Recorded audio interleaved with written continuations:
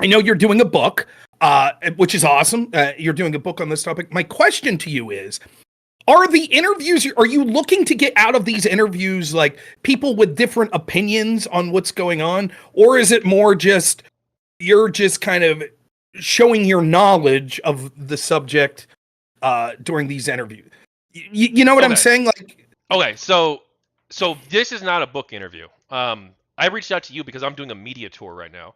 If that okay, wasn't entirely clear. Um, So I'm basically I've already interviewed like 70 plus people who were like involved with it. Most of them were involved. There's a couple people like Raymond Wallman. He's a documentary filmmaker who made a documentary about the topic. He wasn't really involved at the time, but he's researched it a lot. So like I thought, okay, he's still an important voice to include because of his level of knowledge, right? But no, like right now, like I'm trying to promote the project, and I know that okay. you're a conservative streamer. Hmm. We probably I disagree on a try. fair amount. So, but that's cool. I'll talk to pretty much anybody. You're the same way. I've seen you talk with Destiny. I saw Yeah. you talk with food shops. So yeah. Okay. Yeah. Yeah. So I mean, it's you go ahead, you run it. It's your show, and I will give whatever opinions and thoughts or questions that I have, with the goal of I will try to share your goal here to let my audience know, or anyone who's watching this after the fact, kind of to get excited about the book you're working on and sort of be more knowledgeable of the subject, so maybe they could look into it further. All right. All right. Well, hey. I guess first off, we're both live. You're on live on your end. I'm live on my end. Do you want to shout yourself out? Who are you? Where Sure. can people find you? What do you do? Yeah, my name's Rob Noerr. I am a conservative, I consider myself populist more, streamer. Normally I stream Wednesday, Thursday, Friday evenings around 8 p.m., and I'll get to where my channels are. Unfortunately, my work schedule is I do home health care. So when I'm there 24/7. So I'm just getting off an 11-day stretch. So I haven't been streaming much this month yet. But you can find me at Normal America with Rob Noerr on YouTube, or just Rob Noerr on Twitch, Rumble, X, and that's spelled Rob, as you would guess, and Noerr, Noerr. I mostly focus on sort of normative politics with a specialization on what I see as corrupt institutions in our country. Well, we definitely you're gonna like this topic then, I think. All right. Excellent. And before we get going, two things. If you could shout out yourself and where people could go, and maybe when you're streaming and where people could go, and also then whether you have the book finished, the name of the book, or sort of any information you could have just to start. And obviously, we'll end with this as well, but where people could look for where the book will be coming out, how they'd be able to get their hands on it, etc. All right, yeah, I'm Kevin McDonald, Tachyon Blue on YouTube, also on Kick as well and Twitch. Um, I'm a political live streamer. I'm a liberal, and I started streaming about 8 months ago. I was actually inspired by Destiny, our mutual friend, I guess, to go ahead and start doing this. And Friend, then about, well, that's fine. maybe I'm just messing with you. is he not I your like friend? Destiny. I don't know, right? It's a difficult thing to say. Like I'm on friendly terms with Destiny. To me, friend means something a little different. Like there are online peoples I consider myself friends with. Destiny, me, I think have a working relationship, and he's been. I have nothing negative to say with the interactions we've had that are non-political. As far as interactions behind the scene, I think he's been perfectly nice to me. I think he has dog shit political takes, but that's fine. I think almost everyone does. So, but no, I would friends fine. I don't dislike Destiny or anything like that. I'm just joking around. So, Cool. Well, yeah, he basically my car caught on fire a year ago, and so I kind of a bad situation. I had a mm, lot of free time on my hands because I worked from home, so I basically just started watching a lot of his stuff. My friend was a fan of his, and my other friend was an anti-fan, so we ended up watching his stuff and debating it and talking about like, did you see that debate last night? What do you think? You know, that sort of thing. So both good anyway, for him. Anti fans are almost better as a streamer. They watch you even more diligently than your fans. So true, true. They have a lot to say too. you're right. You're right. So anyway, I started doing that, and then about 6 months ago, I did a debate about GamerGate because it came up because I was involved in the controversy. So because I was involved with GamerGate, people wanted to debate me on it, Mhm. and so I did a debate with Ninetales. I'm not sure if you know her; she's a streamer too. I've heard Um, of her. Yeah. uh, we don't get along super great, but I interviewed her for my project as well. I'm glad she agreed to participate at least. Mhm. And then I realized, well, fuck, I did like 10 hours of research just for this debate. I know a lot about the topic. I wrote a book in 2019, Gamergate First Battle of the Culture War. And so, um, why don't I do an encyclopedia? And then I'm like, well, fuck that. That's going to take like 10 years to do. So I'll just interview like 20 people. And then I'll publish that in a book, the book of interviews, basically, just the interviews themselves, with some editing to make sure that they're not like completely Sure. unreadable, like and like people say those things a lot, edit that stuff out, make it more readable, but keep the context. And so No, so you wrote a book on the subject in 2019. yes, it was published on Amazon. This one's gonna be published on Amazon too, most likely, except for if I do foreign languages, they're gonna be published elsewhere, most likely. Some of the depending on the language.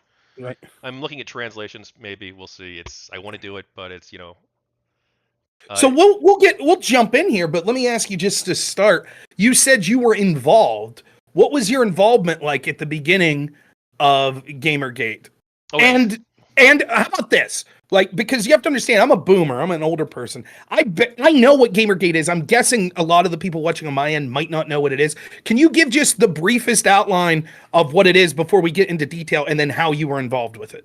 Yeah, so I was involved with GamerGate. Basically, that's just what it was. Gosh, it's a difficult topic to answer because you ask 10 different people, get 10 different answers.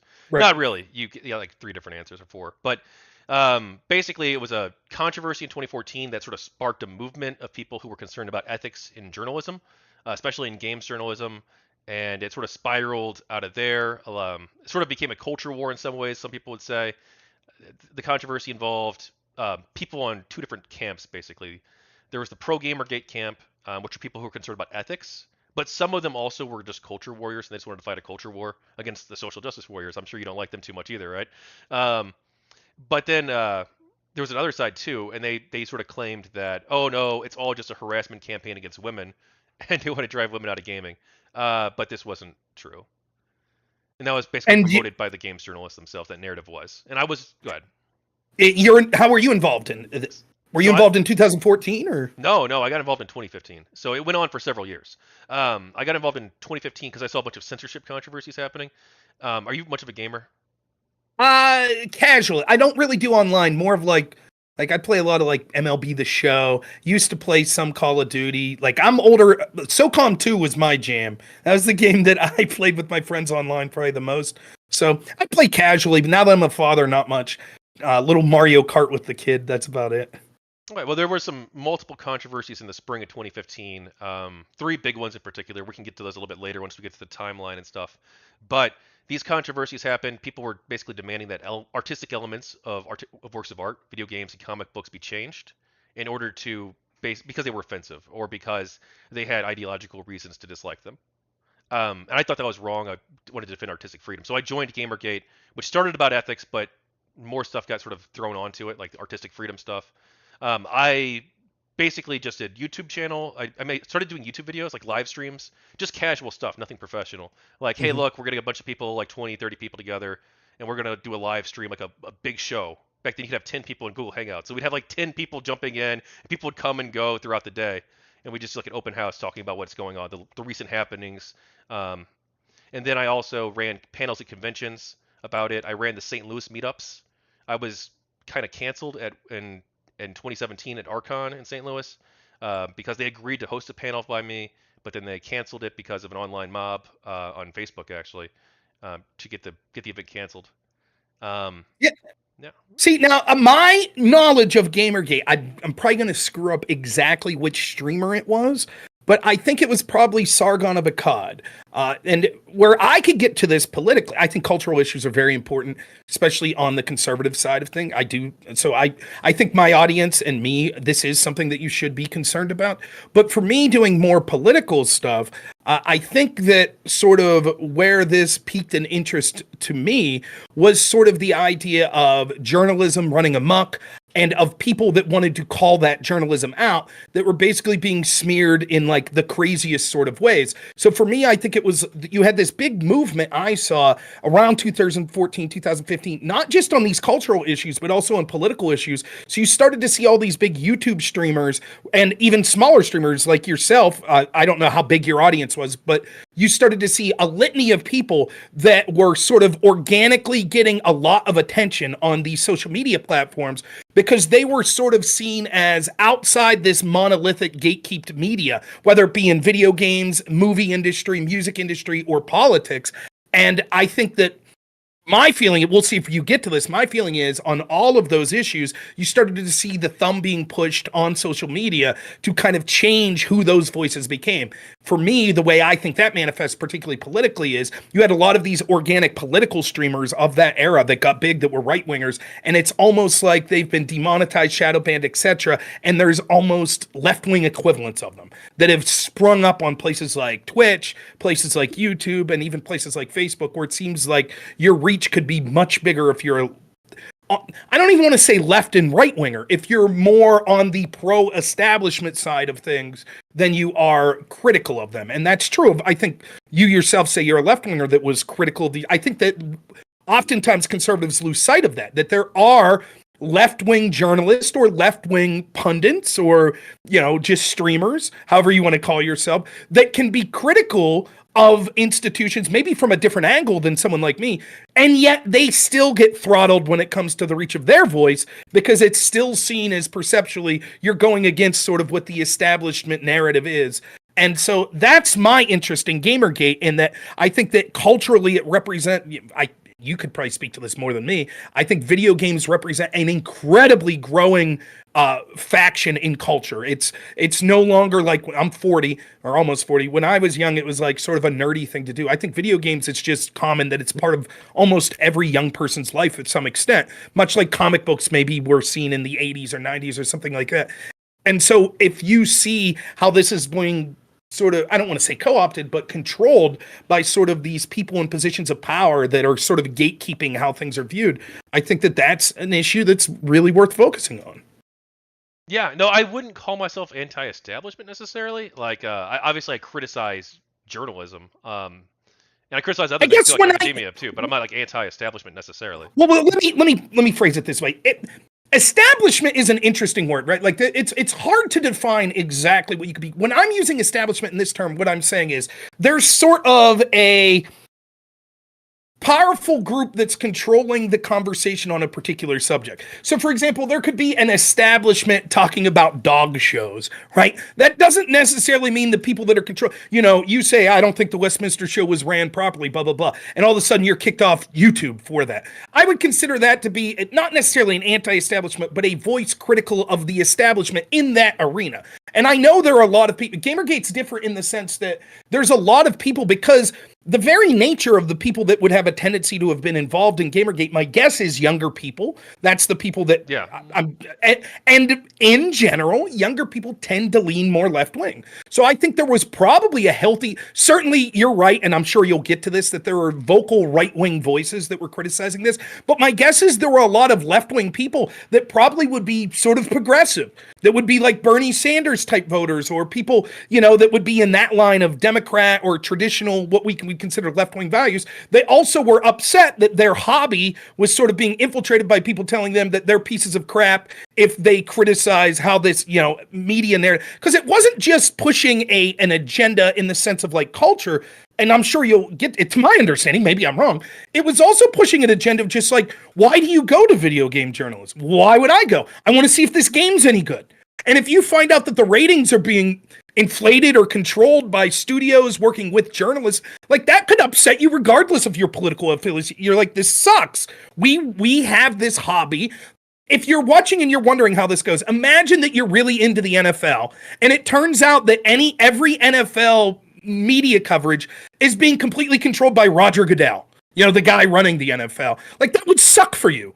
Regardless of what your politics are, you're like, this sucks. So I guess I don't want to mislead people that may be listening. Like when I say that you were critical of the establishment, that it's like you're a Ron Paul voter that's out there like, end the Fed. Like I'm not saying that. Vote for him. Let's see. Maybe you're not too far away. But yeah, so that's how I'm using the term in the context of this. All right. Yeah, we can get to the politics of Gamergate. You saw the outline I sent you. That's definitely a section because everyone loves to talk about the politics of it, and they don't know what they talk about most of the time. So, yeah, well, that's guilty. But you can start wherever you want. You can start at the beginning or whatever you think. We have about 2 hours, so I plan on going until 10, a little after 10. So whatever you would like to get through, and if you think you have time to get through the whole outline, that's totally cool. I'll chime in when I think that have something to add, or if there are like highlights that you want to hit and jump around, I'm cool with that too. Cool. All right. Well, hey, if I look to the left, I'm looking at the outline. So Sure. Bear with me. Not trying to be disrespectful. All right. No. So before GamerGate, there were a lot of controversies in games journalism. Are you familiar with the Kane and Lynch controversy at GameSpot, where they was it Jeff Gerstmann? The prehistory I'm not as familiar with usually. Jeff Gerstmann, I believe it was fired from GameSpot because he actually gave Kane and Lynch a low review, and Kane and Lynch was a big advertiser. The publisher was on GameSpot at the time, so he left and ended up forming his own company, Giant Bomb. But because Believe of it or not, I know one of my best friends, huge Giant Bomb fan. So I actually, it's one of the few things I am aware of. And for those that don't know, Kane and Lynch was, I forget the studio, but this was a AAA game. It was supposed to be a big moneymaker. So if you're putting it in the context of movies, imagine the next Avengers movies coming out. And a guy that's, the Siskel and Ebert type guy rates it and is like, thumbs down. And then he gets fired. Yeah. Because of that, essentially. Yeah. Right. It later came out, years later. But yeah. And then there was the Doritos Gate controversy where Jeff Keighley, you've seen the memes of that, I'm sure. Dorito Pope, where he's got the Pope hat with the Dorito. Yeah. So people are just like questioning, like, why are these game journalists like so in bed with not even just publishers and studios, but also with like these various different companies, like snack food companies. And of course the Mass Effect 3 controversy, where some games journalists wasn't like a super widespread thing, but a few different sites did criticize gamers as being entitled for criticizing the ending of Mass Effect 3. If you've played that game at all.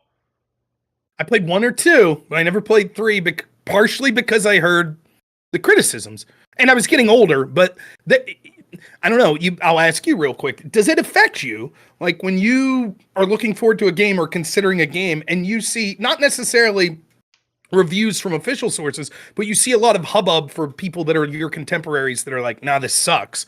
For me, that affects me, even in a TV show. Like, I never watched one episode of Game of Thrones. I was like, I'm going to wait until it's all done. And then all my friends are like, the last season sucks. So I'm like, well, now I don't even want to start it, because I'm like, wow, that's how I felt with Mass Effect 3. I loved Mass Effect 1 and 2, and I played through them, and I got the good ending and the bad ending on both. And I was excited to like take my save over to part 3 and use it. And then everyone was like, it's garbage. And I was just busy in my life like, oh. So I don't know. Was it garbage? In your opinion? It does affect me, the opinions do of people around me. But no, I don't think it was garbage. The ending was garbage for sure. But there's a lot of great moments in the game still. And they added this DLC, the Citadel DLC, which is really good. It lets you like flesh out your romances with your romantic partner and stuff a lot more, which is really cool. But yeah, I wouldn't say it was terrible. Of course, you the picked the blue alien. You picked the blue alien chick, right? Like, Liara, yeah. Does anyone else? So then we're gonna go actually a little bit back. We're gonna go to 2007, okay? Okay. Cole Nasrallah, she's a university professor in Nevada, but at the time she was actually an adult photographer. She took photos of models who were for adult sites, which I don't have a problem with. Whatever, I'm a libertarian, sort of live your own life. I don't really care. So she worked with Zoe Quinn, who was an adult model at the time, and later became a game developer, controversial figure. But in 2007, when they're working together on this photo shoot, Quinn, everything goes to hell basically. Quinn was supposed to provide lodging for her and stuff like that, but it turns out that she ended up having to sleep on the floor of Quinn's apartment, and it was kind of a disaster. And Quinn didn't provide like any of the clothing for the shoot, which was supposed to be there. But like small stuff, like just unprofessional behavior, right? But then in 2009, Quinn actually makes false accusations against Cole Nasrallah and claims that she basically sexually harassed her by showing her a bunch of stuff on her computer, on Quinn's computer, because they stayed the night. Cole stayed the night with Quinn and her roommate, and Quinn claimed that she was showing her a bunch of like pornographic images and stuff like that she wasn't comfortable with seeing. But this was not true, and Cole actually brought a bunch of receipts and stuff about how Quinn was lying. And Quinn also told a bunch of tall tales during this time too. Like she claimed that she killed a guy when she worked at a strip club, which seemed kind of dubious. And then she also claimed too that she kept getting fired from these jobs because people kept attacking her and stuff. When Cole was very skeptical of these stories. So this is just sort of laying out sort of Zoe Quinn's character, I guess, because it'll become relevant later on. And then in 2013, this is all before GamerGate still, Quinn actually does more stuff. She's involved with this controversy with Wizard Chan, where Wizard Chan is this incel forum. Have you heard the meme where if you're a virgin when you're 30, you become a wizard? I've never heard that, but I can intuit where they're going with it. So they run this forum called Wizard Chan. It's an image board like 4chan or 8chan um, for incels. And Quinn basically claims that this site is attacking her, that the people who post on this forum are harassing her. And she provides two screenshots of forum posts as evidence of this, where they criticize her or her game, basically. One of them called her a bitch. But So this is basically the OG Keffel's Kiwi Farms. That's what we're dealing with, basically. I don't know. I'm not familiar with the Keffel stuff too much, so. But no, I get you. See, this sort of victimhood mentality where it's like any amount of criticism is tantamount to like these horrific personal attacks, and she's sort of playing that up. Is what you're saying? Yeah, well, yeah, that's basically what I'm saying. Yeah, and then the escapist ran with the story that they were harassing Quinn, and they later walked it back because they're like, oh, actually, we don't have any proof of this, and they never reached out to the forums for comment, not the webmasters or the posters at all, to get their side of the story. But let me ask you this real quick. The Escapist. I'm unfamiliar with that. Is that a video game journalist outlet? Yeah, their gaming site. Though they might not be around too much longer because they had a bunch of their staff just quit actually very recently. Okay. Yeah, they walked out because I don't remember all the details of why they all just left. It was a very recent phenomenon. Brief sidebar, maybe not completely unrelated, but a question I have about journalism in general. When it comes to gaming, so if I'm a sports journalist or I'm a political journalist, I have to get credentialed. Are there credentials in gaming journalism, or is it something that's not official, but it's just sort of these studios and the people involved in games know the people that are considered like legitimate journalists as opposed to just like a blogger or something? No, I don't think there's any sort of credentials at all. I'm not sure. Is there for sports journalism too? Like I've not heard Yeah, that. Maybe there's definitely like to get, there's certain credentials and like to get into the locker room or something you have to. Oh, okay. Oh, like press You have like a press stuff. pass, right? But that because you hear these names, you hear. I'll just be honest with you. I used to be a big fan of like GamePro. There was one called Game Player. This was when I was like in high school, like 99, 2000. I used to get these magazines, right? And in effect, that was video game journalism, to some extent. Now the names you hear are like Kotaku and places like that. And I didn't know if there's some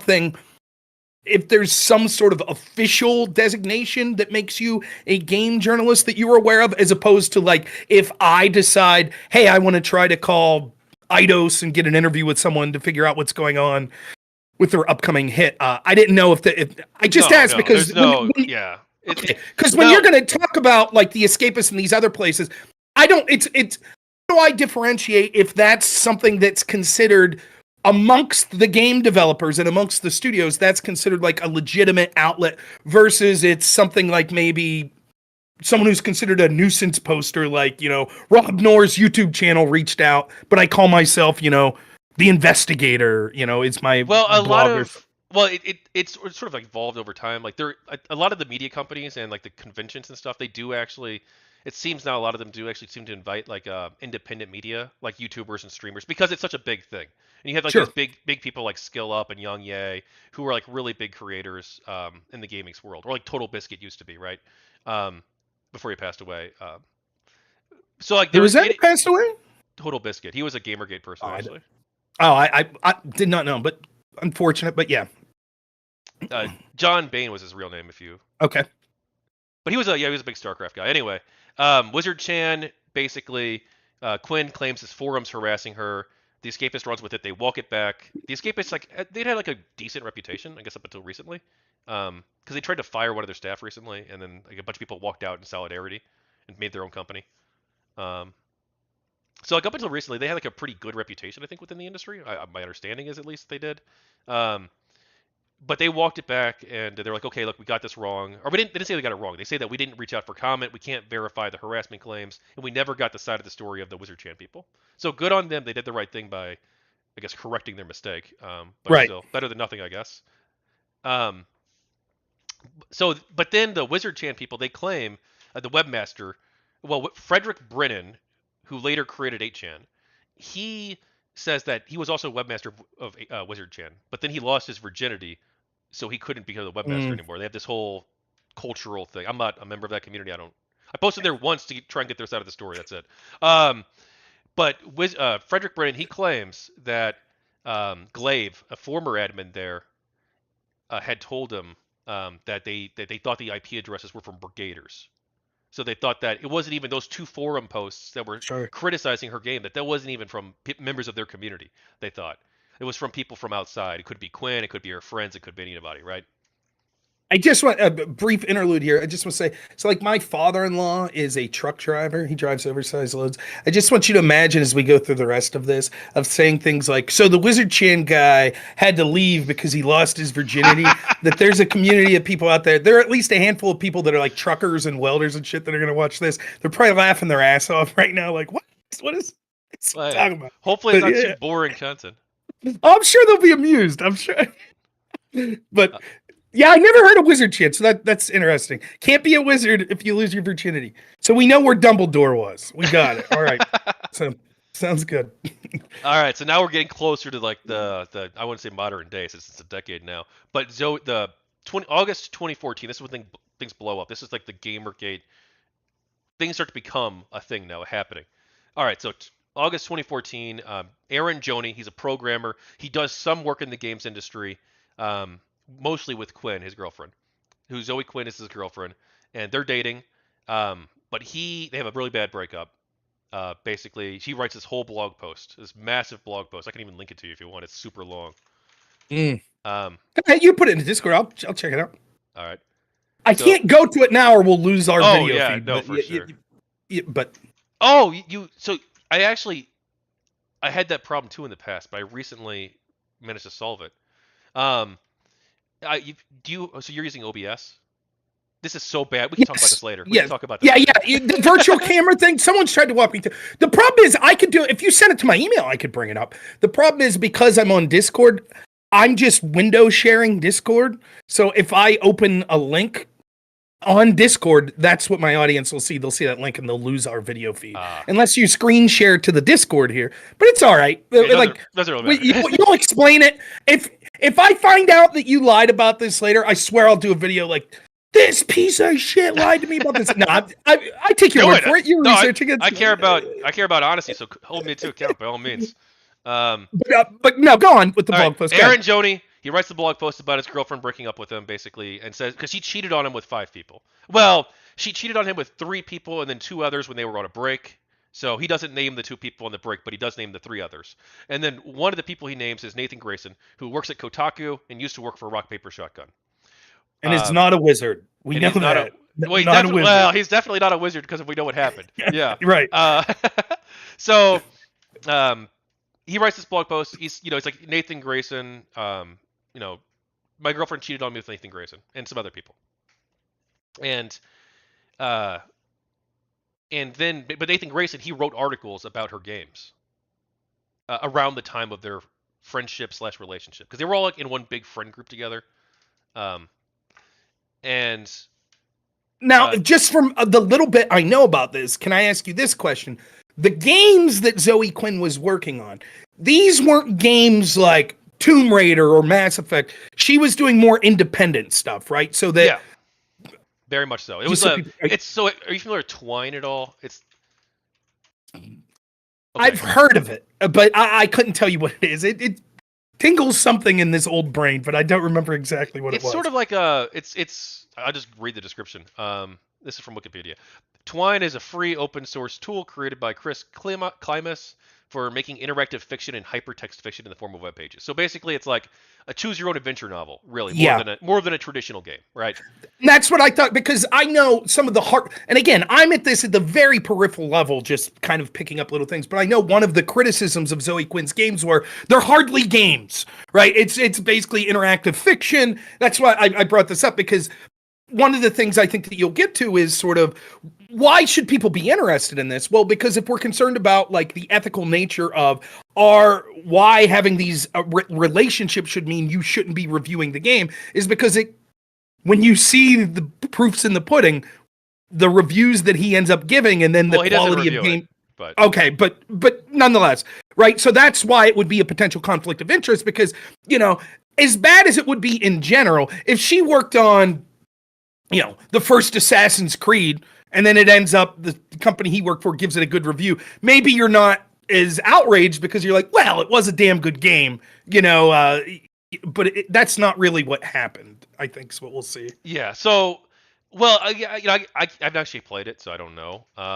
But I'm totally fine with people making games like that. If you want to make like a weird interactive fiction thing, and like you can call it a game, I don't care. Like I'm not gonna police it. I don't Well, give a and shit. let me say this. This is 2014, right? Like, back then it seemed like a joke. However, I don't know. I don't play these games. I see these ads for mobile apps all the time. That's basically games that are like that, right? Like, do you cheat on her or do you not? Like, and I'm like, how is this even a game? It doesn't seem interesting to me. But they're advertising, and so they must be making money. So I try to, in anything entertainment-wise, including video games, I have my personal opinions, and I think you could see if something's not up to a certain amount of quality, but I don't judge anyone as far as their preferences. If you like a movie or a game or a song that I think's dog shit, more power to you. It doesn't bother me in the least. So I don't begrudge anyone who's out there trying to do art or make something on their own. No problem there. It's better. I guarantee she did a better job than I could have. I guess I'll just put it that way. So yeah, I'm not despite what I think I know of her, and you're going to get more into her. I'm not criticizing necessarily the fact she tried to make a game or anything like that. I only brought up the alleged quality issues that I've heard because part of the narrative is going to be like, look, you could be someone who's maybe not the most talented and make this, but if you have these inappropriate relationships that are resulting in sort of, glowing coverage of the art that you're putting out, it kind of misleads the audience who's maybe relying on ethical journalists to kind of steer them in the right direction towards entertainment choices that they might like. And then yes, so that's basically again. I can't speak to like whether or not he actually enjoyed the game or not, Grayson. But Grayson does write. It does write an article for Rock Paper Shotgun. It's not a review, but it's a list of 50 games that are coming out on Steam Greenlight. And then he actually promotes that game over 49 other games on the list. He singles out 3 games in particular. And he's like, these are the standout games. And then hers is one of them, and he also has screenshots from her game. And he also says, too, Powerful Twine, Darling, Depression Quest. And in the article's title is Admission Quest. So it seems to be a play on the words. And he's actually in the credits of the game, too. He's actually in the credits at the end. It'll say, special thanks to Nathan Grayson. And him and Quinn were actually working on their own game, too, at the time. And then none of this was disclosed in the article. Sure. And then he also, And what company is he? This article, what company is he writing for? Shotgun. This was Rock Paper Shotgun. Okay. And then, actually, I don't know if they were working on a game at that time together. The game might have been with the other articles. Because was Rock Paper Shotgun? Did they have a pretty big amount of influence? Were they a bigger? They were like a medium size. Okay. They weren't like IGN necessarily in terms of size, but they had like a more like a hipster audience, I think. Okay. So like they had like a niche that they really were successful in. And I think they're still around too. So. Okay. And then he also read another article too about the Polaris Game Jam situation. So the Polaris Game Jam was this. Are you familiar with game jams? No. Okay. Not at all. All right. So my friend's actually doing one right now. Actually, she's participating in one, which is awesome. But they basically make a game with them. Like, so you're like, it's a contest. So you have like 72 hours, and like we got these 5 different game developers or teams, right? It could be teams too. And we're gonna try and like compete to make who can make the best game, like a film festival. Would do, right? I've heard of this. I didn't know that they were called game jams, but yeah, there's also, if this sounds interesting to people, I've heard of other contests that they do. Like one of the ones that I was familiar with, did you ever, the game Team Fortress, right? Yeah. So there was apparently one event that the idea was to, I don't know what word I would use, devolve a game. So like take a game that now's like 3D or something and try to make it like. And so they made this game that me and my friend used to play. It was called Gang Garrison instead of Team Fortress. And it was almost like pixel, almost Atari-like graphics. And instead of being a 3D world, it was like a 2D shooter. And you had like, the scout and you had all the different characters that you have in Team Fortress. I find that stuff immensely interesting, where artists are coming together and kind of putting artificial challenges on themselves in a competitive nature. So yeah, I didn't know it was called Game Jams, but I know what you're talking about. Yeah.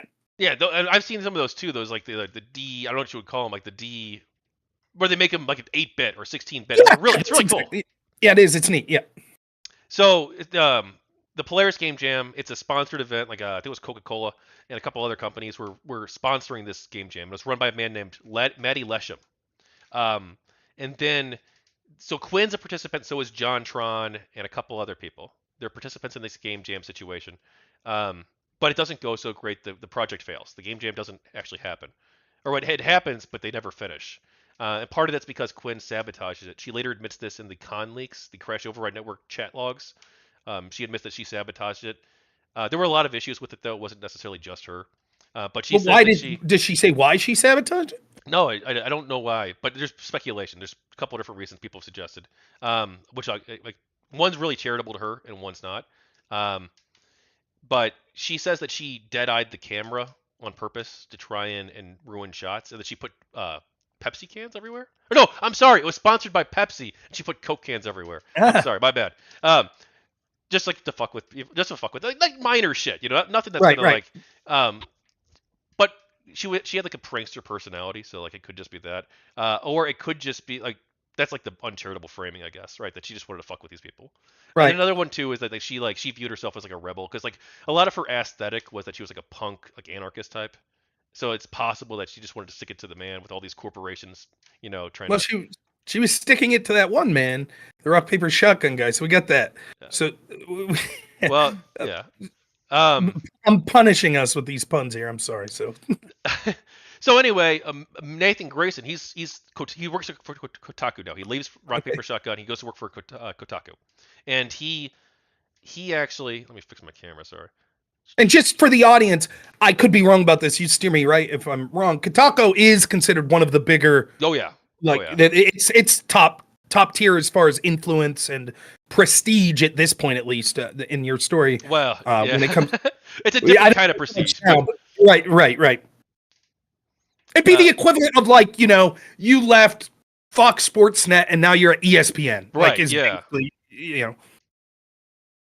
Yeah. And so Grayson, he's investigating the story for Kotaku, and he does reach out to people for comment, including Matty Lesham, because the game jam falls apart. No one's really entirely sure why it falls apart. Because there's different. Can I ask you again? What was the date of the game jam? Just try to keep it. Well, the story was I think August or July or something, but let's just look it up. Polaris Game Jam. Because this is all happening in pretty rapid succession. From the first part you're talking about, sort of his suggesting of the game in March of 2014. Sorry. Okay, so that's right around the same time, within a matter of months, correct? Of him recommending on the Steam list the game, right? So no, he makes the list in 2013, I believe it was. Okay, but we're seeing a pattern of like she's hooking up with him. He then doesn't disclose this, obviously, gets a special thanks in her game, recommends her game over all of these other games. Same year, January 8th is his first article. Well, so he actually wrote an article in 2012 about Quinn too, but that was before their friendship really began, it seems. Okay. So like I wouldn't like ding him. The friendship.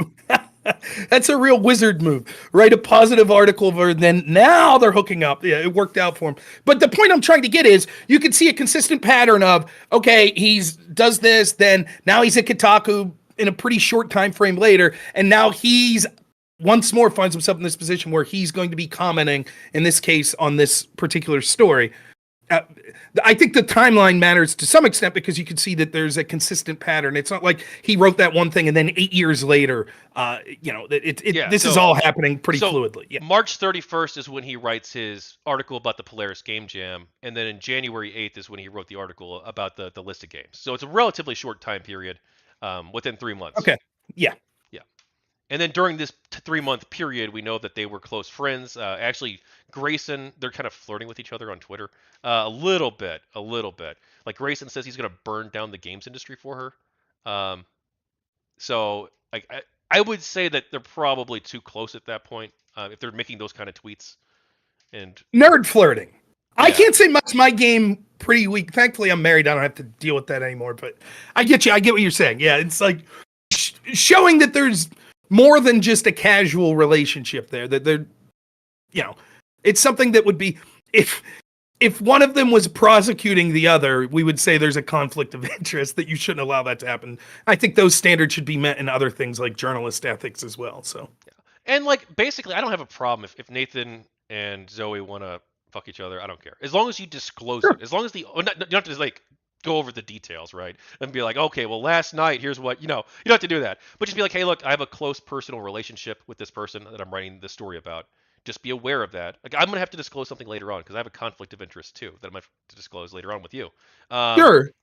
So Well, like I mean, just or be the open about it. alternative is you just go to Kotaku and you say, "Hey, I can't do this." Right, that Right? works too. Surely you have Same another stuff. writer that could do this. I can't do it.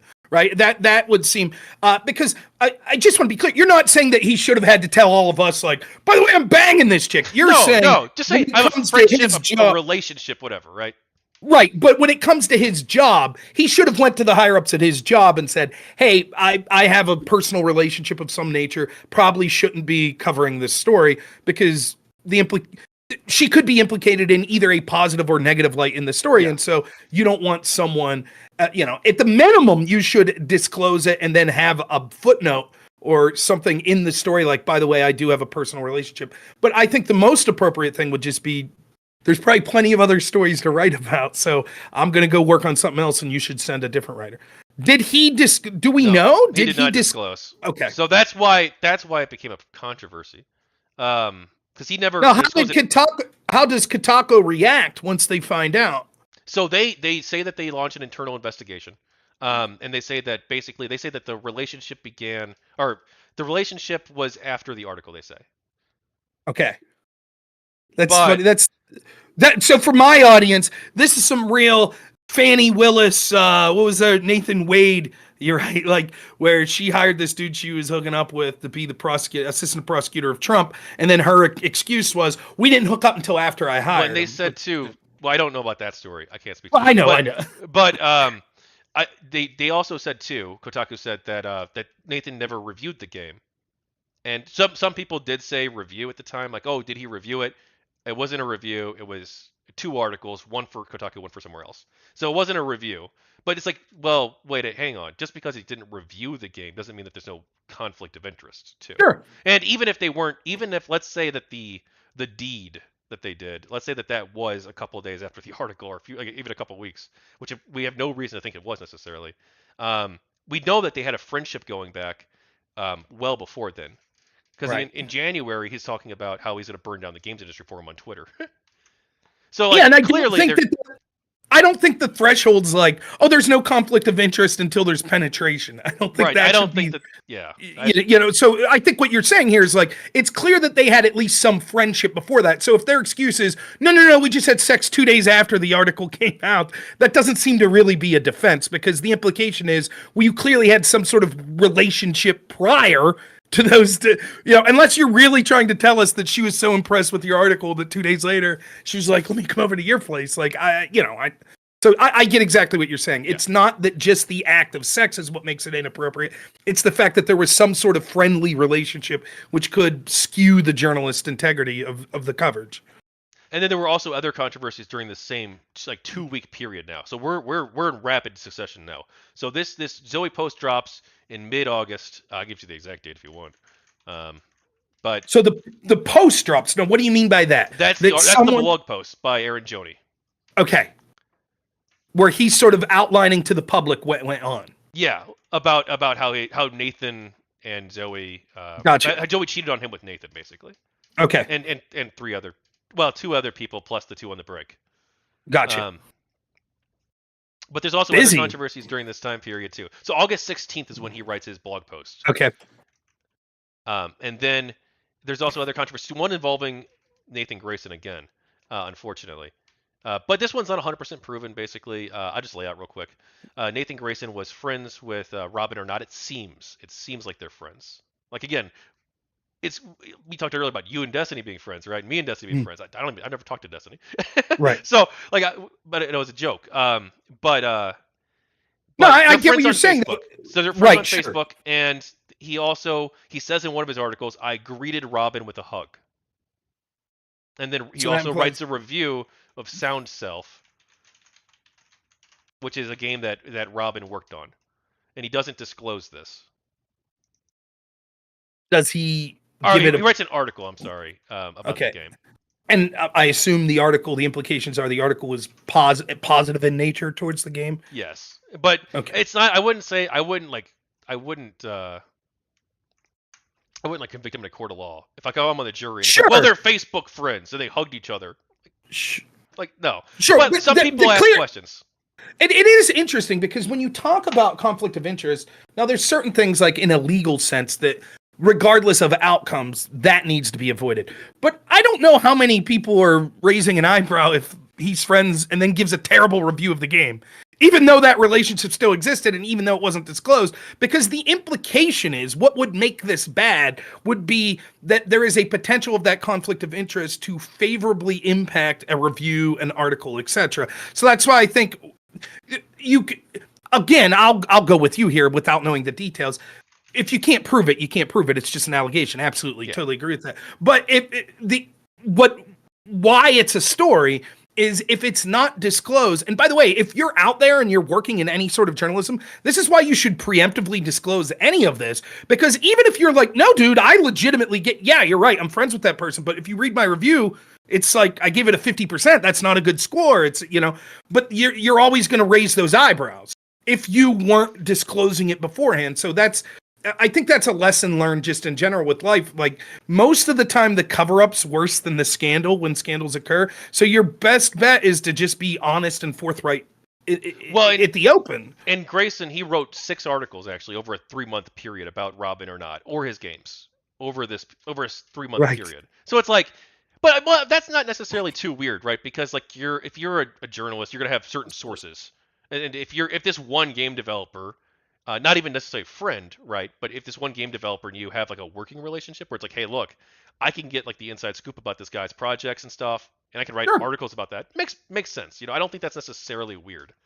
Yeah, I mean, and that happens in political news as well. I mean, to my chagrin, Donald Trump, who should know that the New York Times hates him, how many times has he given interviews to Maggie Haberman? Now, I'm sure she'll write a book 10 years into the future or something that says, I was at Trump's family reunion. I was at his, and you're going to be like, huh, but she was covering him and didn't disclose any of this, that she was sort of on friendly terms with him. So yeah, I mean, this is, and her argument though is going to be like, well, that's how I got access. Right. And if you read my articles, they weren't really glowing of Trump. The New York Times wasn't, which is why Trump's an idiot. But well, I think you should do hostile press. I'm talking with you, right? Oh, me too. The problem I have is the press is only hostile basically in one direction. But yes, yeah, I guess what I'm trying to say is I think what you're alluding to, and this can be true.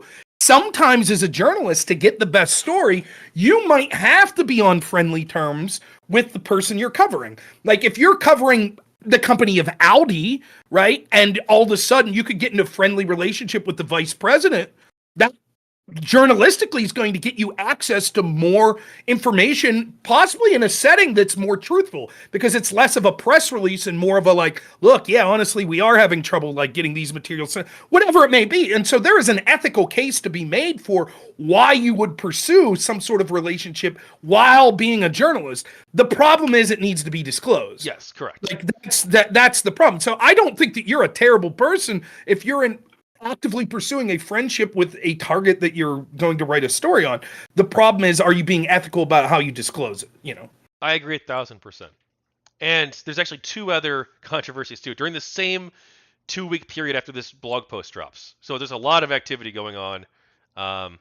And one of them is Danielle Reindow. She works for Polygon.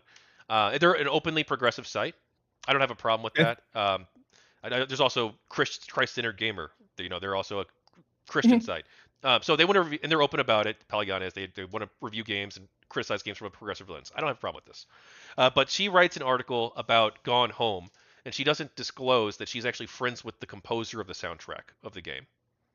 And she gives the game a 10 out of 10. And then Patricia Hernandez, she's another writer for Kotaku. She writes several articles promoting the work of her friend Anna Anthropy, who's an indie game developer as well. And she doesn't disclose that they're actually roommates. So kind of a conflict of interest there. And so all these blow up, and Kotaku actually does the right thing with the Hernandez situation, and they do add disclosure. So they seem to recognize that they screwed up. I don't remember. And I'll just college. say here real quick. I'll be honest with you. I don't think, as even someone if I was a bigger gamer and I was actually familiar with these places, I think if it was a one-off, it probably wouldn't have grabbed legs. To me, I think what you alluded to is that it's picking up steam. That one story breaks, then another, then another, then another, and it sort of generates this distrust within the community of gamers that go to these outlets that are like, wait a minute. How can we be sure that the next review or article we read isn't a similar situation where it's just two people that are friends, puffing each other up? Right. Then that's what's sort of reaching critical mass, right? That it keeps happening, and that's when you see the social media. Well, I guess you'll tell us when it sort of picks up on social media, when people start reading these posts and are like, "What the hell?" Like this seems to be endemic in the entire gaming press. Yeah, and then this is being discussed on various forums. Also, like Something Awful, Penny Arcade, 4chan, Reddit. A bunch of YouTubers are talking about it because it's like a salacious story at this point. Sure. Um, and then there's also a couple other things happening as well. All this is before the GamerGate hashtag's even used. There's the Fine Young Capitalist situation. Are you familiar with? Well, probably not familiar with them. Okay, so Fine Young Capitalists, they were working on basically it's a non-profit sort of group to try and get women into gaming, to game development basically. And so what they wanted to do was they wanted to bring women into gaming by saying, hey, look, if you're a woman and you have a game design idea, submit your proposal, and then we'll take the best idea, we'll crowdfund money to raise money for it, and then we'll make the game with a company called Autobotica. And so they did this, but during the contest period, Zoe Quinn and the guy who runs it, Matthew Rappert, they don't get along so great because Zoe thinks that Zoe and Maya Kramer, they both think that that he's possibly transphobic because he's got certain rules on his website where if you want to apply as a woman to participate, you had to have like transitioned before a certain date. And so they thought that having the deadline for transitioning was transphobic. And so from my perspective, it's funny because I love watching the left eat themselves because people on my side of the aisle would say that makes him woke. Oh, so he allowed biological males as long as it was by a certain point. But from the other end of it, they'll say, no, that's transphobic. So you're sort of, if you're not all in on one side or the other, it seems like that you're going to get shit heaped at you one way or another. So I'm pretty like pro-trans, like in the sense I don't have like a problem with trans people. But also like I have questions too about like sports, for instance. I'm not really a fan of biological men in sports. It'd be similar here. Now, listen, my take on this is I have no problem. So I did debate in college, and I found it hilarious. I don't want to say hilarious. I debated in 2003 to 2007. Then I was a coach for some years afterwards. And one of the things you heard over and over and over in the debate community is, why aren't there more women that participate in collegiate debate? And there would be all kinds of, I think I had the answer, which was debate's a stupid game and women had better shit going on. And they're like, they were working on getting degrees and then getting families and jobs and shit like that while we're still staying up until 3 a.m, learning to talk like auctioneers and research, but whatever. And it was always like, it was just deemed that was a goal for the sake of it being a goal. We need more, regardless of what you think about that. I have no problem with an individual having that as a goal. That's fine. Same with the company you're talking about. I don't have a problem. But if I am that company, I would want to make sure that my incentives were going to the group that actually was the group that I wanted represented. And if I thought that people could game that system by Rob Noerr comes out tomorrow because he wants $50,000 for this game and says, by the way, I'm a woman. By the way, Destiny, when I debated him on trans issues, Destiny claims to be non-binary. And the reason he claims to be so, in his words, are, quote, as armor when he's arguing against trans people. Now, ironically, when I debated Destiny on trans issues, it seemed most of the trans fans favored Destiny to me. I might be a little more right-wing than Destiny on trans issues, but I'm not claiming their identity for personal benefit. That's not something I'm doing. So I would think if I was actually trans, I would be furious that someone was basically saying, sure, I claim to be trans for personal benefit for my online debates. I'm sure he's trolling, though. I don't have a problem with that. Oh, no. He's not. If you talk to him if you want about it, he'll tell you straight up he doesn't feel strongly about gender norms, which is why he feels careful saying it. But he definitely will tell you that he used it for armor. It's not necessarily...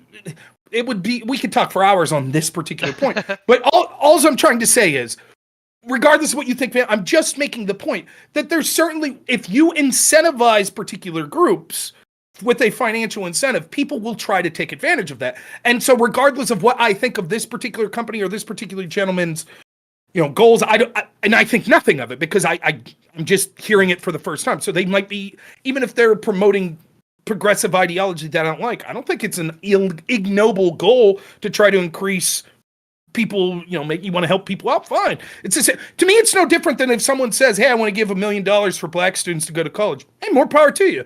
I don't think our government should be doing things based on race, but as an individual, shit, yeah. Or if you want to give it to white people or white men or Christians or Muslims, I don't give a shit. So I don't think that makes them bad. Also I'm saying here is, from my perspective, and I hope that an objectively reasonable perspective, I don't see a problem with putting some sort of criteria like, and look, this is specifically the group we're going for, and that includes, we don't want some fat bearded guy like Rob who's been, out there pushing conservative politics to tomorrow say, by the way, I have this sweet ass idea for a horror game, and I'm a woman now, so I'd like that money.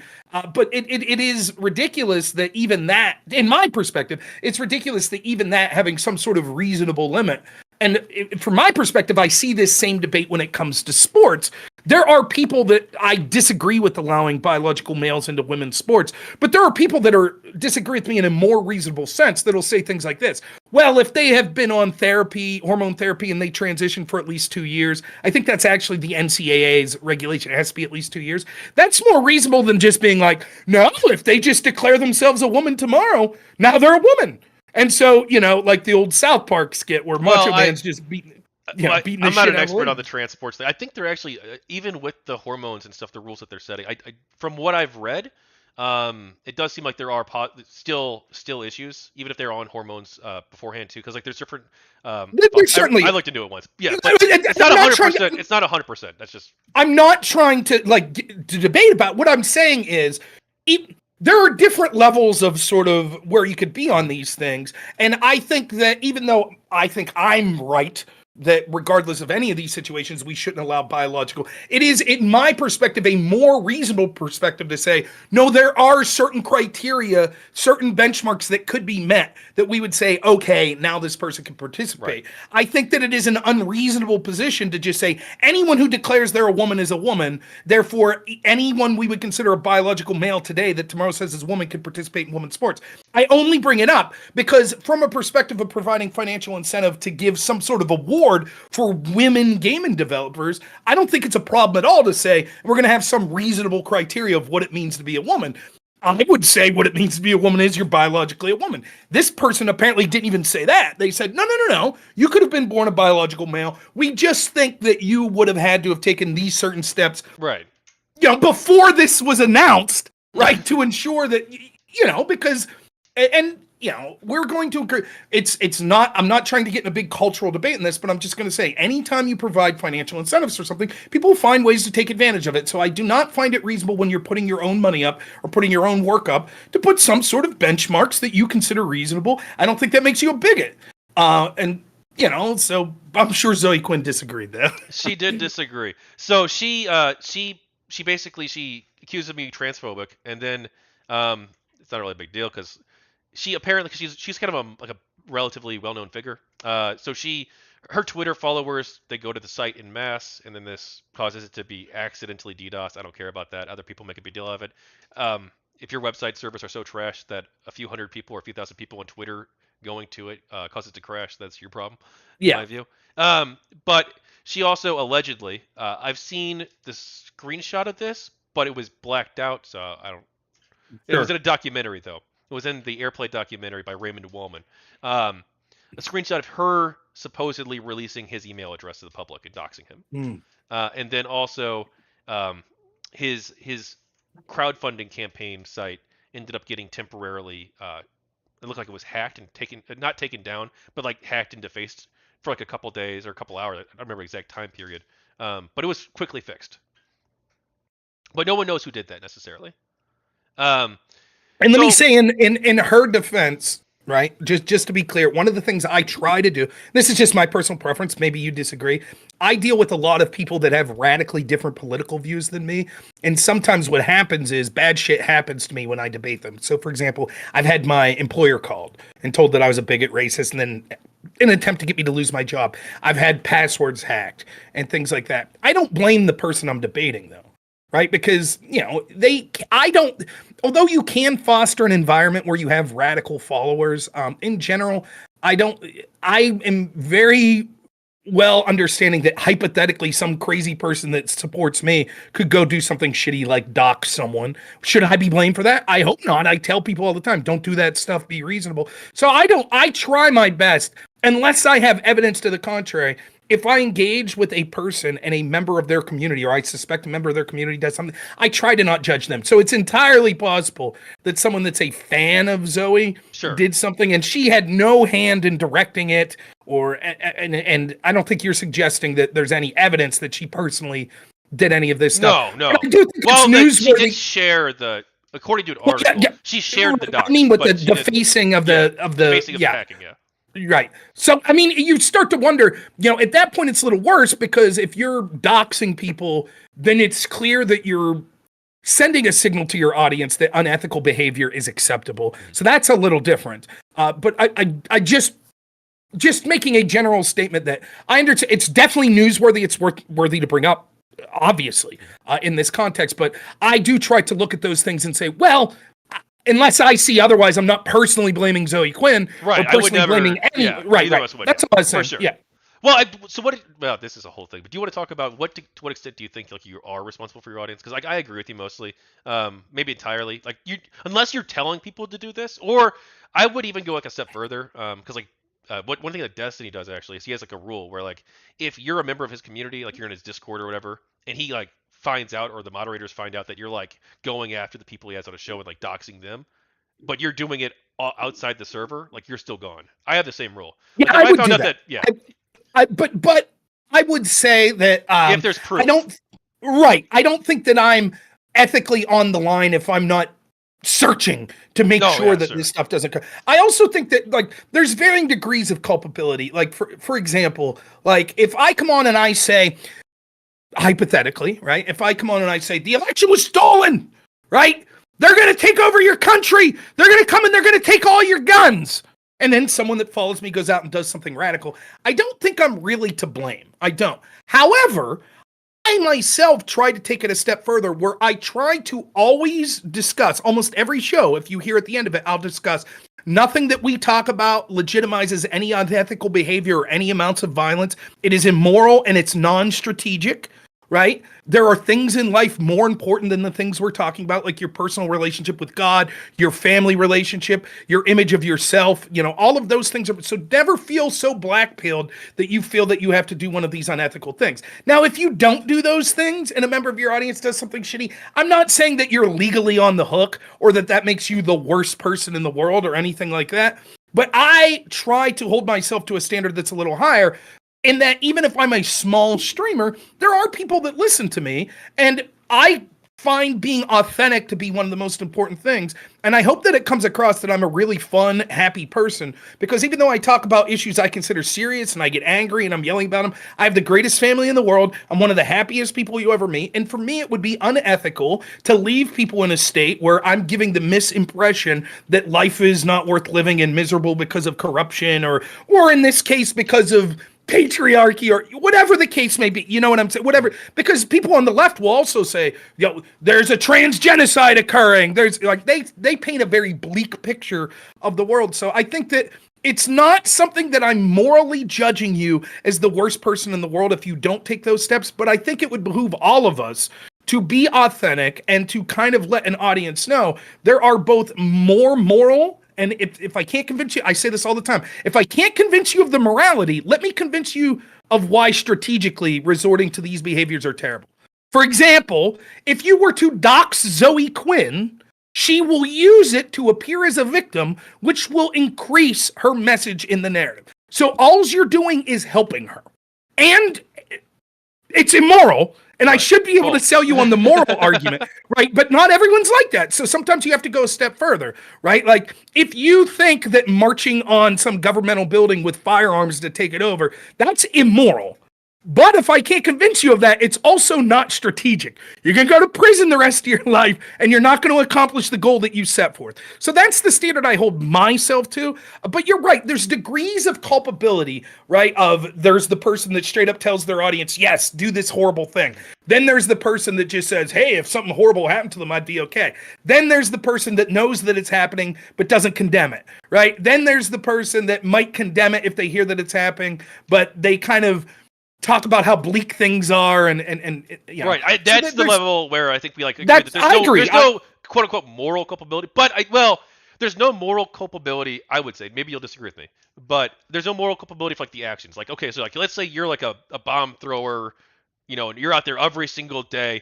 Our country's being taken. We got to fight back, whatever, right? And you're like that every single day. Not that you are, but like if I were like that, or let's say I'm like that, right? Like, oh my God, Kotaku is so evil. They're going to destroy gamers. We got to fight back by any means necessary.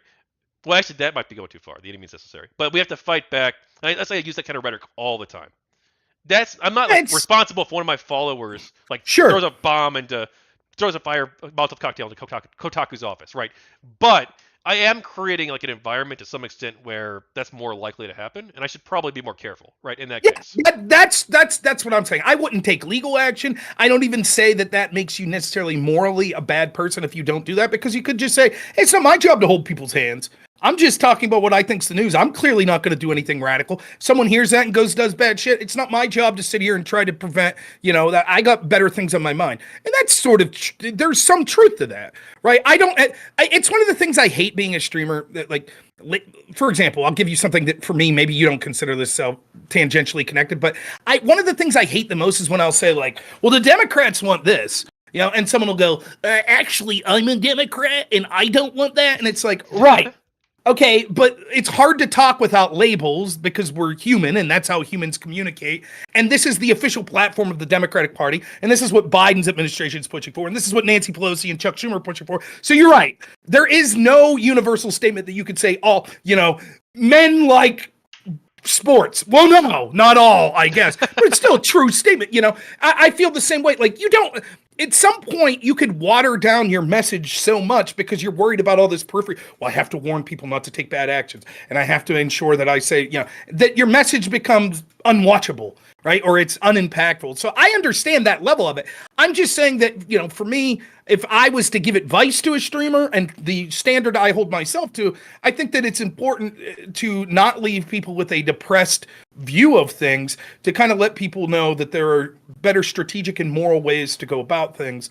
That's just my preference. I'm not saying that. Now, I'll full disclosure, I've gone after people for shit, holding them to their own standards. For example, I don't know if you know who Vosh is, but Vosh is quick to call out stochastic terrorism. Tucker Carlson's a stochastic terrorist. I would be a stochastic terrorist. Why? Well, because we talk about the evils of the establishment, and therefore that predictably will lead someone to go take a terrible action. Meanwhile, he's Vosh anti-establishment too, isn't he? Oh, well, Vosh goes on and says there's a trans genocide. And then he says, and you need to arm yourself. And then he says, shouldn't we have stopped Hitler before he came into power? And then he says, I envision a world where we could shoot at Patriot Prayer people out windows. That's what Vosh says. Yeah, he literally tells I've not seen that, but I obviously disavow it. True. I disavow it. In no way are you co-signing this, and I could be making, but I'm just saying, in that point, I think that it's relevant for me to be like, if your standard is judging other people for stochastic terrorism, and then you say that, you can't claim ignorance at that point. You can't be like, oh, I didn't know that had the potential to radicalize someone. Because it's like, that's your whole grift. You're already criticizing the opposite side of that. And the same would be true in the opposite way. If I want to say that it's stochastic terrorism for people to talk about trans genocide, right? But then say like, the government's ran by a bunch of Pizzagate, adrenochrome sucking, they're killing all these children and blah, blah, blah, blah, blah. And we need to take it back and we need to arm ourselves. Yeah, I would be levied the same criticism that I'm levying at the people. You gotta give Vosh a break though, okay? It's just horseplay with him. It is, unbridled enthusiasm for, the equine and the shooting of conservatives, Mr. Vosh. So he thought they were goblins, okay? Yeah, You saw that? you should write a book on that. That's what you should. Yeah, I mean, whatever. His sexual dalliances are the least of my concerns when it comes to things that I think are unethical about him. Well, But didn't you condemn food shops though over the yeah, lolly well, that thing? was a little different. You want to talk about it? I would like. I don't with know all food the. I didn't see the whole debate. This is what food but shop. I can show you the. I bring up the clip if you want. This is what food shop said. So, okay, this is getting out from the weeds a little, but that's fine if you don't mind. I told food shops in private the one topic I didn't want to talk about was things to do with. I got to choose my words carefully because I'm streaming on YouTube. Taking advantage in a sexual nature of underagers. That's something. Well, I so the clip. Can I just, as I think I know it, and you can tell me if I'm wrong, real quick. So the clip you're talking about is where she said that she would be okay with leaving her child with a non-offending PDF. Yes. I think that's the clip. I didn't see the full stream though, but yes, that is, and that's what I gave her shit for. I disagree with her, to be clear, but like I don't know if like that should be like you should like blacklist that person necessarily because they said that. Well, that's not why I blacklisted them. We even talked after. In fact, they're not really blacklisted. She's really bad at debate, right? And like, let me give you an analogous story. Anyways, I'll finish up that real quick. I didn't want to talk about that topic because of my job, and my job is I deal with people with developmental disabilities, and some of those people have offended. And it could be a conflict of interest with my job to speak on some of those issues. So that's why I told. But she kept wanting to talk about it, so I was like, fine, right? And as far as I'm concerned, that is a grotesque position to have. I think that you really need to rethink what it means to be a parent and to protect children if you're willingly putting your child in the arms of someone alone without you there to supervise who admits to having a sexual attraction to children. I think that is, at worst, incredibly negligent, or at best, incredibly negligent, at worst, monstrous. But the point with food shops, the last debate we had this debate, and I think I'm a pretty good political debater. I don't know how good she is.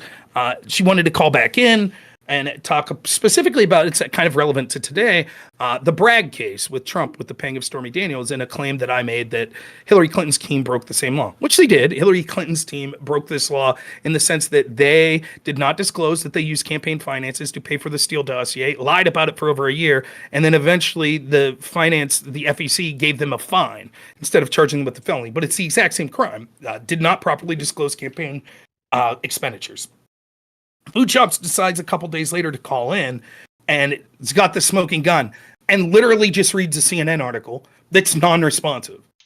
And I'm like, right, you're just reading an article that's not responding because I'm saying X, Y, and Z. And she keeps saying, it says right here, to the point where a person that I debate all the time on these legal matters, Pisco, was the next person to come on, and Pisco was like, yeah, that was really bad. Like, that is clearly a person that has no idea what they're talking about, and they're literally just verbatim reading an article that they don't understand, claiming that answers things.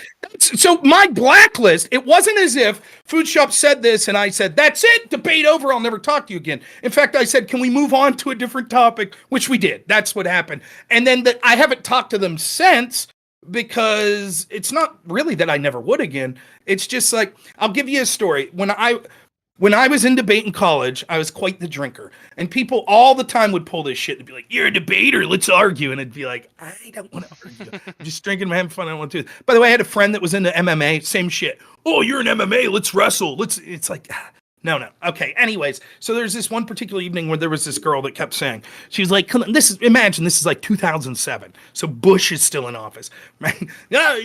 Let's debate. I'm like, I don't want to debate. Oh, because I'd crush you. Yeah, you're probably right. Blah, blah, blah. I'm like, fine, what do you want to debate about?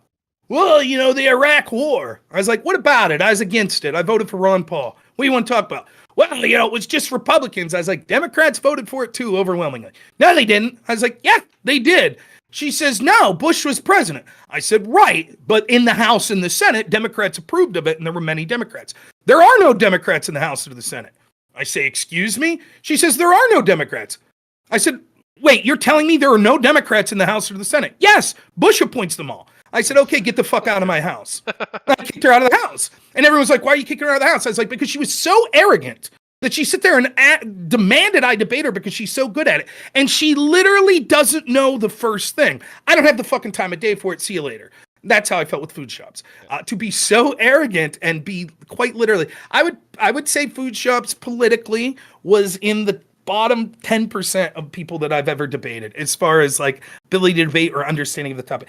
I don't mean because we disagree. That's not what I'm saying. I mean just a clear, like, it's not hitting home.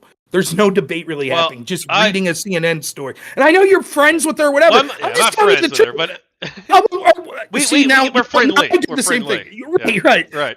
But that's all I'm saying. So it's not, if Food Shops wants to come back on and do another debate, I'd be open to it. I don't want to talk about the aforementioned topic for not just work reasons, but because it'll end up pissing me off. So I'd sooner. And there are other people like that. There's this guy that follows me, Keyline Platypus, who calls in all the time. Can't talk to him about abortion anymore because he's of the belief that if that baby's still attached to the umbilical cord and it's breached, fuck it, kill it. You can kill it if the mom wants.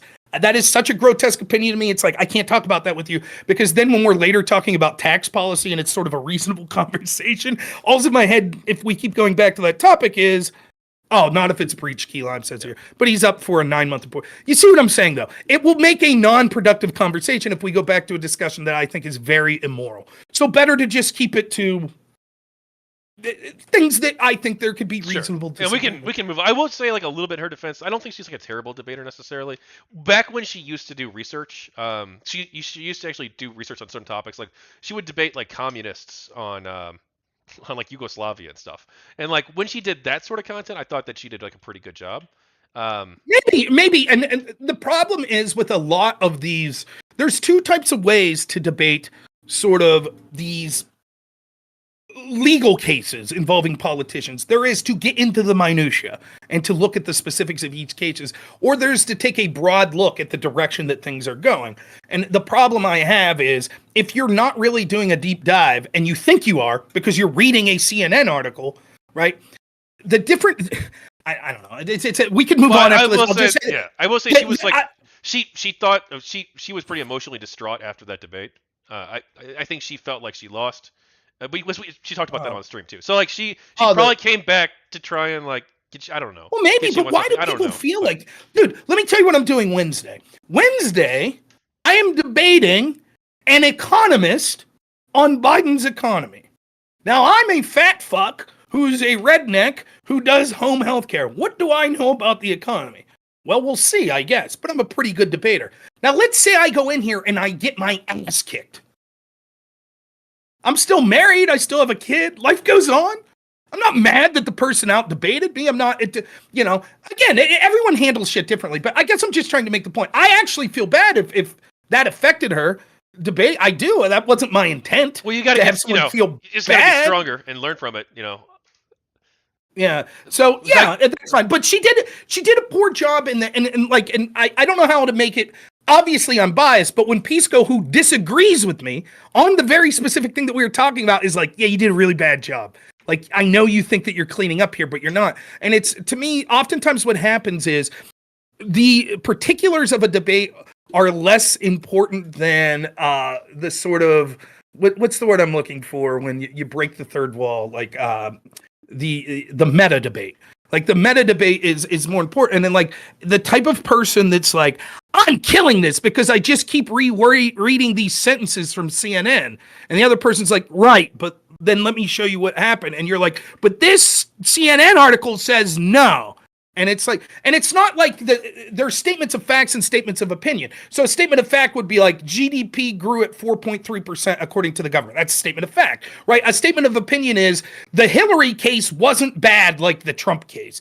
Of course CNN's going to say that and just keep repeating it. And to think that like, that's it, I crushed it. It's like, that to me is worse than just being wrong or just disagreeing, because it speaks to the type of debate. Like, it's not as egregious as this, but like one of the things I did a big video on Vosh, one of the things Vosh will do is he'll just straight up lie. He'll say, well, I saw a source that guy recanted. And you'll be like, what? Like he did this when he debated Jackson Hinkle about an IPCW whistleblower that said. Well, my respect for Vosh is like zero. So yeah, close well, to it. Close. Right. To it. I'm not putting Food Shops in this category, but it's the it's the style or the tactic that I'm criticizing, right? And it's the same with Food Shops. That tactic. It's not as scummy as this. What Vosh did though, his whole debate with Jackson Hinkle is about this one particular whistleblower, and this whistleblower is like, I don't think that Assad gassed his own people, and he was the head investigator, and so they fired him. Well, it's very similar to what we're talking about with GamerGate. He didn't give the answer we like. See you later, like the giant bomb guy, right? And so that's what happened. And then he came forward and blew the whistle and was like, "Look, they fired me because here's what our research came up with. We don't think Assad gases on people." That's the entire debate, right? And Vosh just says, "Yeah, but actually, that guy wrote an article where he later said that he was wrong."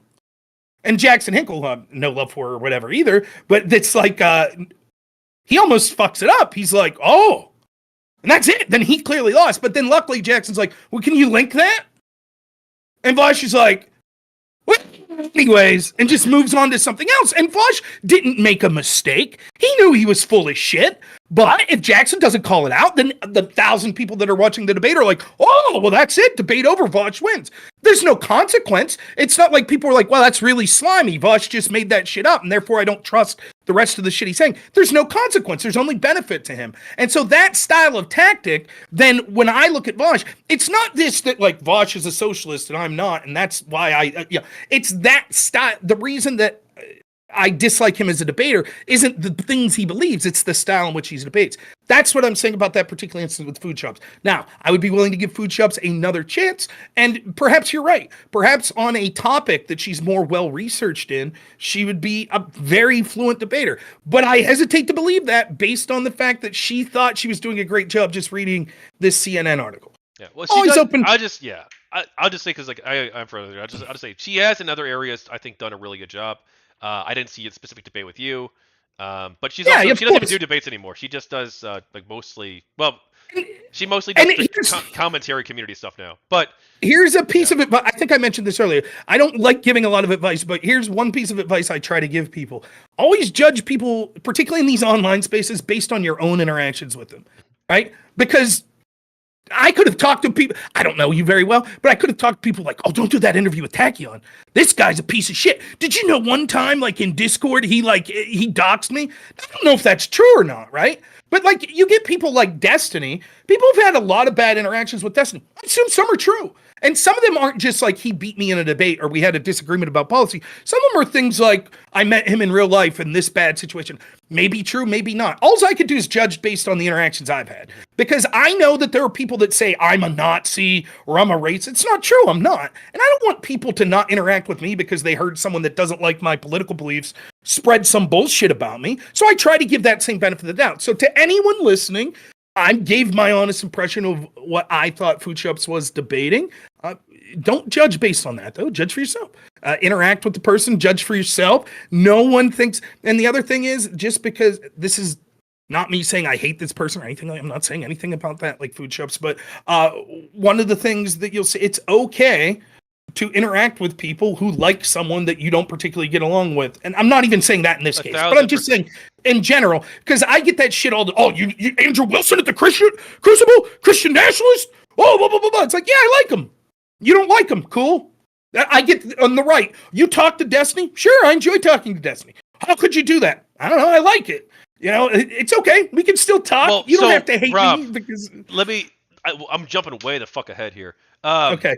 I cut you off. I'm sorry. Do you want to? No, that's it. Okay. I'm talking too much anyways. This is the big thing, I think. One of the big takeaways that I've gotten from the GamerGate stuff, like one of it's, a lack of ethics causes a lot of problems. People need to be ethical and honest. But two, one of the big takeaways that I personally have, and maybe this isn't something that all the GamerGate people have gotten. Certainly, it's not all something that they've all gotten. But it's that we need to have a pluralism in the world. We need to have conversations with each other. Like part of the reason this whole thing blew up, we haven't even gotten to GamerGate yet, the official hashtag at least. But one of the things that's a major issue is that we don't have conversations with each other anymore.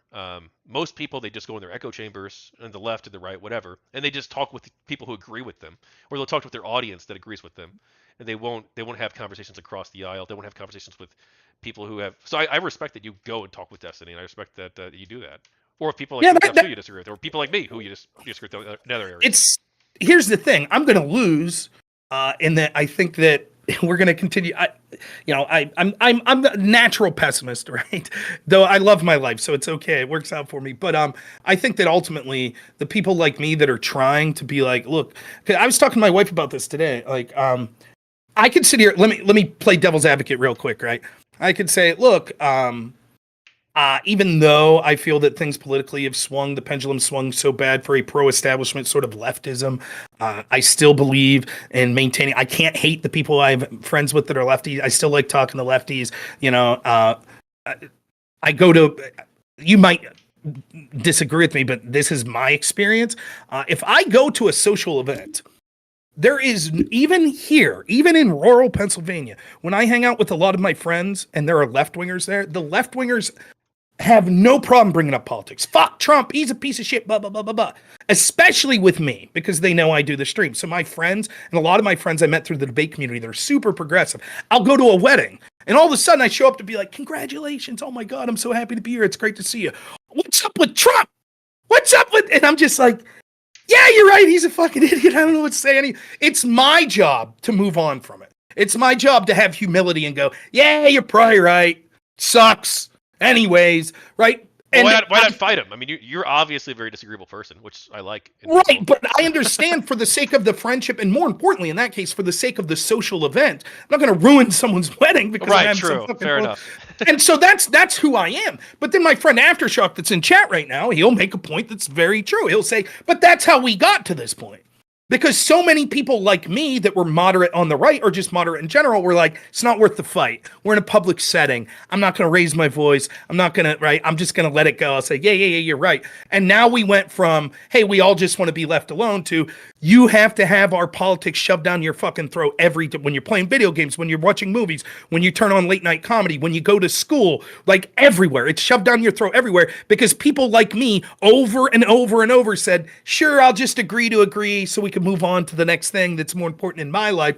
And the people on the other side didn't look at it like that. They looked at it like a war that they were constantly pushing. But the truth is, the greatest truth is this, even though that's true, and even though you could say, therefore, to fight back, we have to fight fire with fire, which is probably true, it's not who I am. It's not. I can't be something that I'm not. I can't all of a sudden, my friends that I made that are rabid lefties that have fucked me, I told a story. I had a friend, one of my best friends in the world, after Trump got elected in 2016, said he could never speak to me again. Why? It was fucking insane. Now, we've since spoken and we've got over it, but I can't do that. I can't. That's not who I am. I think I'm aggressive when it comes on here, but I also compartmentalize. I could sit here and tell you you're a fucking idiot for your socialized medicine plan for 2 hours, and then afterwards go out with a beer for you and be like, whatever. Who gives a shit? I don't need care. more of that though. I agree, but that side's going to lose. They're going to lose because look, if you have better ideas, then fucking great. That's all that matters, right? Because what's going to happen? I could already see it. I can see it because that guy at Polygon who said, yeah, we'll allow trans women to get this award. No, that was Matthew Rappert, but okay, whatever that. But yes, that's right, that one. He was called a bigot. And that's where I could see it, where it's like, it doesn't matter. The more screeching voices, particularly on the left, and I'm biased, but they're going to screech so much that the way that people are going to fight back is to become those screeching voices on the right. That's why my friends that go on the What Culture podcast and talk to OnlyFans girls and go, whore, their channels blow up. My channel, where I'm like, sure, I'll talk to a trans person. Sure, it's not going to blow up. Because it doesn't have that. Now, there are ways if you're more talented or you put more time into it and that, you're better at editing and you're better at presenting yourself, like Destiny, who made an audience basically, I think, through video games and then parlayed that because he's an interesting character into a big audience.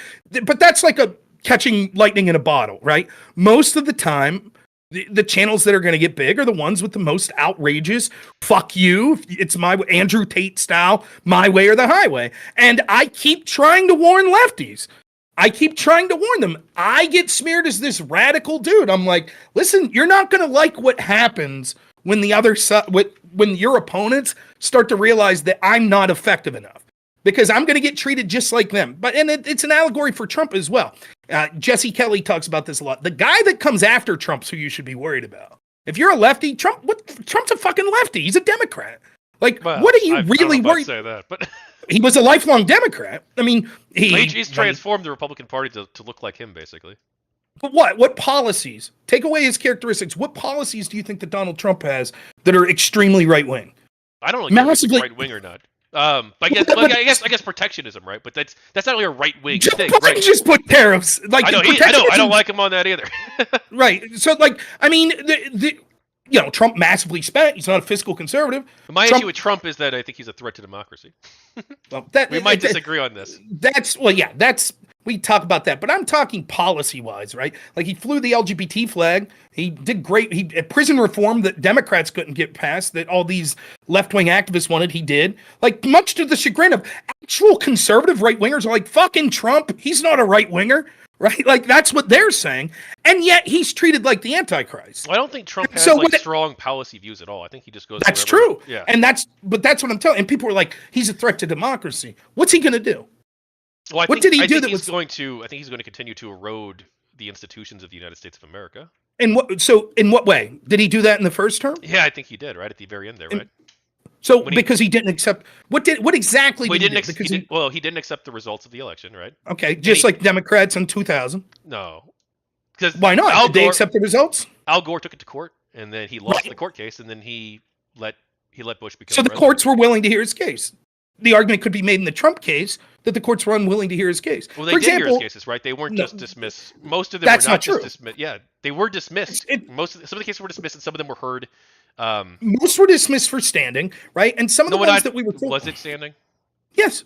That's why many of them were dismissed. Or was it standing in the sense that they don't have standing, or was it standing in the sense that they didn't believe that there was evidentiary grounds to continue the case? No, there were some cases that occurred. That's certainly true, but standing was certainly true. But let's look at the case in Georgia right now, for example. Like, let me just ask you point blank. If it turns out that evidence would occur that in one state that there were tens of thousands of ballots that were fraudulently cast for one candidate or another, would you agree that all of a sudden makes it seem less like Trump was a threat to democracy? Well, it depends, right? Because he didn't have this information at the time. But he did. He had, let me put it this way, he had at least allegations of it. So, for example, when he talks to Raffensperger and the famous audio that you hear where it says, I need you to find 80,000 votes or how many thousand votes, he wasn't saying make it up. He was saying there are hundreds of thousands of votes that there aren't paper ballots for, and all you need to do is find 70,000, and that would sway the state. That's what he's saying. Now we have just an audit here the other day of Georgia. What did they say in the audit? Yes, there are hundreds of thousands of ballots that we don't have digital records for, but there are paper, or you didn't see the paper. But trust us, they're there, but you can't see them. And yes, it turns out that we have to admit in this one precinct we looked at, there were thousands of times that ballots were double counted, but we're not sure if they were double counted just in the recount or in the general election. Now, every one of us should say, well, wait a minute. One precinct? You can't verify. You know that there were thousands of ballots double counted, and you're not sure whether or not that was just in the recount or in the election. That seems to be a question that needs to be answered. That doesn't seem to be anti-democratic to say, wait, what the fuck? Well, but that's not just what Trump did, though, right? Well, that's true. He also created the fake electors and submitted them to Congress and the National Archives. He didn't specifically do that, and so what? That's happened in the past as well. It happened in Hawaii. Well, he did, though, right? It was him and Ronna McDaniel did, right? Didn't Ron he McDaniel personally? Testify? Well, not him personally, right? But, right. But he worked with Ron McDaniel to help orchestrate these this is a potential legal. What do you think would have happened if the alternate electors would have been accepted? How do you think that would have won? Well, I think he would have became. Well, actually, I don't think he would have became president because I don't think that Mike Pence has the power to throw out the electoral votes. Probably. But let's say Mike Pence tried to do that. What do you think would have happened? What would have been the next step? The Supreme Court probably would have said no. Right. The court would have been involved. In other words, it was a de facto, or it was a de jure court. Challenge is what it was. No, I mean it wasn't. I mean, I don't think that you can just like do that, especially since he knew, right? Because John Eastman, his lawyer specifically told Trump that he. So I've read the January 6th report. Well, I read the full report, but I've read some of it, and then I've also seen the hearings. But John Eastman expressly tell Vice President Pence's lawyer, "Fuck, I got the whole receipts on this shit, some of it."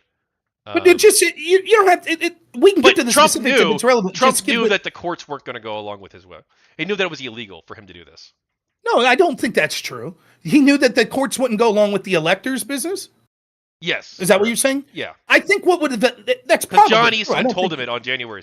John Eastman said to where the fuck was it?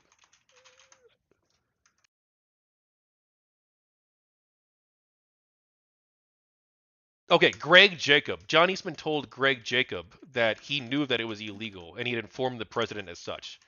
And he actually, well, if the president knew it was illegal for him to do this, one of his advisors said that he thought it was illegal. Many of people Many people, for example, we could see that many news outlets. I could show you right now a clip of Van Jones talking about how this is the alternate electors theory in 2016, and this is what could be done, and this is a legal challenge. Sure, there is disagreement amongst legal theorists as to whether or not this is something that would be allowed. But then the court.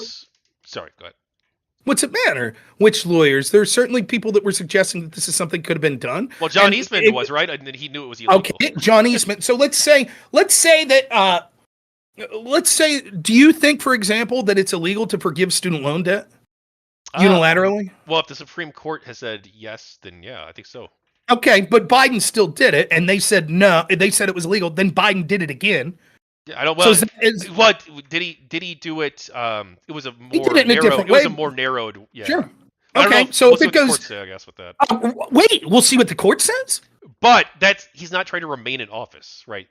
It's irrelevant. What you've just given. It's not irrelevant. No, it's irrelevant to the principle of if someone says something's illegal, then you can't do it and challenge the legal theory. That's irrelevant. This happens all the time. There are legal scholars that say all sorts of things. For example, bump stock bans, assault weapon bans, etc., etc. There are legal scholars. Theoretically, Biden could have an attorney, like his attorney, Merrick Garland, could go to him and say, "Hey, you can't do a bump stock ban. That's antithetical to the Second Amendment. It would be illegal." Biden could still do it. It could then go to the courts, and the courts could overrule it. Would you say, Biden knew that he was taking an illegal action? Is that what you would say? Or would you say he said, hey, we'll take our chances in court. We'll see if the Supreme Court justice is great. I know that's what you would say. You would say, yeah, of course. I would have to, like, if he had, like, it depended on how widely he sought counsel and then what the counsel specifically told him. Like, if, like, 5 lawyers told him no and then one told him maybe.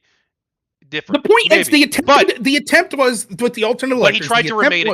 He tried to remain in office, right? That was the whole thing. He lost the election, and then he tried to remain in office. That's not what was going on. That's not what was going on. The electors were an attempt to get the courts, particularly the Supreme Court, in a position where they had to look at the evidence of places like Arizona and Georgia.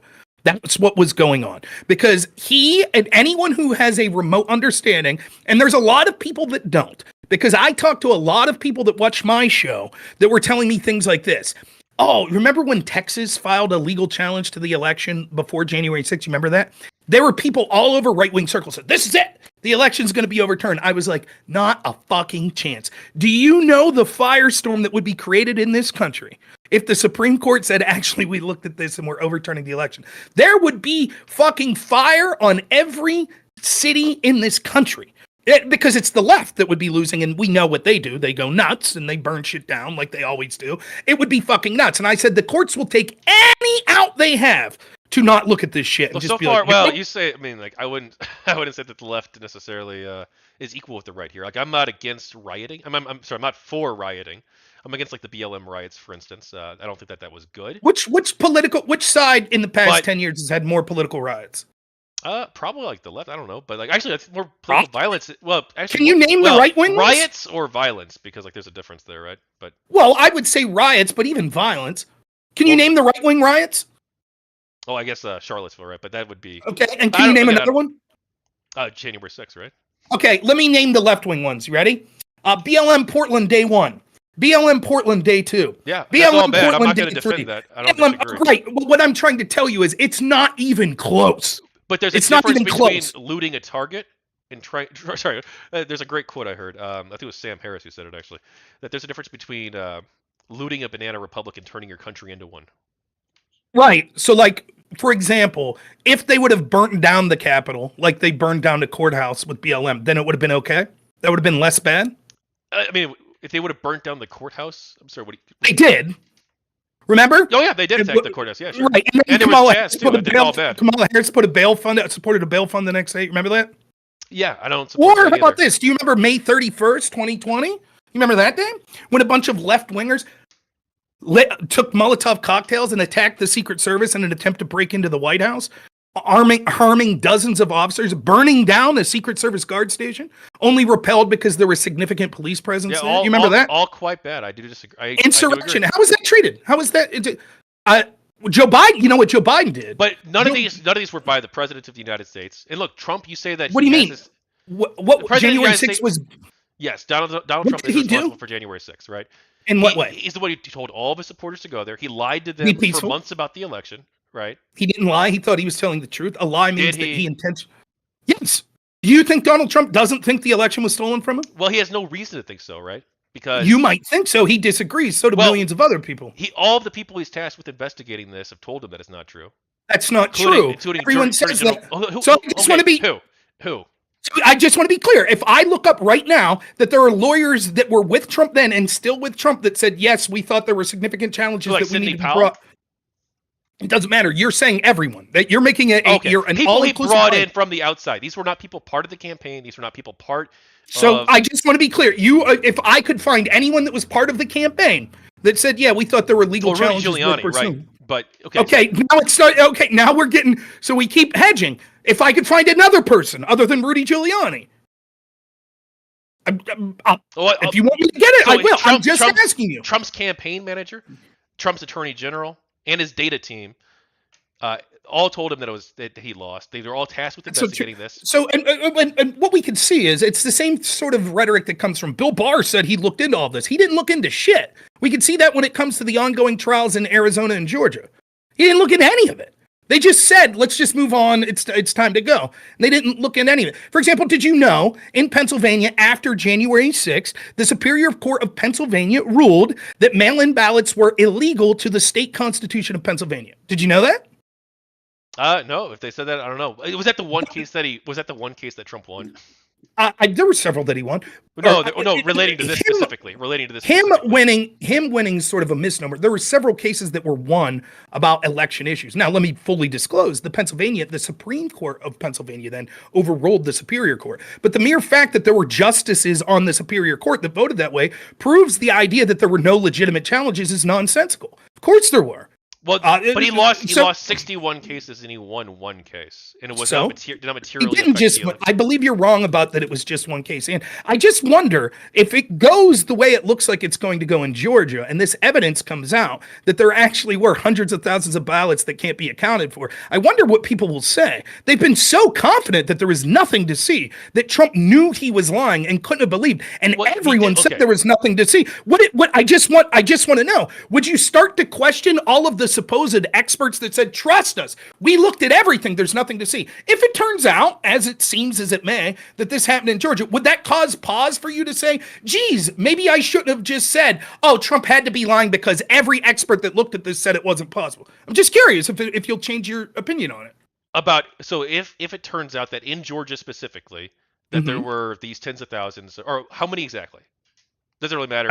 If there were enough votes to change the results of the election. Sure, hundreds of thousands are considered, is what they're alleging, that there are hundreds of thousands that they don't have electronic signatures for or something like that. Was that something that's generally required under Georgia law? Yes. Okay. So in fact, the audit was found illegal. The actual audit of was then audited itself and found to be illegal. Can you, for example, let me just ask you real quick, could you explain how a audit of the vote would end up entering votes multiple times? Can you explain how that would happen? This isn't I don't know if it has or not, right? I've not looked into this. Well, that's absolutely true. Never just take my word for it. That's totally fair. Totally get that. But you could look it up. That's what just occurred. They had sort of a hearing where the auditors had to come talk about, and the auditors admitted that they found that the recounted ballots thousands of times. They don't know if that double counting of ballots occurred in the general election. That's clearly a question that needs to be answered. But the question is, how could this happen in a recount? Or in an audit? Because an audit should be even more careful. Right? Because you're not under a time crunch, and the entire point of an audit is to make sure you have things right. So how could you double count thousands of ballots, thousands of them, and then drag your feet for a year? No, there's nothing to see here. You're not accepting the results of an election. And then all the people that were like, but wait a minute, this isn't adding up, the things we're seeing. And then finally they're like, yeah, okay, you're right about this, but still, you can't question anything. Well, the only point I'm trying to make... question it, right? But to immediately assume that, okay, well, because Donald Trump at the time had no reason to think that he hadn't won, right? That's what I would say. That's not true. And I would say that's because he then and still thinks. But let's just say we're spinning our wheels here. Let's just get to brass tacks. Did anything that Donald Trump didn't order people to do anything? Let me give you an answer because you asked me a question directly and I didn't. Okay. So it would depend on exactly like what exactly they find in Georgia, but also he wouldn't Georgia itself. I don't think would matter,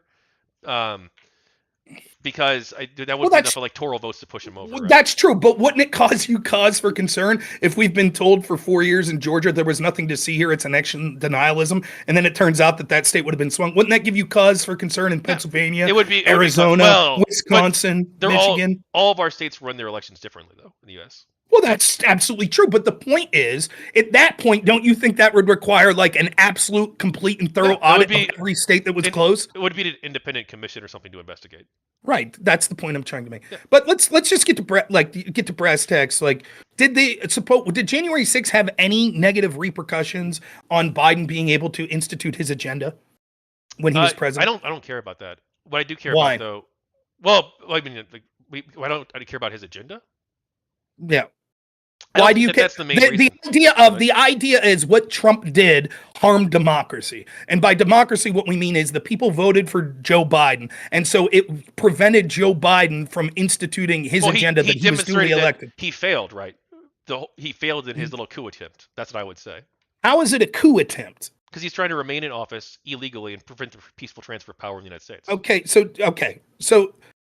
So just to be clear, an election challenge is a coup, or it's only a coup if the Democrats. He can go through the courts, right? Which is what he was trying to do, and then he lost the court cases. Which is what he was trying to do with the electors. One case which is what he was trying to do with the electors. He was trying to get the Supreme Court to look at it. No, you don't get to do that. You don't get to lose your court cases and then say, "Well, look, Mike Pence, I need you to throw out these electors," and then bring in the fake electors. Okay, in 2016, when several Democrats in the House refused to certify the electors, did they also engage in a coup?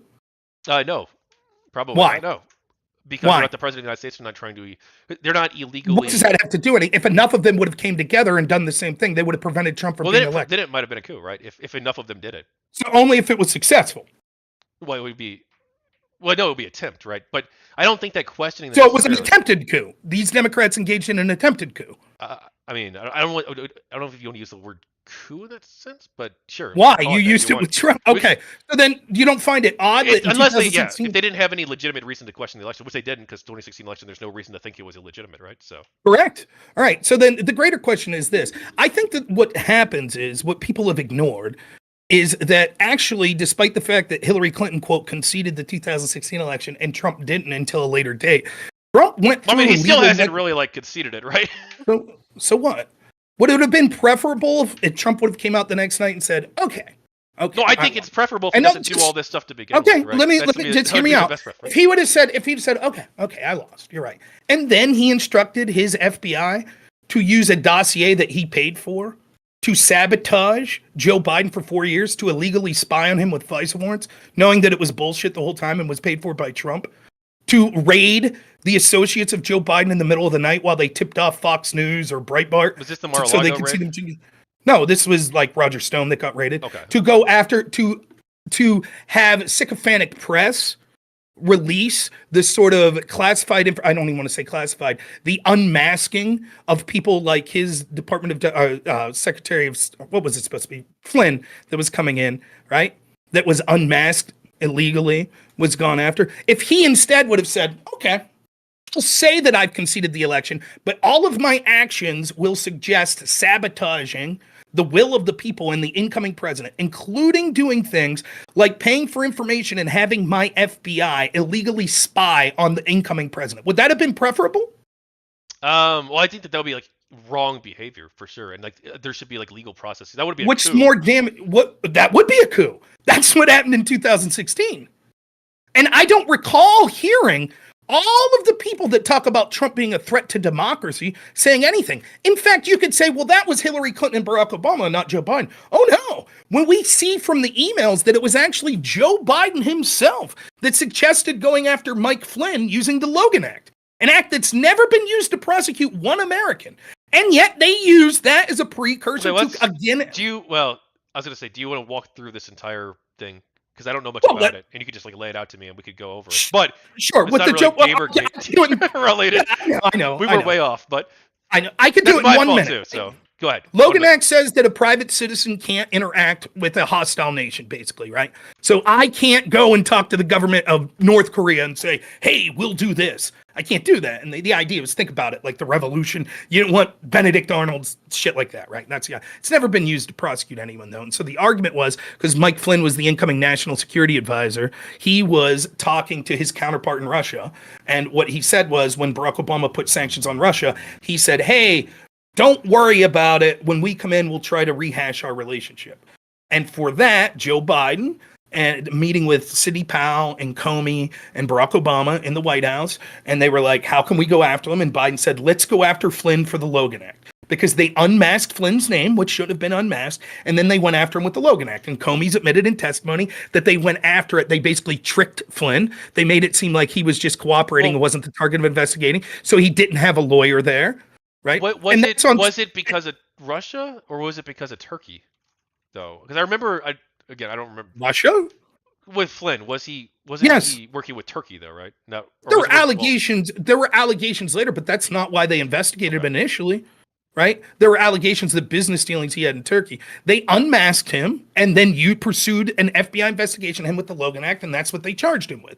This is in addition to Barack Obama and Joe Biden being the vice president's FBI illegally spying on presidential candidate Trump and then the president himself's team. Was it illegal for them to do that? Yes. They've admitted as such in the IG report and the Durham report that the FISA warrants they got on Carter Page were illegal. Oh, maybe they were. They could be. I'm skeptical of the FISA system for sure. So the point is, Hillary Clinton, who claims, I conceded, what she did was, and by the way, what was in your own words, can you tell me, what was the Russia investigation into Trump's team? What were they investigating? Well, they were investigating because a number of different Trump associates had, I believe, ties with the Russian government. And they even had a meeting at one point. Too. And what allegedly would these meeting trying to do? Right? Because you admit, you don't just investigate people for having associates. So what was the associates? What was the allegation? Well, no, if there's a specific claim relating to that. What was the claim? What was the fear? Well, I don't know exactly. This is you're way more knowledgeable about this than I am, for sure. I'll say this. You tell me if you think I'm accurately representing. They were afraid that he was going to try to get dirt on Hillary from Russians. Oh yeah, I think that was it. Yeah. Well, there might have been other stuff too. I don't know, but that was one of the central claims that they said. Do you know how the FBI sought to prove that? No. By Hillary Clinton working and paying a suspected Russian spy named Igor Dushenko to get dirt on Trump. Yeah, maybe. Dirt that happened to be misinformation. I don't think any of this rises to the level so far though of it's way worse, because the difference is the Democratic will of the people in the 2020 election, they got Joe Biden. Now, I think a lot have buyer's remorse, but neither here nor there. Like, what do you mean? No, we didn't. We got 4 years. What was the biggest story in the country for 4 years? Oh, you're going to say Russia, right? Right. He was mired in investigation. His political capital was sapped from the day he stepped in the Hill. Right? Because all that mattered to the majority of the media, the majority of the narrative, and the ability for Trump to use his bully pulpit to get his agenda passed over and over and over was, he's an agent of Russia. He's being investigated as an agent of Russia. And then they said, he obstructed justice in our investigation into Russia. And then they said, we need to impeach him for that. We need to impeach him. He wasn't impeached over that. We need to impeach him for. No, he wasn't impeached over that. He was impeached over Ukraine. A phone call to Ukraine. Right. Yeah. He was impeached for a phone call to Ukraine. Wow. Yeah, but he wanted Zelensky to announce an investigation into Biden in order to help him win the election. Can you show me proof that it wasn't helping win the election? Well, I don't know if that's his mens rea, but presumably that would be the reason. Yes. Okay, so let me ask you this. Does that mean that if anybody who wants to do a quid pro quo that's in the executive branch using tax dollars to potentially benefit themselves, that's reason to have an investigation, possible impeachment? Sure, yeah. That's what Biden did. Oh, you're Hunter Biden laptop stuff. I've not researched that. It's entirely possible. Look, if he is guilty, that he should be impeached for that too. Isn't it odd that we see this stuff happen over and over again, and yet the FBI's reaction and all the investigators' reaction seem to be the exact opposite when it comes to the two sides. They're as careful as possible to protect one side, and they go after as strongly as possible the other side. The House is controlled by the Republicans right now. They can investigate if they want to. It's not a matter of Republicans versus Democrat. It's a matter of establishment versus people that are seen as outside the establishment. It's the same reason they smeared Jill Stein as a pro-Russian asset. Jill Stein's more left-wing than Hillary Clinton. She What do was you mean? scared Like, as what do you mean? pro-Russian. Like Loudermilk right now is doing his little January 6th thing, right? And That's totally fine. That's over. Well, except I think he's been dishonest in some ways. Uh, but regarding the Ornato testimony, he misrepresented that to the public. the point I'm trying to make is like it's clear that when it comes to the democratic But they will of have. the people, Sorry, I'll let you go. that when it comes to the democratic will of the people, they got Joe Biden. Whatever you want to talk about January 6th and everything, I think that I can make the case easily that there was a lot of they intentionally let it get out of hand. It was a riot that got out of hand. That's what the Democrats, the FBI wanted. They got exactly the Democrats, the FBI, and people that wanted Trump out of there, even people like Mitch McConnell, because they were able to use that to say, okay, now you're going to leave with your tail between your legs and you're not going to unclassify documents or release shit, blah, blah, blah. That's like, if you want, we can get into this debate if you want. So We could schedule like a real debate on this, but I would be happy to do it. I would be happy to do it. I'll just say in general, I'll hit you up afterwards. We'll do that. But I'll just say in general, the guy that was in charge of the Capital City Police with protecting the police has a litany of reasons that he was screwed over, both leading up to January 6th when he was trying to get appropriate levels of security and on the day of January 6th, going straight to Nancy Pelosi's office. Who was this? They said the Capitol Police. What's his name? Yeah, Sund. Stephen Sund, I believe is his name.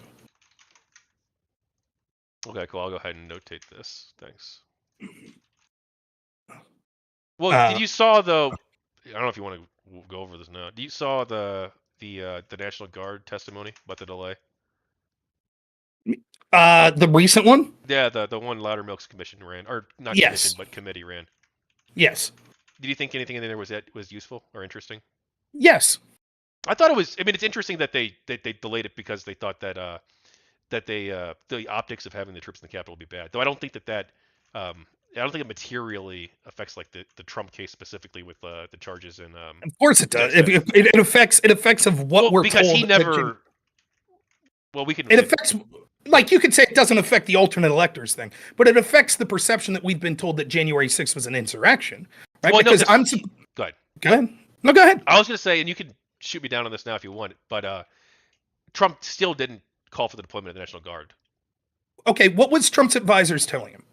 Well, to call for the National Guard to be deployed. No, Right? that's not. That might have been what Mike Pence said, but the people that would you agree with me that Mike Pence said too, right? Would you agree with me that McCarthy and Mike Pence don't know as much as, say, the lieutenant general that was the person that was allowed to give the thumbs up or down? When that guy says, no, don't do it, it would be bad for optics. You're saying Trump should have overrode him. Wait, did he tell him that on January 6th? Or in the lead-up? It doesn't matter if he told Trump specifically that. Well, that's what Trump would. Right?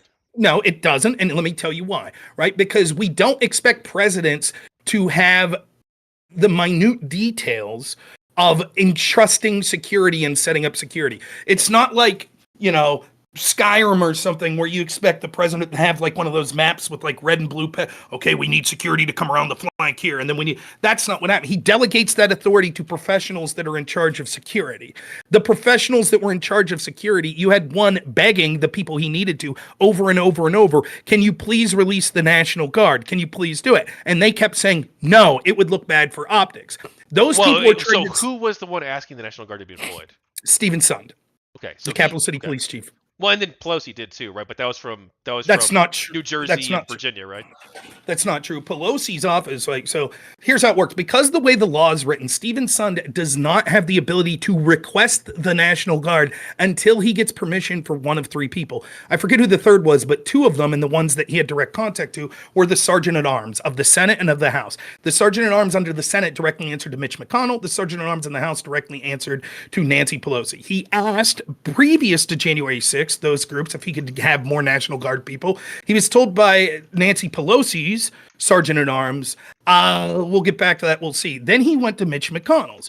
As soon as he walked in and talked to I forget their names, I'm sorry I don't have them in front of me. As soon as he walked into Mitch McConnell's guy, he said he found it odd that Mitch McConnell's guy immediately was like, I don't know, let's see if we can come up with a different plan. He barely got the words out of his mouth before he was getting shot down.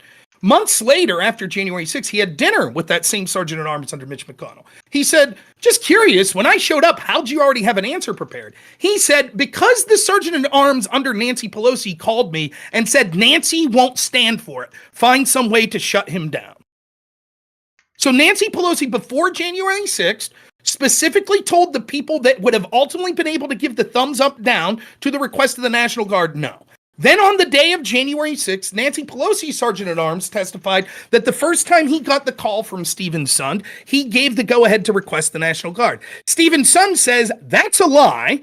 I have the phone records that show that I called him 14 times. Sund is saying that Pelosi lied or the Sergeant-at-Arms lied? The Sergeant-at-Arms lied when he testified that the first time it was requested on the day of January 6th, he gave him. Sund has the records to show that that's not true. He called him 14 times and was denied 13 times until the 14th time. At that point, once it was accepted, it was once they'd already got to the steps of the Capitol and began the breach, which is exactly the narrative that the Democrats wanted. Only then did they say, okay, now we can stop this. But up until then, the person that answered directly to Nancy Pelosi, who made sure that the National Guard wasn't deployed before January 6th, continued to make sure that they weren't deployed on January 6th. Then Stephen Sund was able to make the phone call that he needed to make to a host of people, including Muriel Bowser was on the line, and I forget the name of the lieutenant general from the Army that answered directly to the CIA that he needed to get the thumbs up. He desperately requests the National Guard, and the lieutenant general says, nah, I don't think it would look good for optics. So this is the narrative that we're supposed to believe. These career military and security professionals thought that there was a coup about to overthrow the United States government, but decided preventing it would optically look bad, so they allowed it to occur. And what I'm told is, don't look at any of that. There's nothing to see there. Instead, solely blame Donald Trump because he should have overruled the wishes of overruled them though, because he never asked, right, he never talked to them to begin with. Why would he? You would assume the people you delegated he that was authority watching it on television, right? So you don't think that he's watching the coup on television? And was Nancy Pelosi? Was Nancy Pelosi watching it? Was Nancy Pelosi watching it? Was her sergeant right? So was her sergeant at arms? Trump and told him. Was her sergeant at arms? Well, presumably they were there at the Capitol. Okay, he kept telling Stephen Sund, I have to run it up the chain. Up the chain was to Nancy Pelosi. So if Nancy Pelosi did call the National Guard, though, right? She called Governor Northam and Larry Hogan, right? Am I mistaken? Right, after 2 o'clock, once it had been going on for hours. Right. So for 2 hours, the sergeant-at-arms under Nancy Pelosi kept saying, I have to talk to my boss, who's Nancy Pelosi. And for 2 hours, he kept saying, nah, we can't do it. I got to talk to my boss. I got to talk. Now, you admit that Nancy Pelosi was living the coup. So for some reason, either the sergeant-at-arms or Nancy Pelosi watched the coup happen live and were like, nah, we're not going to send the National Guard. Then a lieutenant general, who's a military person, also watched the coup happen live for hours and said, nah, we're not going to deploy the National Guard. And you have no question there. There's no question of, wait a minute, why did they allow this coup to occur? But what we're told is Trump should have went outside of them. He should have not relied to the people that he tasked with security and said, I will make the unilateral decision myself. And you know what we would be talking about? Because he's the president of the United States. That's bullshit. Yeah. That's bullshit. Okay, would you say the same about Benghazi? Did you say the same? Regardless of the details about Benghazi. I just want to be clear. Anytime a military action goes wrong or a security action goes wrong, you say the president should have intervened and know that he shouldn't have trusted his generals. Well, they were there because he sent them there. They were his crowd. What does that matter? What's that have to do with anything? Well, he told them to be peaceful. He wanted them to. He did say peacefully, patriotically make your voices heard, right? That's right. I don't think that really matters, though. I think that his intentions were very clear. It's his actual work. What were his intentions? Well, I think his intentions were to delay the certification of the vote so that he could remain president, and so that Mike Pence would overthrow the electors. So do you think Mike Pence didn't have enough time to make up his mind? I think Mike Pence did make up his mind. Mike Pence decided that President Trump was acting in an illegal manner and that he wouldn't go along with it. And that's what he told the president. So then how would the delay have helped? Do you think in Trump's head he was like, oh, well, if I just force Mike Pence to have 40 more minutes to think about it, then he'll change his mind? I don't know. I can't say why he specifically. Right, that's odd. So we don't look at his call off the mob either, even though he was specifically told by several. He did tell them. He did. Well, so he eventually, told them to be right? peaceful. So when you look at it, when you look at the timeline, it turns out that there wasn't much violence actually at all that occurred until people started to breach, particularly a specific tunnel. In fact, the most amount of violence you could see is things like people pushing signs at cops and things like that. It wasn't until they broke through the barricades during the speech, even at the ellipse, right? It was but that's not necessarily active violence, just going through barricades. If that's the case, they knocked out one of the officers. Who? What's her name? The woman who testified. The female officer. let's say that's true. Let's say that's true, that a officer got knocked out. Would you say that that's enough to declare something a riot or a coup? One officer being knocked out? Because what I'm telling you is if you look at the actual footage that day, the actual amounts of violence was pretty benign compared to what we see with most political protests that the police are involved with. And what we saw was we actually saw rubber bullets and tear gas being shot from police into an almost entirely peaceful crowd as a precursor to when things started to get violent. So imagine that we had the pro-Palestinian protesters, particularly on college campuses that we've seen, most of which I'll say, even if they were trespassing, destroying property, etc., most of them I think it's being blown out of proportion. I don't fucking like these people, let's be clear, but I think it's being blown out of proportion at how violent they've been. I don't think they've been particularly violent. But let's say we replace that situation with how the cops acted and all of a sudden just started fucking maliciously shooting rubber bullets and tear gas right in their faces. It was How do you think that would end? Edwards. Okay. Yeah. What time did she get hit? I don't remember. I think she was on the bike rack line though, but I don't know what exactly. I think she was one of the very first, I believe. But again, don't just take my word. I'm not saying there wasn't any acts of violence. I'm not, but that's different than saying like but that I was don't during think the speech though. Or she might have been knocked out like slightly after the speech, I guess, because like the attack. Okay, but your argument is Trump should have spoke up because he saw what was happening, and now you're like it happened during the speech or right after, which presumably Trump wouldn't have directly seen. Well, he didn't. Trump didn't find out specifically about the violence until he returned to the Capitol itself, and he was informed at. I'll probably pull up the exact timestamp here.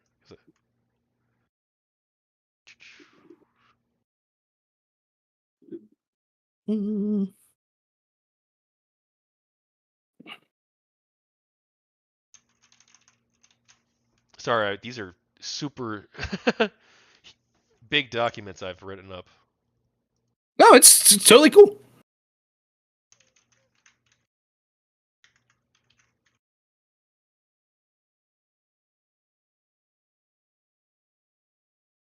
Okay, so after the ellipse, Trump wanted to go to the Capitol originally, right? He wanted to go there with his supporters, but the Secret Service wouldn't let him. Okay. And then... Did I not write the timestamp in my internal notes? No fucking way. Okay, well, it's when he returned to the Capitol, the White House photographer... When was the photograph taken? Remember the last photograph that day of Trump from the White House photographer?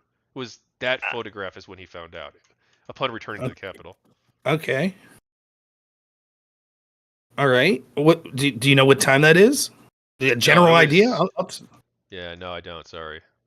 So he tweeted it. Let's fucking military time. Here we go. 19 minus 5 is 14. So he tweeted at 2:38. Please support our Capitol Police and law enforcement. They're truly on the side of the country. Stay peaceful. Then roughly half hour later. He knew, that was after he knew already that they were violent. So how long did he know? 35 minutes. I wrote that down at least. 35 minutes he asked. I'm asking everyone at the U.S. Capitol to remain peaceful. No violence. So 35 minutes after he was first made aware of violence, yes, he tweeted out and asked people to be peaceful. Yeah. Okay. And your argument peaceful, right? After he knew that they weren't. Okay. And he was informed by his staff because several of his staffers have testified that they didn't think that was adequate. I'll tell you this. This is what I'm 99%. I don't know you very well, but I'm 99% certain this is what would be happening. If Trump would have deployed the National Guard, right? And something bad would have happened. What you would have heard was a massive Democratic media campaign that you would have parroted that would have said Trump is a tyrant.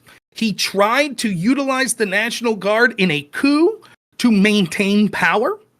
He was the people around him before January 6th and people in charge of security on January 6th knew that it would be a terrible idea to deploy the National Guard. Trump refused to take their advice and went outside the scope. He has no knowledge of being a security professional, and yet he wanted the signal clearly when all of these people were saying, don't deploy the Guard, it'll be bad for optics, and Trump went over their heads and deployed them. The signal to the National Guard, it doesn't matter the words he said, the signal to the Guard was, you are my Praetorian Guard. Keep me in power. No, it would depend on what he exactly ordered them to do. Bullshit. That is exactly what the narrative would have been. Maybe some people would have said that. That's not how I would have approached it. I guarantee you would have, because that's what CNN would have said. That's what the New York Times would have said. That's what Democrats would have been saying for the past 4 years. That's what they would have been saying. That's what they were saying before. If Trump would have deployed the National Guard before January 6th, would you have said that was him? No, being authoritarian? No, not necessarily. No, it would depend on what he But that's deploys them to do, right? What does that mean? Like if he deployed them to like take over the Capitol, then like obviously it'll be a problem. How would we? If he deployed them to How would guard we the know? Capitol, Let me ask you this: how would we know what his intent was to what he meant when he deployed them? How would we know? well, we can't like read his mind, right? But we would Right. be able to determine based on like the actions he took on that day, yes, How so? and the lead up to that day. I- Well, because how like, so? well, what are the guards people doing, right? Are they there to like protect the Capitol, or are they there to arrest Well, they were Pelosi? clearly. So he suggested having them there to protect people at the Capitol, and they said, "Oh, this is Well, he him didn't. trying." He didn't do that, to be clear. Well, it's part of what he said. He wanted it to remain peaceful. He was afraid prior, like happened over and over, that I'm sure people like you didn't speak up much about, that when we had right-wing protests or right-wing groups, what happened was the left would come and beat the shit out of them, like happened in Portland over and over. Then what happens is the right starts to fight back and the right gets arrested. And so he, like many others, thought there's going to be a lot of left-wing agitators that show up here, so I want an adequate security force to make sure shit doesn't get out of hand. They were told no, that would be terrible for Well, us. no, he never requested that. That's not true. He did. No, you're talking about you're talking about that's from the Loudermilk story. That's actually It's not just the Loudermilk story, right? no, so or not Tony Ornato. So why don't you lay out what you think happened? Because I looked into this myself and I thought it was a lie. Trump requested before January 6th, when he was in a meeting like the 4th or the 5th, he requested that National Guard troops be deployed because he was worried that there was going to be conflict between left-wing agitators and his supporters. He didn't officially. Go ahead. What's your source for that? Just so. I believe I read it in the Sun things. There were people that testified to the case that they heard that. Well, so I think for the testimony you're talking about, like I think Tony Ornato testified that he overheard a conversation between what's his name? Was it Meadows? The Secretary of Staff? Yeah. Chief of Staff. So Meadows he said he overheard a conversation with Mark Meadows and was it the mayor? Was it Muriel Bowser? Yes. And that he overheard Meadows say, "Is everything in place? Do you need more guard or something like that?" Or I don't remember exactly what was said. We can probably just pull it up, but this. So just like leading Nancy Pelosi's rejections, I could prove that, at least from this USA Today article, that she's full of shit. But for example, no record request. This is from the USA Today. A government memo about the events leading up to January 6th, statements from Pelosi's office and the Pentagon, and testimony from the former House Sergeant at Arms show that Trump did not request 10,000 troops ahead of the rally. Drew Hamill, Pelosi's spokesperson, told USA Today that Pelosi's office was not consulted or contacting regarding any request for the National Guard ahead of January 6th. And he noted the Speaker of their House does not have the power to reject that request. Well, that's a lie. Stephen Sund has it on record, the Capital City Police, that he directly requested. And that he was told specifically by the Sergeant at Arms under Mitch McConnell that it was Nancy Pelosi herself that said, no, we can't have the National Guard. So when Nancy Pelosi denies this and says, no, there was never any request, she's lying. That's a lie. And unless Sund's lying, who has documentation to back up his claims. So Sund requested the Guard before the violence, I assume? Like Sund requested the Guard. Yes. Okay. And Sund talks about other things. He says anytime there's a potential rally that's going to occur in places like DC, they have these interagency meetings where they have like basically running through scenarios of how to protect the White House, how to protect the Capitol. In this time, it was incredibly laxed. In fact, he wasn't given the actual security. We see all these trials of the Proud Boys that say that there were inside sources that were telling the FBI that there was an impending coup, that they were going to attempt to overthrow the government, and that the FBI was aware about it. Yet they didn't share that information with any of the people tasked with defending the Capitol. They shared it with his intelligence, the person under him, I forget her name, and she got... Go ahead. Who specifically? The woman that they shared it with? Yeah. Or you can just link to me later if you have it, or we can talk about it. Follow the discussion if you don't have it, but I'll link you this too. This is the National Guard thing. This is why I was pretty certain that this was not true about the National Guard, but you can look it over at your own convenience since it's pretty long. Yeah, you could send it. Anyway, What's do you anything else? I'll let you get the last word in here, and then we can move back to GamerGate. Sure. Yeah. The point I'm trying to make is what we're told. It's just nonsensical. It was a riot that got out of hand. We're told that Trump should not have trusted the people he tasked with security. That he should have went outside that and said, "Now I have the ultimate authority." Even though we were told by everyone that looked into this that it would be bad for optics for Trump to declare this, but Trump should have, without consulting them and against their wishes, go ahead and deployed it. But we can't question why the people who actually know about security were rejecting it while simultaneously saying it was a coup. Can you give me any good reason, and other than pure ignorance? And we're assuming these people aren't purely ignorant because their career is, it's not like me or you. Like, I couldn't tell you the first fucking thing about protecting a building. Like, I don't know, right? So you could say, yeah, I could see how Rob would make that mistake because he's a fucking idiot. He doesn't know anything. But Sergeant at Arms, Lieutenant General, they know about this stuff. Can you give me any reason that they had these two beliefs simultaneously? Oh my God, there's a coup occurring that might overthrow the government, but let's not deploy the National Guard because it'll look bad for optics. Can you give me any reason? Are you saying that did they make that decision before though? Because you said the Sun made the requests prior to the violence. There's two instances going on. There is prior to January 6th, right? And we can talk about that. And I would say that there's no reason. I would say so. No. But that's not what I'm asking you. I'm saying on the day of January 6th, you already said everybody's watching the TV or they're living it. They see that this coup's going on.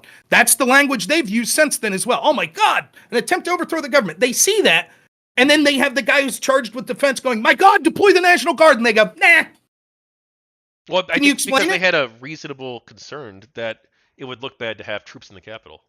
So your argument is they simultaneously believed a coup was occurring that could overthrow the government, but thought that the optics of how bad it would look on camera to have the troops there outweighed preventing the coup. That's your argument. Essentially, yeah. I mean, I think there were different competing actors who had different ideas of that, right? And also I think people. That's the smell test. It doesn't. What do you mean? Because Pelosi did call the National Guard. I don't have the exact time. You said it was 2 p.m. You said it was 2 p.m. That's when the Sergeant at Arms finally gave the go-ahead. No. When she called Northam. I have no idea. What I do know is this. According to Stephen's son, the Sergeant at Arms that answers directly to Nancy Pelosi kept telling him over and over, I have to run it up the chain of command. The only person ahead of him on the chain of command was Nancy Pelosi. He was repeatedly denied until around, I believe, 2 p.m. At that point, things had already gotten out of hand. So if unless you're saying, and I don't believe this is the case, I'm pretty sure that the much ballyhooed call by Nancy Pelosi was after that point. And so what I'm telling you is, it could have been. I don't know the exact time. The entire point was that this was set up from the get-go to intentionally get out of hand so that it could be used as a narrative by Democrats and establishment people to say, see, Trump is a threat to democracy, he must be removed. The same people that had no problem with the actual threat to democracy that actually impeded the duly elected president and his agenda when they used the FBI to illegally target him for 4 years. Same people. Didn't have much to say about the illegal weaponization of the FBI by the Democratic Party, and then all of a sudden, mysterious. And I'm sorry,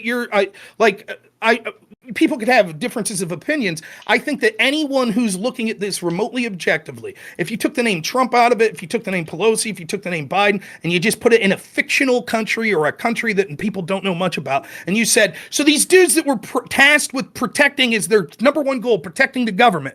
They're looking there and going, this is unprecedented in our country. My God, the enemies are at the gate. Well, sorry, the enemies are at the enemies are at the gate. They're about to overthrow the government. We have the ability to stop them, but it would look bad if we stopped them. So we're not going to do it. That doesn't pass the smell test. I would say that is absurd. Well, I would say that the mob was more or less under control by the Capitol Police by the time that they by 2:00. Well, 2 o'clock. I don't remember the exact times. That's when Stephen's son says he was finally given the okay, like 1:55 or something like that. He was given the okay by the Sergeant at Arms to request the National Guard. You think it was under control by then? By 2 o'clock when they get permission? I don't know. I'd have to look at the exact times. Okay, but again, you seem to be quite certain that when Trump got back, he was looking in real time at violence. Well, he was. He was watching it on television, and he was. What time was that? Staff. What time was that? Okay, let's pull it up. I hope I have that in the notes. I kind of did a really brief timeline I created on my own for another debate I did. Mm. You can watch that if you want. You'll probably learn all the Send me a link. the I'll stuff look. I'm gonna say. Yeah, I'll link it to you later. All right. So an hour and so let's see. Man, I really need to go through here and edit the timeline and put the exact timestamps. So it's 35 minutes after he learned about the Capitol being breached, just when he made that tweet. We went over that. And then an hour and 4 minutes later, 3 hours after being informed of the attack, he made the Rose Garden video. But Or that he doesn't give me the released the Rose time. Garden video. That doesn't give me the time. Well, when did the attack start exactly? Because it was 3 hours after. I don't know. I don't know. It depends. But he made the Rose Garden video, according to my note, roughly 3 hours after being informed. Is when he told them to go home. But that doesn't help me, right? Because what you're making a very Goldilocks type time frame. You're saying at 2:00 when they finally gave the okay to send the National Guard. Well, I didn't say 2, but okay, well that's when the okay was finally given to send the request up the chain by Nancy Pelosi, Sergeant at Arms. You're like, well, whenever that was, things were probably dealt with by that point. Well, that would be my assumption. That because the attack did fail, right? And they didn't. The National Guard, they lost because sorry, the Trump people went home, right? His supporters, they went home because he told them to. It was the 3 hour mark. It wasn't the National Guard that stopped them. It was again, like I don't think you're getting the. We're having a discussion on how people could say there is a coup about to overthrow the government. We have the ability to stop it, but we're not going to because we think it would look bad for optics. How does those two beliefs make sense? Just real quick, and your answer was, well, at that point, probably because the National Guard wasn't needed because things have been taken care of. That call was at 1:55. And so I say, no, wait a minute. You seem to suggest that the reason Trump's culpable is because once he got back to the White House, in real time, the violence was rampant. Now, if he got back to the White House around 2:00, say, which is around the same time this call was occurring, then your statements seem to be in grotesque conflict with each other. On one hand, we didn't need the National Guard because things were taken care of, but on the other hand, Trump was witnessing a coup in real time, simultaneously at the same time. It seems like you're playing fast and loose with the timeline here. I think there's just different actors who have different. Again, I don't know about the Sun stuff specifically. I can't comment on that. But I think the military, I think that they're deeply concerned about being perceived as being political and interfering with the political process, and so that they are deeply concerned about optics. So what? So right, because like that's their motive, right? Their motive is to, okay. So just to be clear, then motivated. So just to be clear, then we would expect similar amounts of military people to push back afterwards when the National Guard was deployed to D.C. Maybe it would depend. I don't know. But that didn't happen. Reality, we don't know how that would have played out. It's just, I mean, I can't believe, you seem reasonable in many things. I can't believe that you could believe that. I mean, again, you're saying it was a coup. The military people are saying it's a coup, that there was literally a danger of our entire country being overthrown by violent people. Again, I think it's a lazy coup, right? It's the kind of true coup I'd expect Trump to create, I guess. Do you think one of the reasons Trump should have acted was because there was a reasonable expectation that mob could have hurt senators? Members of Congress, yes. Okay, so in other words, you would believe that the Sergeant at Arms, the Capital City Police Chief, the Lieutenant Generals that were all tasked with defense and looking at this would have came to the same conclusion as you. I'm not sure that they didn't, right? Okay, well, they say that they came to that conclusion, that they thought it was a coup. That's what they say. That's what all of them have said. And yet, simultaneously, while they think that this mob may go in, overthrow the government, harm members of Congress, they're like, nah, we can't stop them because it would look bad. Well, again, it depends on who specifically, right? Okay, Lieutenant General, Sergeant at Arms. Well, I don't know about the Sergeant at Arms. So the Sergeant at Arms and Lieutenant General are two different people, right? They might have different ideas and different motives and interests. I don't understand. So I just want to be clear. Your argument is that our military reasonably would have the interest of looking bad ahead of preventing the assassination of members of Congress and stopping the overthrow of our government. That's not super unreasonable. It's horseshit. But it is incredibly unreasonable. Trump could have ordered them at any point, though, right? He didn't. So they could have also called the mob off. Why didn't he just call them off? He did at 2:30. He told them to be peaceful. Well, so he called them off 3 hours later, though. So You don't if think that Trump's that's weird word, that he's watching it on television? And he's no, using the opportunity to call. He's using the no, opportunity. Sorry, Rudy Giuliani is using the opportunity to call members of Congress to try to get them to not throw out the vote, and then he's telling correct. McCarthy, right? He's telling McCarthy that it was Antifa supporters going after him. Yep. You don't think that that's a little bit Okay. weird? And he's telling, well, No. this was before, but he told Mike Pence that he's too honest. Like, what does this mean? Why did he tell him that? What's that? What is saying, Mike Pence? Well, like, Let's go with these one by one. If Trump thought that he was the honest one and won, I'll tell you what I think. Why This is what I think. I think Donald Trump thinks that he lost the election. I think that's absolutely clear. I think that the day of January 6th, he saw this as one of the last-ditch opportunity to finally get his challenge heard. Right. And he thought that the legal way to do that was to have an alternate slate of electors that would have caused a pause. This, for example, has happened previously. I believe in Hawaii, this happened once where there was a challenge to the election and an alternate slate of electors was passed. And ultimately it was successful because it delayed then the certification until there was a recount. Wait, and it turned out that was different, though. Why? Because that was a law that was within the laws of the United States, right? There were actually two competing slates, were there not, in Hawaii? I don't know all the details, but yeah, there were two competing slates, right? Right, but those were lawful slates. It wasn't. What makes them lawful as opposed to illlawful? Well, it was certified by the wasn't it certified by the legislature, the Hawaii legislature, or no. the Secretary of State or whoever it was? I believe the recount finished before the official certification occurred. So they never recertified the new ones, ever? I think that I'm not exactly sure. It doesn't matter. The reason that the ultimate, right? Why? Because that would be the lawful process that you follow. Whereas, like, having people so show me the Capitol law at like 3 a.m. or whatever, because like remember they did, no one's right? suggesting no one's suggesting fake electors. No one's suggesting that the act of breaking into the Capitol is what's lawful or unlawful. No, we're talking about the alternate slate of electors. The fake electors broke into the building. So in some cases, not all cases. What does that have anything to do? The question we have is this. We're talking about it this moment. Donald Trump feels that the reason he's got these alternate slate of electors planned is that will cause an investigation into the elections that he thinks were things that were done fraudulently that stole the election from him. That's his belief. When he says then, hey, Pence, first off, I think it's funny.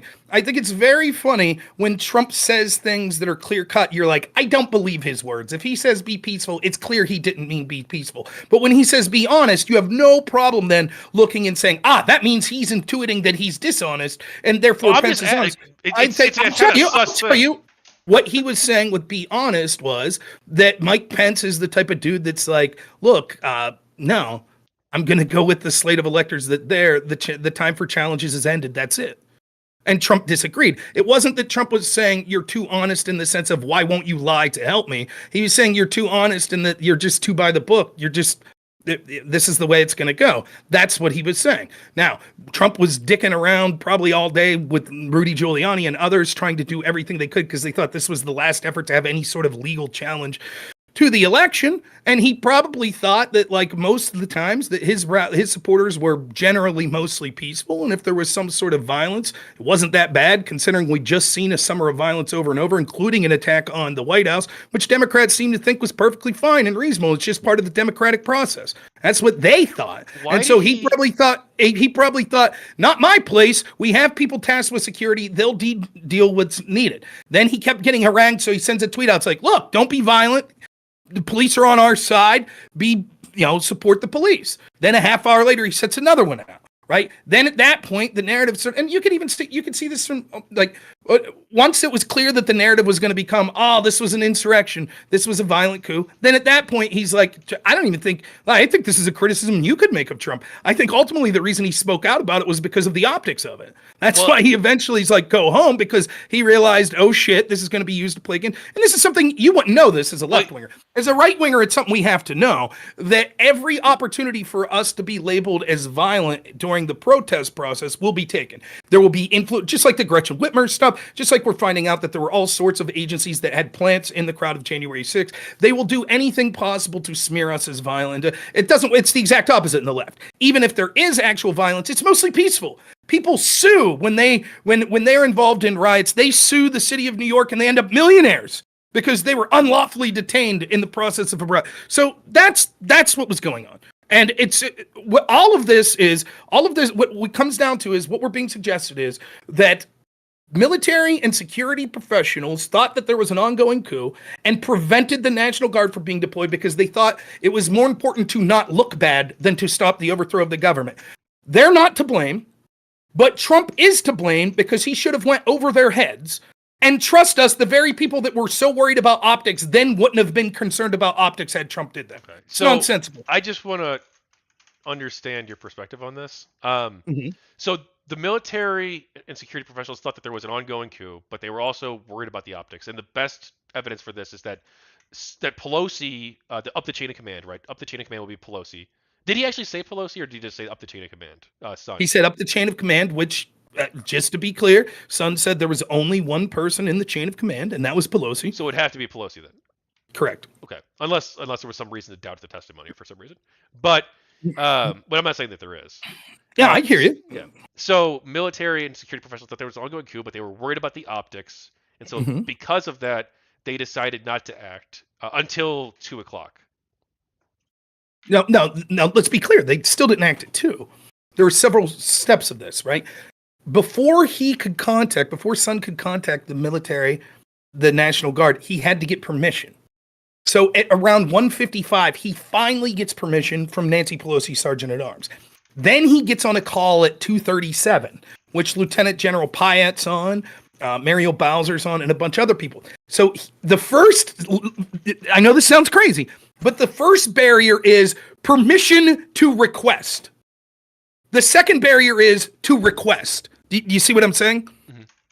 So all this delay was just the permission to request. Then at 2:37, he actually gets to call the relevant people and request. No one speaks up except Lieutenant General Pyatt, who says at 2:37, I don't think we should deploy them. It would look bad for optics. Now, you may question the veracity of which side is telling the truth of what really happened, but know this, Sun presented as evidence not only people that agreed with him that were in the room that said that they heard his end of the call, but also the records of the phone calls themselves. So, for example, it can't be true that the Sergeant at Arms under Pelosi said that the first call was the call at 1:55 that granted him, and that Stephen Sun has a record of 14 calls that went out. If Sun has that record, that proves that the other guy's lying, correct? So he has a record of 14 calls that went out. Correct. And who's lying that it proves? Sorry, I was trying to take notes too, and I was a little bit. If the Sergeant at Arms says I was only called once, and the other guy says I made 14 calls, here's the records. Which one's lying? And he has the phone records. He actually shows them, yes. Okay. Yes. Probably he's lying, yes. Okay, why would you lie? If this is all innocent, why would you lie? Why would the Sergeant at Arms lie? If it was just we were really concerned about optics. We thought that there was a coup, but for some reason, as security professionals was concerned about optics. I know that the military. Again, I've not seen the latest testimony. I've only seen the very beginning of the latest testimony and read some articles about it. So I don't know all that happened within the latest National Guard testimony, other than what I read. And what I read was that they were concerned about the optics. But I think that was the military that was concerned, right? That was because one of the National Guard's people said that you probably know more about it than me, this specific part at least. Didn't one of the National Guard's people testify recently, like that one of the commission members or the Department of the Inspector General's report for the DOD that one of the people had misled the Inspector General? I don't know. Say again. That one of the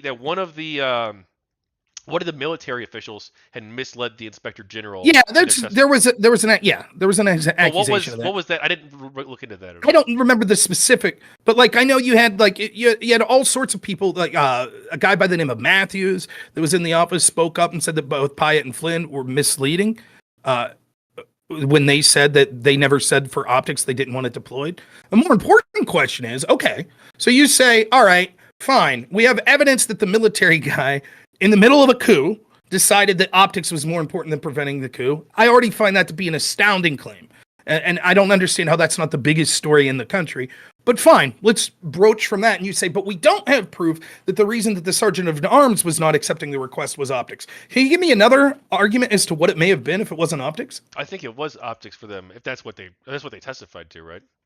Well, I don't know. You're claiming no. I don't know if they ever specifically said optics. It's clear that that's what Sun's Well, implying. that's what I think. That's what the new Loudermilk testimony with the National Guard. He even said, by the way, the Sergeant at Arms name's Paul Irving, right? So you're saying it's Loudermilk testified with the Sergeant? Loudermilk is the representative. The National Guard member testified that Paul Irving said optics? I don't think so. I thought he said that he said that it was a military member. It was someone within the DOD. So you made the distinction, right? I said that there were two people. There was the denial of the permission to request, and then there was the denial of the request. And you said, well, the denial of the request was a military guy that was concerned with optics, but we don't know that's why the Sergeant at Arms denied the permission. Right. And sorry, if I said that, I misspoke. Then I don't know. Okay. I don't know. I mean, again, I don't see, like, to me, I don't see how in any world, like, let's say let me choose my words carefully here. It seems to beggar belief that there could be people that legitimately think that security professionals, again, and the reason I say security professionals is, all I mean by that is, this isn't a McDonald's worker that doesn't know. This is military people. This is members of the military. They're loyal to the Constitution, and they're probably concerned. The Sergeant of Arms, whose core duty is protecting the Capitol. That's the number one duty of the Sergeant at Arms. They watch what you say is an ongoing coup, which you say is potentially harmful to members of Congress, this mob. They've testified as much, that they thought it was a coup. The entire Democrat narrative is it was blatantly a coup. In fact, that's why we criticized Donald Trump. He blatantly watched this violent... That's not the Democrat narrative, though, right? That's actually like what happened. Okay, fine. That's your interpretation. That's fine. Great, you make my case for me. So then I don't want you to wiggle out and say, well, maybe the Sergeant at Arms didn't think the threat was that severe. Maybe I didn't know the Sergeant at Arms' name, and I don't know Paul Irving. Paul Irving, yes. Yeah. You're not going to weasel out. You just said that's the truth. It clearly was a coup. Okay, great. That helps my case even more. So they saw this occurring, and they have the guy that's tasked with security going, please let me get the National Guard. And they're like, nah, for optics. Well, that's insane. That's insane that you believe that. But the question I have, if I operate in that world, that's somehow a possibility, the question I have to you is, if the Democrats are concerned about this insurrection, why wasn't there the immediate investigation and public lambasting of these officials who chose optics over preventing the violent overthrow of the United States government? Why wasn't that a big part of the January 6th narrative?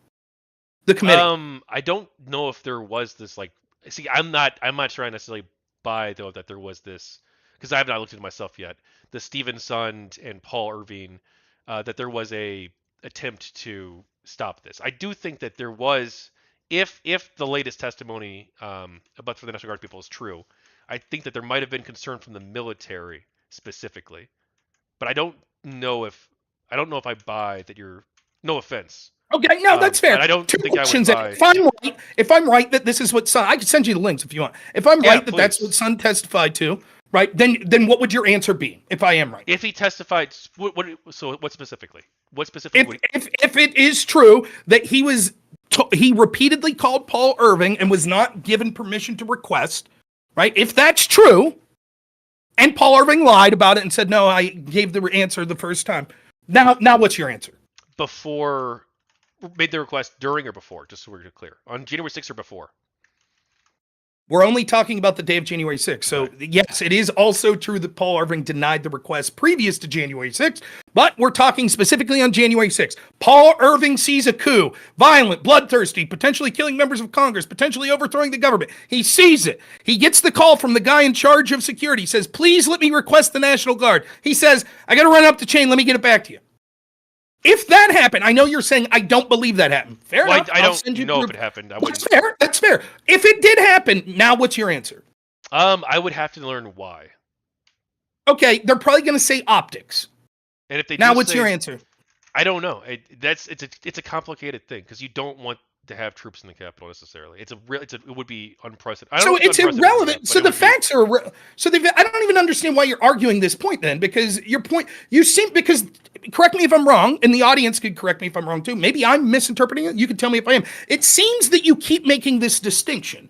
And the distinction is, for the Sergeant at Arms to deny that request is one thing, but for the military guy to do it, we sort of understand that because wait, let me finish. For the military guy to do it, we understand, because for a military guy, optics is important. But then when I press you and I'm like, okay, if I send you this evidence, right, about Paul Irving, right, what will you say then? And you're like, well, he's also concerned about optics. So he could be. I don't know. You said that would be like probably the reason, right? That he would be. Yeah. Well, all we know is that he's lied. That's all we know. So he didn't give an answer because he lied. And it doesn't seem the January 6th committee is that interested. Let me put it this way. Someone's lying. They're under oath. They're lying to the committee. One guy's saying, I called over and over and continue to be told, we got to wait. I got to run it up the chain of command. The other guy's saying, as soon as I was called, I gave it. That's a lie. Now if we're really concerned with getting to the bottom of January 6th, you would admit that's something that needs to be hashed out. I'm sure it would need to be investigated for sure. But why didn't they? Did they not? They did not. They never. In fact, Stephen Sundich, enforcement's response. That's correct. And Stephen Sundich said, "Well, no, they did though, right? There's a whole fucking section in the document." Okay, then show me the section. What's it say about that discrepancy? I've not read that far yet, so. Okay. I'll tell you what it says about that discrepancy. Bupkis doesn't say anything. It doesn't say. We have two people that are literally saying the opposite thing. He repeatedly didn't give me permission, and the other saying, as soon as he asked, I gave permission. And they never said, this is the one we think was telling the truth. They just let it go. In fact, Stephen Sun said it was like pulling teeth to request that he even be allowed to come and testify in front of the committee. He still says, he's still going in front of committees talking about how shady this all is. So why didn't they get to the bottom of it? And it's frustrating, right? Because I think you're a reasonable person, right? I'm enjoying this conversation thoroughly. I don't know if you can tell, but I like someone who actually looked into like the specific details and stuff like that. But what frustrates me is oftentimes this is what happens. You get to the end, right? And it's like, okay, so these security professionals think there's about to be an overthrow of the government, and they're like, yeah, we're not going to stop it because of optics. And I think that like 99.9% of any attempted objective person in the world would say, that's fucked up. That doesn't make any sense. That's bullshit. And you just take it like, well, yeah, that's the way military people are. I don't know if it's like materially relevant, like why Irving denied the request. I don't. If it's like, why wouldn't that be relevant? Let's say he denies the request. Because I think what matters to me is like why Donald Trump is why he's lying about the election, right? And then why he's sending his people to the Capitol, and why he doesn't seem to care that they're armed. Right? He says that they're not here to hurt him, and then he sends them to the Capitol, and then he doesn't call them off for several hours, even though he knows that they're being violent, and he doesn't take any action to notify any law enforcement agency or National Guard or anybody to try and stop this mob that he sent to the Capitol. And he's sending the fake electors. I think that's wrong too. I think it's wrong that he's trying to do like the Friday Night Massacre or Saturday Night Massacre, where he's trying to replace everybody at the DOJ. Because there was going to be, remember, they all threatened to mass resign if he appointed Clark, right? I think that's highly inappropriate behavior for him to be doing. And I also He can't appoint his own. Respectfully, he can appoint. He legally has the authority to appoint Jeffrey Clark. But the reason he wants to do so, right, is because everyone else at the Department of Justice tells him that he lost the election, and they're all threatening to resign if he appoints Jeffrey Clark, the one person, a low-level employee. Let me. I think I have a good judge of character and understanding where people come. Let me tell you what I think your politics are. Mm-hmm. So I know we haven't talked as much about Gamergate as we wanted to. My guess is, though, that you're a left-leaning, you said libertarian, I buy that, like a lefty libertarian type person. I buy that, right? That sounds about reasonable. You're involved in Gamergate to the point where you were sort of against the powerful group, the establishment group, I would call it, in the sense of the media or the press, the game press at the time. So you're sticking up for the underdog a little. Like, I think that's true. And I think that shows that you have a lot of political philosophy that shows that you have standards, like you believe in like object fairness and things like that, right? Sure, like yeah. you should. I believe that. I believe you do, and I believe all of that is remarkably secondary to your hatred of Donald Trump. I believe you, like almost every lefty that I've talked to in the past 6-7 years, are willing to throw your entire moral and political philosophy out the window to get the orange man. That's who you are. That's how you're able to look. So that's how you're able to look at when I say, oh, okay, we're discussing what happened on January 6th. We are told that it was this coup. We need to get to the bottom of it, right? And I point out all of this damning evidence on one side, and you're able to finally say, I don't really care about any of that. I just care about Trump. Well, I don't think. How does this impede I don't think Trump? it's How does this negative? because Look, I let me don't finish. think that this person Okay. should be president of the United States because I think that they've acted in a way that is highly undemocratic. So what? That Well, has because nothing to that's do a with. problem, right? Because we Okay, live do in you a. think? Do you think if Democrats intentionally, do you think if Nancy Pelosi intentionally allowed January 6th to get out of control, do you think that means she's not electable, and that the Democrats that Well, support yeah. that aren't electable? If she did deliberately allow it to get out of control, then yeah, like Mhm. she should be voted. I don't know if that's a crime. Like if it were a Ah, crime, but like ah, she should not be voted for. I would not uh-huh, vote for her, uh-huh. And that's the truth. So what and I we would can not see want is her to we be can the. I never would be not. we can never like so anytime you could bring up the far worse things that were done, Well, anything I that don't. happened on It's not a January crime. 6th. Is it a crime to like deliberately allow the protest to Yes, get worse? And I I might. would Well, first off, say I don't think that that's true. But second, like I don't know if that's illegal. But even if it were illegal, then yeah, she should be prosecuted. okay. So what I'll say is the things that we can point this happens over and over. You can point out all the things that the establishment did against Trump from day one, illegally spying on him, even things as simple as he's like, hey, we should pull out of Syria. His generals lie to him. They're like, yeah, we did. They lie. They just blatantly lie. The leaks to the press nonstop, the attacks against him nonstop, the sabotage from almost Well, he everyone. appoints all these people. That's right. So what? The people who are leaking too, they're all his appointees. Right. Wear a short skirt, deserve to get raped, right? Well, Yeah, I'm gotcha. not. No, I'm just. Well, no, you're the president of the United States. Okay, like guy, like you're the so president. What?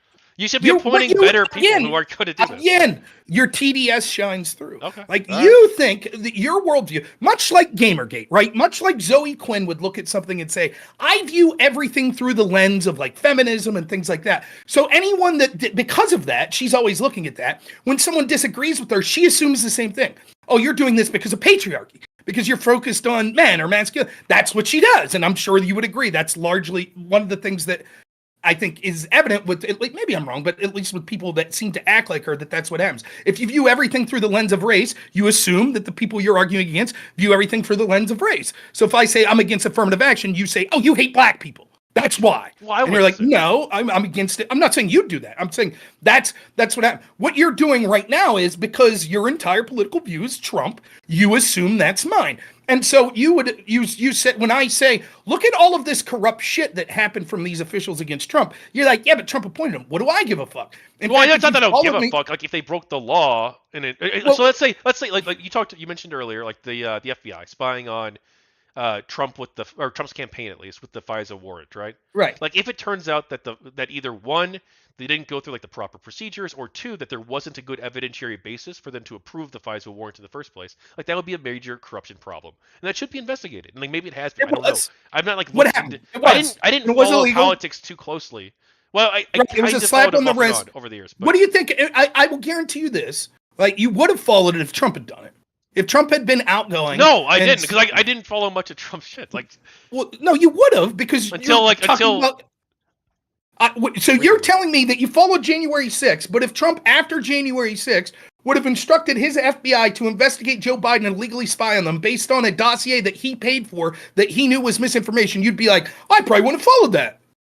No, well, I didn't follow much of the stuff that happened. I didn't follow like the Russia investigation. What I'm telling you is, you would have said that's an attack on democracy. You can't weaponize your FBI. Well, it would be right. It would be an attack on democracy. That would be wrong too. I wouldn't be opposed to that too. If it was improper evidentiary basis. That is absolutely right. That's absolutely right. Anything that Donald Trump is, and I'm just saying this, I could go through over and over, and I could talk to you for 40 hours about all of the double standards, about all the crookedness that these intel agencies, law enforcement, political agencies going after Trump versus how they go after people that are his opposition. And I could do it, and it won't matter. It won't matter because of the answer you just gave when we went through one simple example of Capitol Chief Sund talking about what happened with Paul Irving and with Lieutenant General Pyatt. And you're like, I don't really care about any of that. I just care about Trump. That's the exact answer. Yeah, and you're going to say, is that unreasonable? Wait, hang on. Yes. No, so yes. Like let's say it is the case, right? Let's just, for the sake of this specific argument, hypothetically, let's say that I grant you, and we both agree that that Sund did tell Irving, hey, look, I need help, and Irving shot him down and said, I need to pass it up to the chain of command. Let's say Pelosi says, you know what? I don't think it's that bad. Or let's say that she says, you know what, actually this is good for us politically. Let's just let it happen, okay? Let's say that Mm-hmm. happens. Mm-hmm. That still doesn't excuse Trump's actions, though. No, of course it doesn't. But it's worse than Trump's actions. Is And it? Trump's yes. I mean, it's pretty bad, but I don't know if it's worse than Your Trump's only actions. argument with Trump's actions is he should have overrode everyone and called in the guard. That's your that's argument. one argument, right? I Okay, also what's think the that other argument? he shouldn't have created the fake electors. He shouldn't have tried That to has get nothing to do. That has nothing to do with what happened on January 6th. Well, it as far does, as right? violence. That was all done not in terms of violence, not in terms of violence. Then similarly, you would say that you blame every Democrat that talked about systemic racism or about George Floyd with the George Floyd riots, correct? Well, why would I blame them? That's like their opinion. They're allowed to have that. Right, just like Trump's allowed to have opinions on what he thinks happens in the election. Well, he can right? have the opinion, but when he takes actions based on those opinions, if January 6th doesn't occur, right, is it still an insurrection? I mean, Trump goes with the fake electors. Pence says pound sand. No. Okay. End of it. Is it? I don't know if it like meets the technical definition of a coup, but like it's clearly trying to disrupt the peaceful transfer of power. Well, it's trying to. It's not disrupt the peaceful, but it's trying to remain in office after he lost, right? Through illegal means. Pence says, how are you to say it's illegal? If it's illegal, why did they change the law afterwards to say that Pence can't do that? Well, no, they wanted to clarify the text to make sure that nobody else would ever try something like this again. Oh, wait, but why need to clarify? The text was crystal clear, according to you. Well, according to like the legal scholars who looked at it, including John Eastman himself, who is one of the few lawyers who would actually Robert Barnes disagrees with you. Viva Frey disagree with you. They're lawyers. What did they say? They say that was totally. Rakita Law said the same thing. Trump was totally within his legal means to have an alternate slate of electors and leave the court tell him whether or not that was allowed. Yeah, who are these people though? Like, what are they? What lawyers? They well, yeah, but what position? Like, do they work for like the U.S. government or do they work for who? No, I think they're private lawyers. And what's that matter? I mean, there's okay. I don't. So you're saying so legal arguments, but I don't. I know. I don't think anybody thinks that. That's not true. They do. Well, so you got 3 lawyers who think this. Okay. Okay. Well, there's more than 3 lawyers that think that. For example, we could see lawyers in the United States of America. Right? We could see that Van Jones talked about how this in 2016, how this is a totally acceptable thing. We could see how. Well, hang on. Totally acceptable to question to have an alternate slate of electors. Yes, to have an alternate slate of electors. No, but if it's a lawful slate, it's different, right? So the Hawaii case. Define lawful slate versus unlawful slate. Well, it's defined by it would be defined by the states, right? Well, it's the states in the Constitution. Like there'd be a legal threshold. The states determine how they send their electors. That's true, right?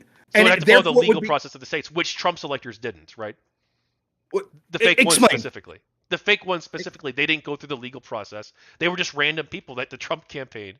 So your argument is, I guess, found. So your argument. How would 2 slates go through the legal process? Well, Hawaii, right? One of them was that they did like, what was it? Was it a recount in Hawaii, or there was something in Hawaii where they sent in the results, but then they realized that they made a mistake, and so they sent in new results.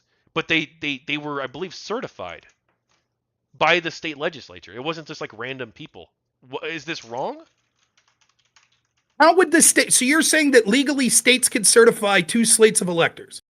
Well, yeah, because they would basically they would certify the first one, and then they would realize their error. Because remember our election. But again, what happened was the second slate of electors occurred after the first slate was occurred. Yes, correct. That's what happened in Hawaii, I believe. Yes. Right. So then there was already so at the formation of the alternate slate of electors, it was illegal. The fact that later, after the recount, they went with the alternate slate does not prove that it wasn't illegal to create them in the first place. Well, it wasn't illegal to create the slate, right? Well, was it? Because presumably not, because the courts never ruled it was, right? And because like there was because the state themselves believed that the first slate was wrong. It doesn't matter once they were. So what you're saying is the state is allowed, based on its own, to determine you're allowed to have alternate slates as long as the state eventually says it's okay. Well, I mean, that's what if that's what the state. Why would it be different this time? That's what the state. Why would it be different? Because these were just random people. These weren't. So what? Then the state could have said, nah. What do you mean? Because like The state could have said, "No, they're not the electors." were the states even aware that the Yes. Trump campaign had sent the How fake would the electors? state? So your argument is Pence was aware that there was an alternate slate of electors, but not the states themselves. Well, they were never sent by the states. They were sent by the RNC, right? By Ronna McDaniel's people. There was, for example, the Arizona ones that are just being indicted literally put out a press report. And Okay. you're telling me that the state of Arizona was unaware? Oh, That so they put out a I press don't know if they were report? unaware or not. I don't know the exact process of the slates of electors. I do know that they were unlawful, though, right? What makes them unlawful? Well, they were never certified by. They were never sent in by the states. The states Okay, sent their that real doesn't mean electors they're. in. That doesn't make them unlawful. What do you mean? What do you mean? Like, there's a lawful process to follow, right? Okay, The so state's let's law. go back. Let's go back to Hawaii, right? Okay. Hawaii creates an alternate slate of electors, right? We're never Let's getting back to GamerGate, are we? Probably not. Let's say that we're in a paradoxical universe where they say, "Nah, we're not going to accept the alternate slate." Now it's a coup, correct? So if they, so sorry, please repeat that. I was closing my notes. So on you my have phone. one slate of electors, the state of Hawaii accepts. The others, there's another group of people that say we think that there needs to be a recount. So they create an alternate slate of electors. What really happened is they did the recount and then went with the alternate slate. But let's say in an alternate world, same thing happens, slate of electors certified. Then another group says, no, we're the slate. We think things are fraudulent. And the state goes, no, we disagree. Those alternates now have committed a coup. It is only not a coup if the state eventually goes with those electors, correct? But were they transmitted to Congress, though, right? Or it would depend on state law, I guess, technically. But if they never submitted them to Congress. Why does that matter? Well, it Show does me matter, in the state. right? Okay, so then you'll show me in the state. Because like so one of the things that the Trump electors that they say, right? One of their legal defenses is that they were told that they would only be used, that their slate specifically would only be used if the election results were overturned due to the court cases. What does that Right. have to do with anything? Show me. I want you to show me in any state constitution that says alternate slates of electors are allowed unless they are sent to the vice president. Well, Can you show me that? if they're not transmitted, they're just people gathering as a freedom of assembly thing, right? It's only Okay, if you transmit the document, the slate. Show me in the right? state constitutions. Go ahead, show me. Well, I'm not going to read. You admit it's up to the states. It's not a federal crime. It's up to the states, right? Because the states could choose their electors any way they choose. Sure. Right. So then it's a state crime. Yeah. Well, So Trump's those specific people would be violating a state crime. I don't know. I don't know if like I don't know if there's federal laws too. If like a federal official like gets involved in like. Well, I guess there is, right? Because Trump's being indicted by Jack Smith. But he's not being indicted for he's not being indicted based on some federal law that says alternate slates of electors that are presented. He's being indicted for conspiracy. That's not what the law says. What is it? Right. What is it? Conspiracy to defraud the U.S. or something like that, or Something like it. yeah. Well, I mean, The alternate slate. The problem is you're differentiating, right? Like this is classic Trump derangement syndrome stuff. You're like X is illegal. And I'm like, oh, okay. Well, the Democrats did X too. And you're like, yeah, but that's legal. And I say, well, why is one illegal and the other not? You're like, because alternate slates of electors are illegal. Okay, well, they did that in Hawaii. So but those were legal alternate slates of electors. Well, but they were, right? Or were they not? No. The Hawaii slate? So how did the Hawaii slate get like sent over? They were. Well, my interpretation is they were legal, just like these current ones are. Yours are, no, those were legal, but the current ones are illegal. And I say, why? What makes them legal versus illegal? Because they were transmitted without the authority of the whatever. So it would depend on the state, right? Some states could do Secretary of State, some states could do the legislature. I think most of them probably do the legislature, I assume, right? For how they determine. The Hawaii slate of electors was sent, I believe. So, but it was sent by who? By the legislature, right? So they had the legal authority to make that decision, unless the Hawaii Constitution says not to, right?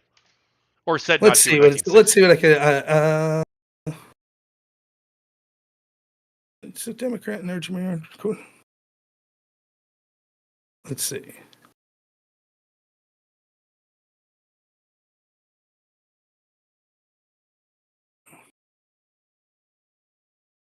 It's a bad article.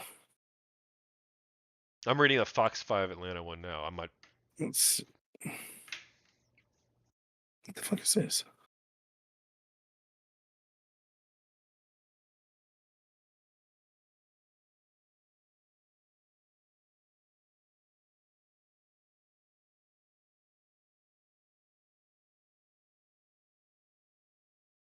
Democrat Kennedy won the Electoral College with votes to secure the presidency, but in Hawaii, his Republican rival Nixon has been certified the winner based on a razor-thin margin.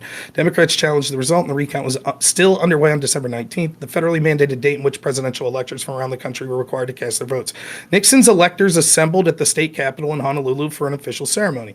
Not far away, a group of Democrats signed their own certificates, which asserted that Kennedy had won Hawaii. Both certificates were sent to Washington. So it doesn't say that they came together and both Republicans and Democrats agreed to send them both. It says the Republicans sent theirs and the Democrats sent theirs. That means that, according to this, unless you could provide otherwise, what it's saying is that the Democrats on their own, against what the results of their elections said, sent electors there was to an Washington. ongoing recount. Okay. What does that matter? Well, what does that matter? Because it was 100. You just said So wait, hang on. Let me just. So who sends the electors? Then it's the parties, not the state legislatures. In this instance, it looks like if the state legislators sent, they would have sent the official ones, which were the Republicans. But Democrats on their own sent their own electors. So what exactly? And you seem to say, so your original argument was sending electors to Washington that wasn't the official declared electors of the state sent through the state legislature is illegal. That's engaging in a coup. Then when I showed that looks exactly what the Democrats did in 1960, you say, yeah, but there was a recount. What does that have anything to do with anything? That has nothing to do. It is not different in the sense of, it's different in this sense. There are no two analogous situations that are completely the same in anything in life. In the areas that are important that you outlined is what makes a difference between legal alternate slates of electors versus illegal alternate slate of electors. You were very clear. You said the difference in the legal versus illegal is the legal alternate slates electors are sent mutually through the governing body of the state, the legislator of the state. Well, I would assume that's the case. I don't know the full process. If not, if one political party, for example, in the case of Republicans in like Arizona, decide to send an alternate slate, that's illegal. That's an illegal slate. Then when I show you, it looks like that's exactly what the Democrats did in 1960. You immediately reverse your position and you're like, well, there was a recount. Completely changing what we just talked about for like 20 minutes. So I would have to look into exactly what specifically, who sends the slates generally, or it wouldn't matter generally. Would it matter in the five or six states that it happened, right? It would matter in Arizona. That's fine. And you so could, if it is the parties, that's fine. But how would that be determined exactly? Okay, but let me say, I appreciate, and look, I'm the same as you. Like, I think the audience needs to know this. I'm enjoying this conversation. We're kind of looking through this shit together, right? Mm-hmm. I don't think either of us claim to be experts on this, so that's totally reasonable. I'm not criticizing you for not knowing shit that I don't know, obviously, right? But what I will criticize you for is you seem to be quite clear that there was some sort of distinction. Now, most people would say something as follows. Alternate slates of electors are okay or they're not okay. That's what I would say. That's what most people would say. You were quite confident. No. There's a distinction. And when it happened in the past, here's why it was okay with what they did. And you said that without knowing. You didn't know. You're just parroting talking points that you've heard, and you have no clue. You're just basically what you're trying to say is... I did read a little bit of the... I didn't read about it. I actually saw Destiny talk about it, so... right. And I consider him to do a lot of research in this area generally. So, but he talked about it the with Hawaii me. case. He talked about it with Glenn Greenwald. Well, he also talked about. Remember, he debated me to prep for his debate. Glenn Greenwald and I didn't. I only saw you guys talk about the Hunter Biden laptop. January 6th. But I only saw. Yeah. Okay, that's fair. I only saw the prep for that, where like you were doing like a pre-show before the debate.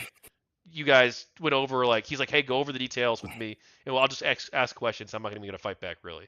Remember that? And yes. So right. I know exactly what you're talking about. So let me just sell how it looks to someone who doesn't have TDS that's just looking at this. President thinks he gets screwed over. He thinks the election was stolen from him. He's trying to exhaust every legal option. That's what he's trying to do. Alternate slates of electors have been used in the past. Basically, he's being told by courts, like, look, there's no standing or we don't see evidence, but he's pretty convinced that there are a lot of fishy stuff. Like, for example, we knew almost immediately that the chain of custody of ballots in places like Georgia was totally effed up. Now, that doesn't mean that Trump won the election, but if you're someone who lost by a few tens of thousands of votes, pretty slim margin, all things considered, and you think hundreds of thousands of ballots didn't have a chain of custody, you're probably going to say, hey, I want that looked into, right? But he can't get it looked into. Everyone's just passing the buck. Okay. And it turns out he was right, by the way. Why At can't least he in get this it chain looked of events. into? Why can't he can file lawsuits, right? Didn't he file lawsuits? He did, but they're just not taking it. So one of the ways he could be assured that it's looked into is if there's another, like this recount, right? Let's say in Hawaii, they were like, yeah, we're not going to do a recount. And the Democrats are like, but 140 votes. Nah, we're not going to do it. And they're like, fuck it, we'll pass an alternate slate of electors then, right? And then that will force, if there's competing, then the courts will have to be like, oh, two people. And by the way, this happened in the past in Missouri. In the 1800s, I believe, there was another case of alternate slates of electors. And what that had to do with was Democrats basically saying that the vote shouldn't count because of black people voting. Right? I'm sorry to interrupt. Sure. Chat is telling me, I don't know if this is true. They're telling me that the parties picked their own slates. Okay. But that the legislature approves them. And in the case of Hawaii, because of the recount, they allowed both. I don't know if that's specific. Let's see if that's true. That could be true.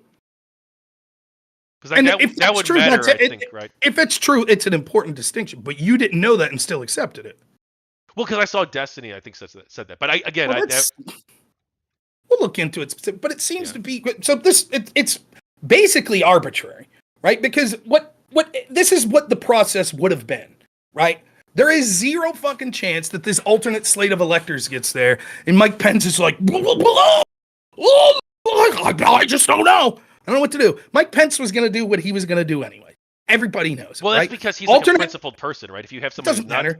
Well, it does, right? It doesn't, because I'm going to get to it. So everyone knows that it wasn't going to. If he didn't, this is exactly what would happen. It went to the courts, and the courts would have said no. Or they might have said, yeah, we'll look into the claims you're talking about, and so we'll delay which set of electors to accept until we resolve these issues in these particular states. But it wasn't as if then it's like, well, that's it. Trump's king for life. This was a legal theory that was promoted by Democrats in 2016, including some Democrats that were the Eastman theory that you could throw out that the vice president could unilaterally throw out the votes. There was alternate slates of electors suggested by Democrats in 2016. What did they actually? What do you think? Well, no, it was suggested. Oh well, fuck, I don't care. Okay, but they weren't suggesting. Your argument is it's so clearly illegal, so why would anyone suggest it? Well, they didn't do it, so they probably thought. And they also right, and they also had several members of Congress that voted against the electors, the certification. Yeah, refused to accept the democratic results. Yeah, that's happened in 2004 too, I believe. So what happens? They can do that. I think that they shouldn't do that. What happens is constitutionally have the right to do that, though. Yes. Trump was enacting what he saw as a legal challenge, and that's being called a coup by the very people that sat idly by and had no problem with Hillary Clinton. He had 61 legal challenges, and he had 61. Or sorry, he had 62, I guess, right? And okay, so let me ask you this: if you had 62 legal challenges, that means it's illegal to try a 63rd. Is that your argument? Well, that depends on what that's a stupid argument. That's going to depend on what the jury says in the Trump case. We know what the jury's going to say. Every jury's going to find Trump guilty of everything because maybe TDS. Oh, really? Yes. So, wait. So just about in most of these Democrat areas. Yeah.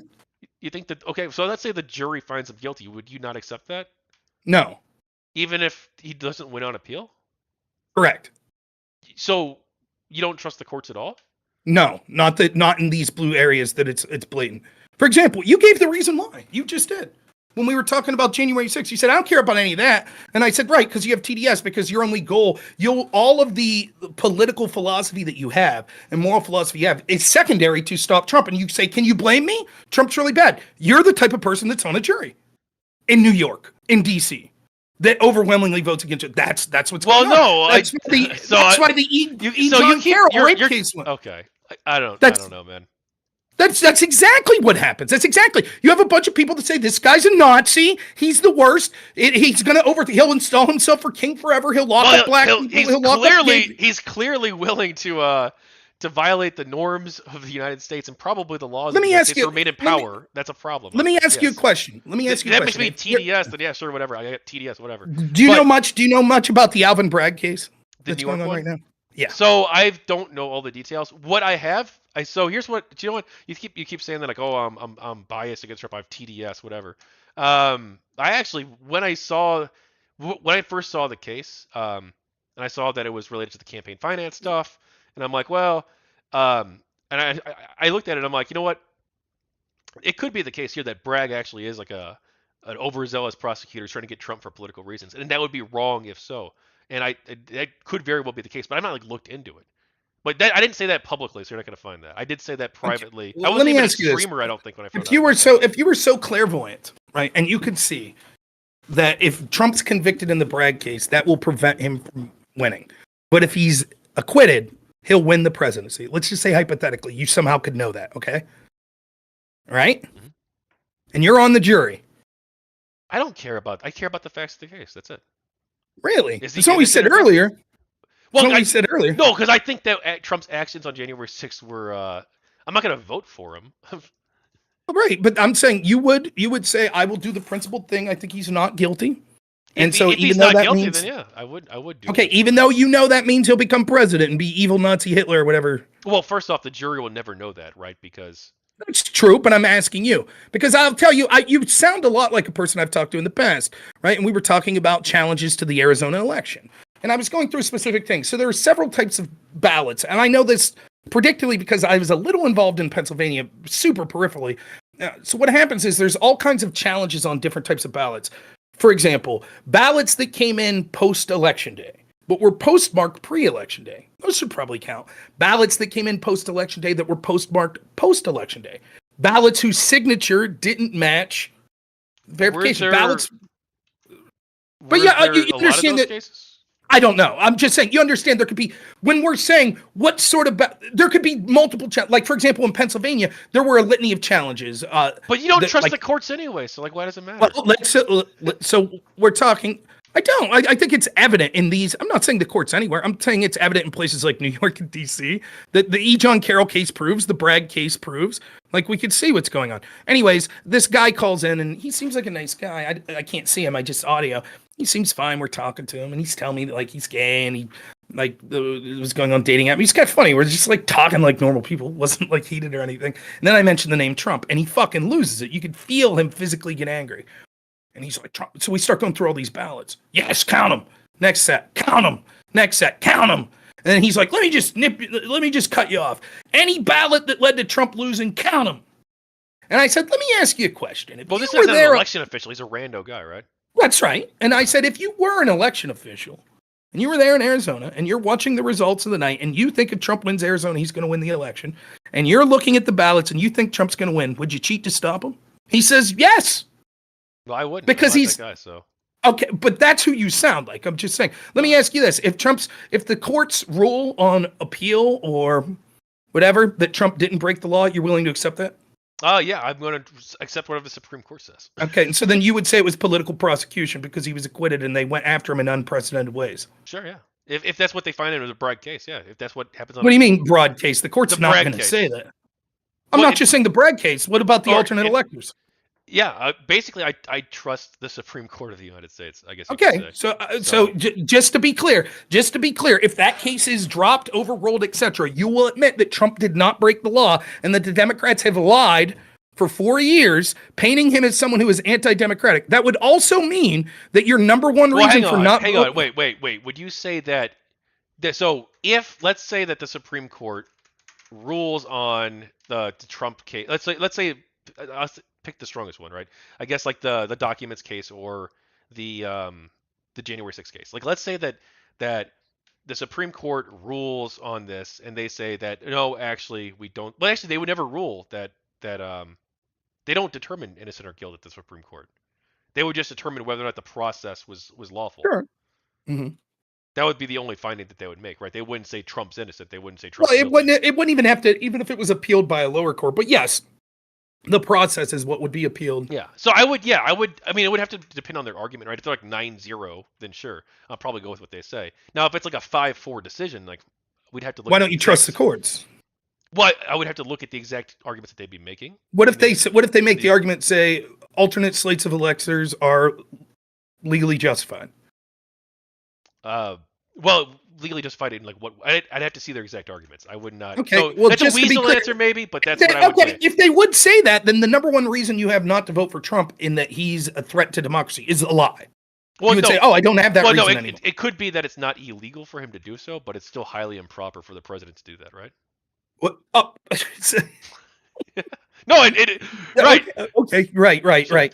So, Like the other thing is more than a threat than any president or one individual is a threat to the process of having a two-tiered system, which it clearly does.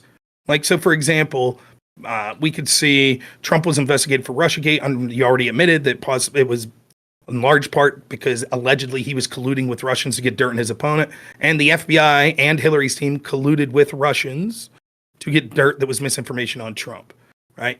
Complete 180, complete stymieing of Trump's administration for 4 years based on that. We could do the obstruction of justice cases.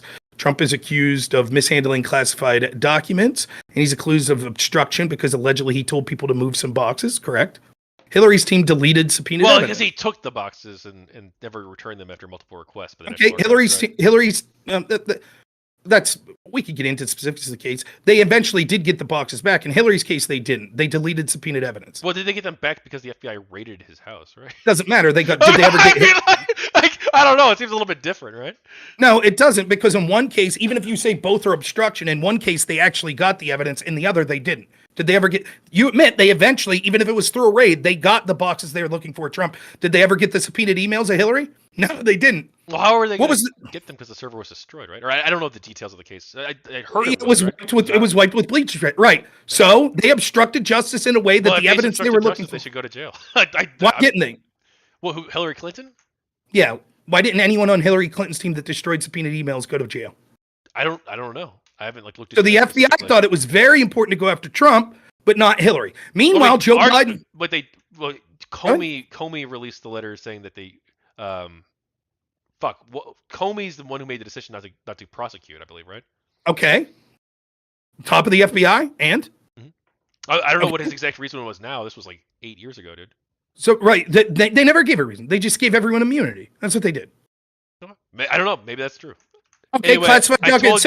I told you we wouldn't go super late. I'll go probably another 10 minutes. We can talk about okay. We can keep going in this direction. We can talk about January 6th. We can talk about other stuff, or we can talk about GamerGate, or we can talk about whatever the fuck you want. I'll just say real quick with the Joe Biden case, and then we'll finish on GamerGate. I want to give you your last thoughts. And Yeah, this was a GamerGate interview. Joe Biden also mishandled classified documents for years, including when he was a senator. He read that evidence at least 3 times to his ghostwriter. His ghostwriter then deleted the audio of that. Why wasn't he charged? I don't know exactly why. There was a report on this recently, the Her report. There was. Yeah. Isn't it weird? Now, do you think that do you think Trump should be charged for his mishandling of classified documents? Probably. Okay. So it's weird, right? But I think the difference is that Biden cooperated, right? How did he cooperate? What Biden did was he had the lawyers search the house, and then he also this isn't cooperating. Breaking the law for 8 years, then going after your political opponent for the very crime that you know you're committing. Well, do you think then afterwards saying yes. It's clear that Biden's DOJ that he ordered Garland. It doesn't matter if he's specific. He didn't have to specifically say get Trump for the classified documents. It's clear. We even see news reports that Biden's telling the people around him that he's pissed off that Garland's not going after Trump fast enough. It's clear that Garland got yes. We see news reports that suggest that. What that other people's staff the staffers at the White House, I guess, or someone close to Biden had said that they overheard him privately express frustration. Yes. That would be a very different thing. Why would it be different? You don't think that news would get back to Merrick Garland? It would. I mean, does he know it's going to leak? Yeah. I think that it was, and this is something, by the way, it's like, not to get into this, but this is how the Democrats particularly operate, right? Like Barack Obama never told Lisa, what's her name at the IRS, hey, I want you to target conservative groups for audits. They just know. We're morally justified. I don't think that. Again, this is way old information. I didn't really follow politics back then. I was barely out of high school. Okay. But the Obama stuff, I don't think that was implicating the Obama himself directly, right? That was only relatively like low level IRS employees. Lowest learner. That's what I just said. Yeah. They take these actions. But you're like assuming that Obama ordered like the IRS. No, I said if you listen, I said the exact opposite. He didn't have to. Obama comes from a school of thought, and the people around him agreed with this, that we are morally superior. What we do is justified, win by any means necessary. And so you don't have to tell your subordinates, go do this. They just know that's what they do. They get away with it. And they did. They get away with it, just like Eric Holder, held in contempt of Congress, refused to testify when he was subpoenaed. No problem. He knew he wasn't going to get in trouble. Peter Navarro, he goes to prison, right? Steve Bannon, he goes to prison. It's the same thing every time. Over and over and over, this is the case, right? And so it's striking. What I see is your TDS is just, Trump's anti-democratic when the entire institution. Like, oh my God, like this guy. Okay, I could use a different term if you like. You can call me whatever you want. I don't care. I'm a fighter. When literally it's being outlined to you all this stuff, and you're like, I don't give a shit. I don't give a shit. Take out Trump. Do you blame me for hating Trump? I don't know what else you call that. I mean, the double standard. I'd be happy to debate you on any of these particular double standards you want. It's more of a threat than anything a president could do.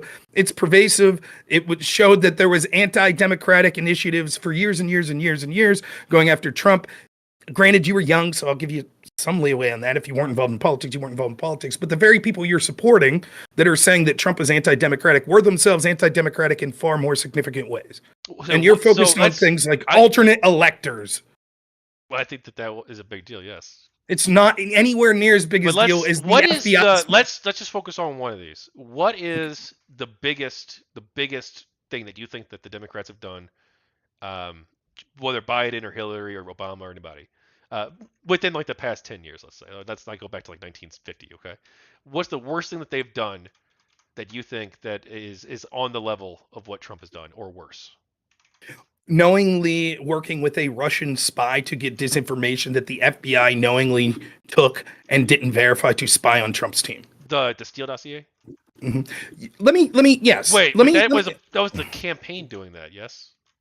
That was Hillary's campaign doing it, giving it to the FBI, that the FBI then used to spy on Trump, knowing that it came from a suspected Russian spy and was paid for by Hillary Clinton's team. Did the FBI know that it was from a suspected Russian spy?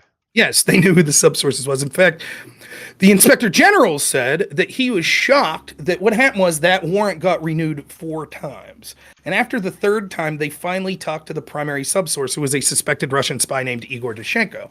And the IG said, despite everything you've heard me say and everything he outlines, what happened next was the most shocking thing that he saw. They went to Igor Dushenko and said, what do you think about these, we want to, you're the subsource, all this stuff about Trump's team colluding with Russia, blah, blah, blah. You know what he said? That was just bar talk. That was just hearsay. I can't prove any. I don't even know if that's true. It was just rumors. And so then the FBI went to the FISA court and said, we talked to the primary subsource, and the FISA court said good. And they said, we think he told the truth. Wait, hang on. The subsource is Igor Dushenko. And the FISA court spoke with them. No, the FBI did.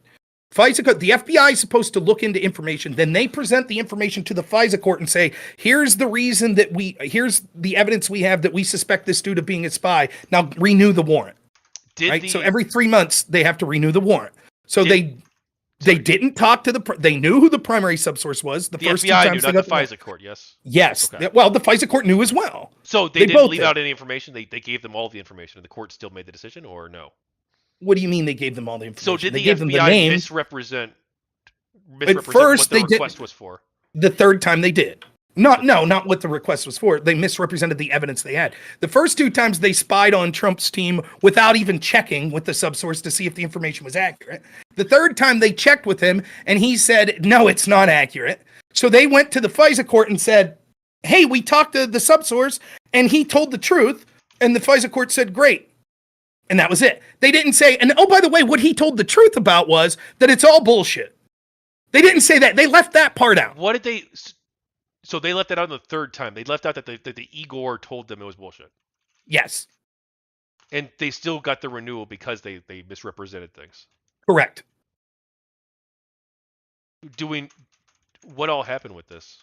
Nothing. The FBI was told, given the finger was wagged at them, they said, we got to do more investigations into this, which basically didn't happen. And the FBI said, we promise we'll change our policies. And people said, well, James Comey's not there anymore. They claim they did. I guess we'll see 10 years from now when we find out that FISA was being abused every day again, right? But the point is, right, let me ask you a question real quick. And I promise, I want to finish on GamerGate, at least give you a chance to pitch your book. Why is it called GamerGate? I don't know. Well, it was like the Watergate scandal, I guess, fundamentally. But like, why they Well, picked well, that name? It's that's because good. No, that's the part I wanted. I got okay, it. but It's gamer, and it was, but Adam got it. Baldwin just tweeted that out. That's why. But the reason he attached the word gate to it was Watergate. Watergate. Yeah. And why? Watergate's known as like the seminal political scandal in our country, correct? Yeah. Do you know what happened in Watergate? They broke into the Watergate hotel to. Well, sorry. I guess I'd only know like the layperson version. Yeah, me Like, too. so, like, Yeah, shit. but Yeah, of course. that Nixon essentially ordered people, had associates who broke into the Watergate hotel to steal documents from his political opponent in order to help him win the election. Right. So, in other words, a couple bumbling fools at the behest of Nixon, either with his knowledge or without, broke into a hotel to try to get campaign information on his opponent. Yeah. Well, supposedly he knew, right? That's why he got him. He was going to get impeached, right? Okay. Now, imagine if instead of Nixon did that, he weaponized the entire FBI to spy on his opponent. But do we have reason to think that Obama like knew that this was improper, or that he was even aware of this specific Lisa? Was it Lisa Struck and Carter Page? Were they the people? There were two people that were involved in the investigation. Okay. I heard those. But thrown around a lot. We know that. Yes, we know that Obama. I don't know exactly what Obama knew as far as the evidence that was used to open the investigation of the spying, but we know that Obama was running around to the world saying Trump may be compromised by Russia. Wait, and we did know he say that during his presidency? No way. Yes. Yeah, there's information that was reported contemporaneously, even before Obama was out of office, that he had discussions with European leaders and Five Eyes. Okay. But like that's reasonable though, right? If he's the president of the No, United States. it's not. Saying that the incoming president might be compromised, don't trust him? Yeah, that's 100%. Well, it depends on like what evidence he saw, right? But right. So what evidence did he see? We know there was none. We know that it was all lies. So what did he see? Well, was it all lies though? Because I'm yes. A lot of Trump people did associate, but I do want to talk about the FBI thing specifically. Okay. So the FBI said that. Can I just say real quick, if that's the seminal scandal that we had two people looking through a hotel, as opposed to the FBI working with a campaign, the Hillary campaign, to literally spy on her opponent using FISA warrants, that is of a magnitude so much greater than Watergate. It depends on if Obama knew about it, right? It depends what does it matter if Obama did? How about Hillary? Well, Hillary using underhanded tactics for campaign, like that's not good. But like, so her specifically, what's her specific involvement is that she commissioned the Steele dossier, right? And she knew. Did she know that Igor was lying? I would assume. Okay, so wait, why do you assume? Because she was intentional. We know that she admitted through reporting that she wanted to spread this story, right? Then she went to someone that was a suspected Russian spy. Wait, Igor was the spy or suspected spy? Yes, he was investigated by the FBI in 2008. She knew this? Yes. Well, how did she know? Like, who told her? Well, I would assume her contacts in the intel committees would have told her. Well, she was out of. Well, hang on. She was Secretary of State, but when did she? Because when she was running for office, I don't think she had a position, did she? So I just want to be clear. The argument we're making here is this guy that it was public. This guy. So she has all these connections with the DOJ and the FBI. The argument that we could be making is she just randomly throws a dart in the wind. Like, here's a guy with a Russian sounding name, Igor Dashenko. I know nothing about him. I think we'll ask him if he has any dirt on Trump. And this guy's just walking down the street smoking a heater like, well, Trump? They have man. P-tapes and fucking, yeah, man. Yeah. They have, yeah, it all happened. Well, they have like Oppo research teams as part of campaigns, and they sure. You don't think that they pass that on to the FBI? Available information that this guy had been investigated by the FBI. So you have an Oppo research team that's purposely going out there trying to find people to get dirt. They find this Russian guy, and somehow they miss the fact that this guy was publicly investigated by the FBI. That's the argument. Or they didn't care, right? That would be the real truth. That would be. They knew it was bullshit. Well, they knew it, right? They knew that none of this was bad. And we can see through other stuff. For example, what was this guy's name? Jaffe, right? That spread this Alpha Bank story. They knew that story was bullshit. They spread that story to the FBI. Well, let's just stick to the. You said this was the strongest case, right? So let's just stick to the one case, and we can. It's all part, but yeah, sure, okay, yes, using the FBI. It doesn't matter if Obama did it. Hillary was involved. Well, it does because he's the president. No, it doesn't. Right? It does not. It does not. Yeah. And I'll tell you why. It does not, and I'll tell you why. Because the president being a bad dude still isn't as bad as the most powerful intel agency and law enforcement agency in the history of the world putting their thumb on the scale. It seems to be your implication is, well, as long as Obama didn't personally order the FBI to illegally spy on his opponent, then there's no problem here. Chuck Schumer told us in 2016, before Trump was sworn in, that the FBI would find 6 ways from Sunday to get back at Trump because he criticized them. Now we see example over and over. How is it democratic when the executive leader, who's supposed to be the most powerful leader in the world, who is the boss of agencies like the FBI, has to be fearful and can't criticize them because if he does, they will illegally spy on him and make his life hell? So 35,000 people roughly work for the FBI. Okay, like Yep. some of those people, if they did act improperly, they did lie to the FISA court. Like obviously that's a huge issue. They It's should the be head of the investigated. FBI. It's the head of the FBI, the same people that did the investigations into Hillary's team. So it was Comey who lied to the FISA court. What Comey claims that he was ignorant of it. Comey claims that it was the specific people that submit. I don't remember, but he signed off on it. It doesn't matter. Okay, so his role, Comey's role, is to sign off on what his Sure. lower. Oh, so he's supposed to like evaluate it and be like, Yes. okay, do I think this is legitimate? And Yes. then he'll send that, and then I guess he signs off on it, and then it goes to the FISA court. Mm-hmm. Okay, so if that's the case, either Comey didn't do his due diligence, Mm-hmm. or he was misled, or well, actually, what's the normal process for these two, right? Because like, from my understanding, and this is from a terrible source, but Glenn Greenwald, I remember when I was a kid, teenager, I read his book, How Would a Patriot Act? And in that book, he talks about the FISA courts basically being a rubber stamp. Correct. I don't know if it's a rubber stamp for the FBI side of things. Like, do the intelligence agents, or well, do the law enforcement agencies, I guess, when they submit these requests, do they usually just rubber stamp anything that the lower agents say? I don't know, but if that was the case, it certainly wouldn't Well, be that the would be a case problem too. But even if it was the case, it certainly wouldn't be this time. As because been it's the admitted, president, because it's the president, right? well, because it's a And candidate. Rather. Comey and everyone involved, from Rosenstein, Comey, now even to Christopher Wray, admits that even when it comes to involved in political candidates, even the appearance of anything untoward must be avoided. So, and they've testified in the Mueller report, the IG, all of it said that they were particularly meticulous because they knew that this had the potential to shake up who was elected for president. So the idea, but this is the argument that's given. It's just old-fashioned incompetence. The FBI didn't mean to do anything bad. Now, what the IG report is definitively that almost all these top people at the FBI hated Donald Trump. They expressed bias against him. But that's not a crime. Right? For example, if I bias against someone I'm investigating, that's fine. I'm human. It is whether or not that bias caused me to act inappropriately. You would agree with that, right? Yeah, correct. I would agree. But right. But the problem is, want to ask a follow-up. The problem is what we see is there was, according to every report, there was gross, what's the word I'm looking for? Inappropriate behavior by the FBI. And we could see that the people that were the head at the FBI had gross bias against Trump. But what they weren't able to definitively prove that the reason for those gross mishappenings in the investigations were because of the bias.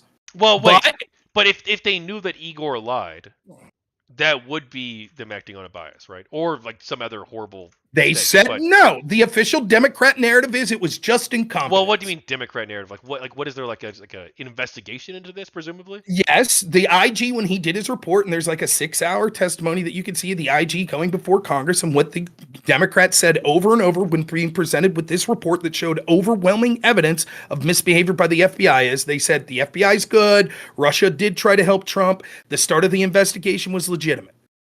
There was no intentional bias here. He said no intentional bias. To the point where like 4 hours in, the one Republican finally gets to the relevant question and says, can you come up with a reason that the FBI did this that isn't incredible gross incompetence beyond belief or bias?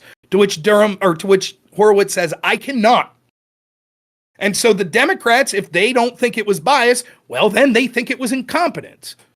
And they haven't demanded. They're just like, oh, the FBI will get better. But it is. Go ahead. Sorry, I'll let you finish your point here, but I do want to ask about Comey, because if Comey was biased against Trump and wanted to deliberately overlook the issues with the FISA warrant request, right? If that were the case, why wouldn't he make this all public before the election? Because he did that with Hillary, right? It was public before the election. There was an article. In fact, Harry Reid released a bunch of this information to the public. Uh, and, and so Mother Jones, for example, like a week before the election, came out with a story about possible P tape and all this shit with Russia. You sure you wouldn't go down? He did it with Hillary. Destiny got his ass handed to him. We went through the entire IG report. But if you want, we can go through it.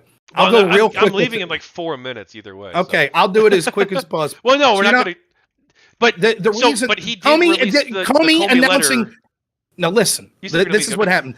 The investigation into Hillary was announced by Congress, right? So it wasn't hidden. Everybody knew because Congress announced that there was an investigation into Hillary server that the FBI. You agree with that? Yes, correct. Okay. What you're talking about is why did Comey reopen the investigation? Well, that's because there was new information regarding the server. Right, but why was there new information? And the argument seems to be the argument staffer or whatever. What's her name? Right, the argument seems to be this is what happens. The argument seems to be, well, Comey really sabotaged Hillary because he announced this beforehand. But what happened was there was a whistleblower that showed that there was this guy, Anthony Weiner, that was with Huma Abedin, right? It was her husband. Okay, right? And all of these emails got found. And it was a month and a half before the closing of the Hillary investigation. And this guy at the FBI continually talked to Comey and those at the top of the FBI saying, why aren't you looking at these emails? Why aren't you looking at these emails? Why aren't you looking at these emails? And they kept brushing him off. So finally, he became a whistleblower and went outside the FBI to the Southern District of New York. Then the Southern District of New York contacted James Comey and the FBI and was like, dude, there's this guy blowing the whistle that you guys are covering up evidence for Hillary Clinton. So James Comey at that point had no choice. And he admitted in his book, and the IG report showed, that he was like, oh shit, I know Hillary's going to win the election, but once she wins and it becomes a story that we covered up this evidence, it'll be an albatross around her neck, and it will stymie her ability to accomplish her agenda. So James Comey quickly reannounces the investigation, then claims they went through 300,000 emails in like 3 days, says there's nothing to see here, and closes it.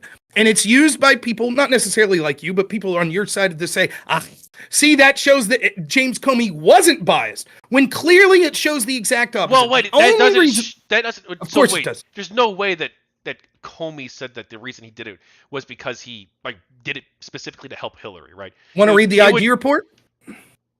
Want to read what it says? I've already got one massive project I'm working on. I don't think I want to go through another one, but just let's run it by me and. Shit. All right, let's. You know what? Fuck it. We'll save it for another day. But you go. I'll send you a link of the debate I did with Destiny. He said the same thing. Report wouldn't say that. Report wouldn't say that. I literally went. It gives like 7 reasons that Comey outlined. Well, wait. And if there's a difference though between we're gonna have a new president of the United States. I want to make sure that everything appears to be above board, that we didn't hide this evidence. Like that's a totally reasonable thing. And also, like he wouldn't want to hurt the next president of the United States because that would be meddling too for the FBI, right? Okay, that's a reasonable thing for him to want, but he's not gonna do it for political reasons. Like I want to do this to make sure that she wins the election, right? That's what's not reasonable. That's not what I said. He said I didn't say he said that. And what I said proves that his bias was the fact that they intentionally covered up this evidence for a month and a half, hoping that the American people wouldn't see it. Then once a whistleblower showed that they were covering it up, he said, oh shit, now I got to come public with it. You're making the argument. You're saying, well, if it's true that Comey and the FBI was biased, why wouldn't they have came out with this information like they did the Hillary case? I'm telling you, the only reason they came out with it in the Hillary case was because of this whistleblower. They got caught that they were covering up evidence. So they hurried up and said, oh, okay, here's the evidence. Because in their mind, they assumed Hillary was going to win, and they didn't want Hillary's reputation or the FBI's reputation to be besmirched by Americans rightfully saying, oh, the FBI covered up that evidence until after the election. Right, so he did the right thing then, right? He did not do the right. That's not biased. Well, because you're saying he covered up for a month prior to the whistleblower thing, right? Correct. And that's one. And the second is it disputes your argument that the FBI, if they were really biased against Trump, you're making a claim. You're saying, here is proof. Here is potential evidence that the FBI wasn't biased against Trump and Comey wasn't biased against Trump because they reannounced the Hillary investigation, but they didn't do that with Trump. So that shows that that's evidence that this bias didn't exist. What I'm telling you is you have not proven that case. In fact, quite the contrary. The evidence seems to suggest they were trying to help Hillary with that evidence by withholding it. And then once a whistleblower forced their hand. It's different though, right? There's a difference between they wanted to they wanted to help Hillary not look bad as president. That's different from I want her to win the election. That's a different thing. Okay, so I don't know how to make this more clear. I say the IG has a bunch of evidence that all these people at the FBI were biased. And the IG has a bunch of evidence that they took inappropriate actions against Trump's team. What's the name right? of the report? And you're like, I don't believe that bias. I don't believe if that's no, true. No, it could be biased. I think. The IG report, the IG report. So when Peter Strzok's, do you know the name of the report? I do not. It would be the IG report on Crossfire Hurricane, right? Okay. Horowitz is the name of the IG, right? So when Peter Strzok's saying like we need an insurance policy, when James Comey's admitting like I took notes with Donald Trump because I didn't trust him so much, when we know that James Comey leaked information to his friends in the press to be able to smear Donald Trump, all of that bias that we could see. Oh, and there's countless other examples. Hashtag resist, the one guy, Kevin Kleinsmith, who changed evidence that the FBI was typing out. All of this evidence of bias, you're like, no, I don't believe it. I don't believe that bias. And here's why. Because they didn't announce the investigation into Trump like they did the reopening of the Hillary one. And I tell you, they only did the reopening of Hillary because this whistleblower forced your hand. And you're like, right, they did the right thing then. That proves that there wasn't bias. Well, it's nonsensical. It wouldn't prove that there's no bias. It wouldn't prove that. I do think it is probably evidence against Comey being biased specifically. Yes. Because why? Because it's obviously going to hurt her in the election. And if the reason he's doing it is because, like, well, if this comes out later, it's going to be a massive scandal. It's going to hurt the FBI. It's going to hurt me. It's going to hurt Hillary as president. That's like that's a reasonable concern. I do want the FBI director to be like reasonably thinking about these things. This is so dumb, right? So the only argument you have in the affirmative there is Trump. Why wouldn't he try to hurt Trump? Well, you said he leaked something. You said he leaked something out. Well, Harry Reid and others leaked out. The problem is, so Comey himself didn't leak it. Let me re-explain, right? So what you say here is the only affirmative argument you have against bias here is that he knew. You have to make the case, right? Because like you're making a claim. Make the case. The IG make the case. So we have that direct Comey evidence. We specifically was biased. Yes. You don't think. First off, the IG shows right the bias of top members of the FBI. Second, like we literally had a grand jury recommend charges against James Comey from lying about handing over evidence from the FBI and then leaking it to his friend to leak to the press. That's how much he hated Trump. We could literally see him with pictures, I'm with her mugs and shit like that. And I'm supposed to deny all that. Nope. There's no bias. None of that's bias. Forget those pictures, right? The reason is, right, that you're saying the only affirmative argument you've made here against that bias is he knew that reopening that investigation had the chance to hurt Hillary. Right? Sure, yeah. What that ignores is, and it'll answer your other question as well, is James Comey, like most people that were involved in our intel agencies and government, believed the hype that Hillary had almost no chance to lose. The election was over in James Comey's mind. He said as much in his book. He assumed, like everyone else, that Hillary had it wrapped up. And so now the bigger threat to Hillary isn't losing the election. There's no chance of that. The bigger threat is, once she wins, her name and the name of the FBI will now be criticized because they withheld evidence, and there's going to be Republicans are going to be on the Hill talking to this whistleblower saying, and the whistleblower is going to say, I talked to James Comey a month before. He knew that this evidence was out there. He intentionally didn't move on this evidence, and the American people will be pissed, and that would possibly hurt Hillary and Democrats going into the election 2 years from now. That's what happened. Well, I do want to wrap it up. Okay. Please, listen, I'd be happy to have this conversation some other time. No, we can talk again. In the interest, listen, please do tell people. The election, for sure. Right. And please tell people about your book. Like, take 2-3 minutes about your book. And, here's the challenge I'm going to give to you. Don't just tell us where they'll be able to find your old book and your new book, but sell to a conservative audience in 2 to 3 minutes here why they should be interested in GamerGate in your book. All right, so yeah. As much time as well. All right, cool.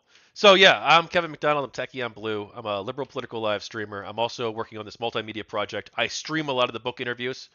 I also am going to be releasing them in multiple volumes. I've interviewed over 70 people on both sides. Now, why the fuck should you care about any of this?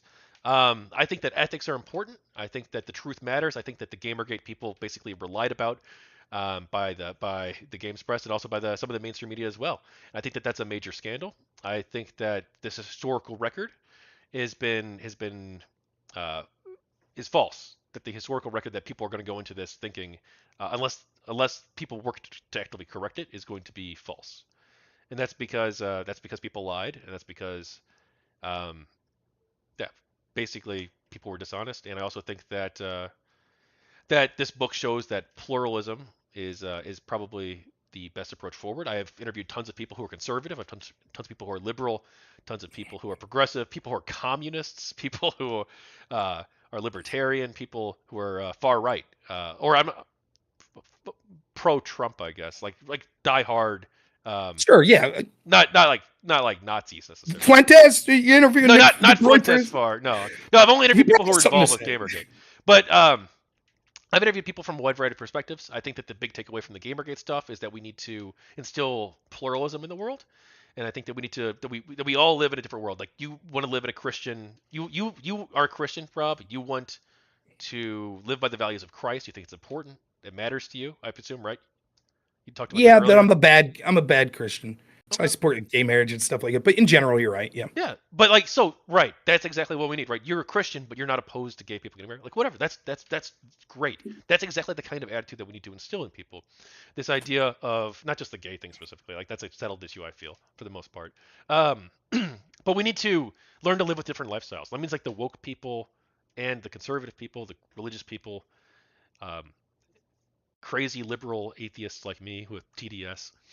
We all need to learn to live with one another and respect each other's uh, lifestyles, even if we don't agree with it. And as long as you all agree to live by the same foundational rules of society, as long as you agree to live by the rule of law, and you agree to operate within a liberal democratic framework, I think that's what we need to accept. I guess that's sort of like a multiculturalism of sorts, but it's a multiculturalism with a foundational value in liberal democracy and the rule of law. And I think that as long as we have those two things, and we tolerate one another, that we can hopefully move beyond this culture war stuff and begin to live in a more pluralistic society. Now, there's a lot of other issues too that I care about in the world, not just the GamerGate shit. And so yeah, I think there's I a lot mean, of other issues that we need to solve as well. But why should you care about the GamerGate stuff? Well, hit me. Go ahead, Rob. you ready? Yeah. I'll sell it to the right and to the left. To a right-wing audience, particularly people concerned in culture, you should be interested because this was one of the first large-scale cultural battles where people on the right actually not only got some victories, but actually were correct, that there were things that were being put in that were sort of woke and things like that. The way to sell it on the left is this is an example of when the right could be right about some things, but then they take it too far. And all of a sudden, some people then piggyback off that what is correct and take it too far and say like everything's well. Because I will admit, even though I'm going to probably be opposed to you largely on these culture war issues, one thing that's a pet peeve of mine now is it's as simple as like you could have an action movie that stars a woman and right out of the gate it's like it's woke. If the movie Alien came out today, people would be like fucking woke. Like opposite of woke. The movie Alien, absolutely fantastic, but it's a female lead, right? And so I think that there's GamerGate to me illustrates that there's, if you're ideologically right-wing and culture war person, there's meat there for you, but also people on the left that are sick and tired of maybe people pushing culture war issues too far. It's a roadmap of how it could go too far, how there could be some grounding, but some people take it too far. So you sell it to whoever. You're talking to right-wing people, you're like, yeah, fuck yeah, culture war. I'm bad at selling Culture my own war. shit. I really am. Would you agree with both those statements, that both of those things are simultaneously true? Well, that people go too far with it on both sides. Yeah, I would agree Well, with that. there was a lot of culture, a lot of the stuff that we consider culture war about this. It starts with. Like- well, it doesn't. It basically, yeah. It starts with gamers. But it was true. But there was stuff Right. in GamerGate for those people. But then there's also for people that like hate that. There's stuff that's like, well, this is how it could get out of hand. Like you're right. Just because this was true of Zoe Quinn in 2014 and maybe Sweet Baby Inc. now, maybe there's things going on with that. Doesn't mean that every time a game comes out that's got a female in it that it's woke. Doesn't mean that any time a Marvel movie comes out, you know what I mean? That's how I would. Yeah, I would say, if I was trying to spin it to a lefty, that's what I would say. But I'm not a lefty, so I don't And know. just have more conversations like this. Talk to fucking Yeah, people. we'll talk again. I do. No, not just you. I mean your audience, my audience, Yeah, yeah. everybody. Oh yeah, I know. The viewers. I do a 24-hour stream before the election, like a few days before the election. So I'm always looking for guests for that in particular. And I like to have it's sometimes it's hard to get left-wing people right before the election because they're doing their own thing. So I'll reach out to you about that. And if you ever want to debate or talk about something else, I'm totally down with it. Yeah, you can come back and talk about GamerGate more too, since I fucked you over. No. Well, I kind of thought this would happen. Well, I'll tell you, if I could be completely honest, I didn't want it to, but I thought it might. This is gonna make me sound like a dick, right? And I'm not trying to besmirch you with this, but I'm just gonna tell you. When you first reached out to me and you were like, I interviewed a bunch of people and I hadn't talked to you yet, I thought you were interviewing me. No, I did not look at it. The way that was written is I didn't look at it as like, hey, I'm promoting my book. Well, did I looked email at it you like, too? I thought I sent you an email. Maybe. I don't know if I saw that. And keep in mind, I was at work the whole time, so I'm doing very little on, but yeah, I did. I emailed you. So look, I'll be a little too honest. This is for my own. This is gonna hurt me. I sent you an email on April 29th. I sent you an email on May 1st. I sent you an email on May 6th. Oh shit, man! I sent you. Well, then I reached out to you on Twitter because I hadn't heard back, and so. I wondered why it said I hadn't heard from you. I was like, oh, okay. But go ahead with the email. I'll see what date was it. I'll look. April 29th. I sent like a massive email, but I sent it out to like a few different people, not just you. And by a few, I mean like a few dozen. Okay. April. Actually, I probably sent it out to like 50 people, but I personalized them a little bit, depending on who I was emailing, because I'm trying to do a media tour. Yeah, that's fair. Yeah. Wait, what did you email me in? What? Kevin McDonald? Yeah. Is that your name? Yeah. Oh, you emailed me on 8/18/23. 8/18/23. What? Yeah. First Republican debate live stream. Hi, Rob. That was. I also emailed you again though too. And then, so you the first one here was April. Okay, I don't see that. Did you send it to? You know what? I bet you sent it to my other email. So I sent it to. Can I say your email out loud or no? I don't want to document. Yeah. rob.onerr@gmail. Yeah, I swear to God, this is what I'm seeing when I look. Wait, did it go to spam maybe or? It just says Tachyon Blue has sent you a direct message on X. Message on X. Oh, here we go. But I got it from December 18th, 23. So that might have been a different one. I might have reached out to you for. That's the only one I got, and it says, "Hey, hope this message finds you. I'm writing a book because one of the world's experts in GamerGate. I would love to chat with you in September 23." Okay. Yeah, I don't know. Yeah, I didn't see that, but I didn't get one after that. And until the X message. And the X message, if you don't mind me saying this, I don't think I'm saying anything. It just, your first message to me is like, hey, Rob, I've been trying to reach you. I've interviewed 70 plus people involved with GamerGate on both sides for a major multimedia project. I haven't heard back though. Do you have a few moments? Huh. Yeah. I was just like, yeah, I'm working, but I said, I said, I'm working right now. Did you want to just do questions in writing, or do you have an actual audio or video interview? Right. So I thought, and that's why I kept messaging you like, I don't know why you want to interview me because I don't know what I have to say. And so I told my wife, I was like, he's probably just going to like try to bail me out because he'll be like, what do you think about this? And I'll be like, I don't know. And then he'll bail me out. Yeah, I wouldn't email you about GamerGate, no offense, just because you don't know much about it, to be honest. Right, that's why I thought it was weird. But I thought it was like, I thought what it was going to be before you sent me, when I panicked was when you sent me your outline.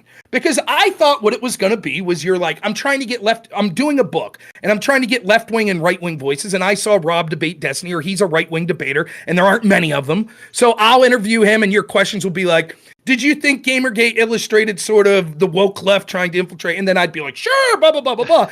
And then you would be able to say, I doubted that you would specifically quote me in your book, but you might be able to say, like, some of the right wingers I talked to thought that this was more of a cultural issue, but the left wingers tended to look at it more like, that's what I thought originally. Then when you sent me, and for those of you, I'm not going to show it, but when you sent me your outline for a book, I was literally like, this is the book. Like, the outline's like 3 fucking pages, and I'm like, I don't know any of this. So that's when I messaged you back. That's why my message back to you was so weird, where I'm like, hey man, are you sure you want to do this? Because I don't know what the fuck you're talking about. I don't know any of this, I just screenshotted too the email I sent you on the 19th. I don't know why you didn't, or 29th rather of April. I don't know why you didn't get it, but it could have been caught in spam or something. Who knows? Yeah, I don't know. I didn't intentionally, but I will say, if you ever need to get in touch with me, honestly, probably the best way is my X feed, direct message on X, because the problem with my email is I have 2 emails, right? And both of them are just inundated with random shit. Like I still get emails from the debate community. So oftentimes I just like, unless it's my work, I miss it.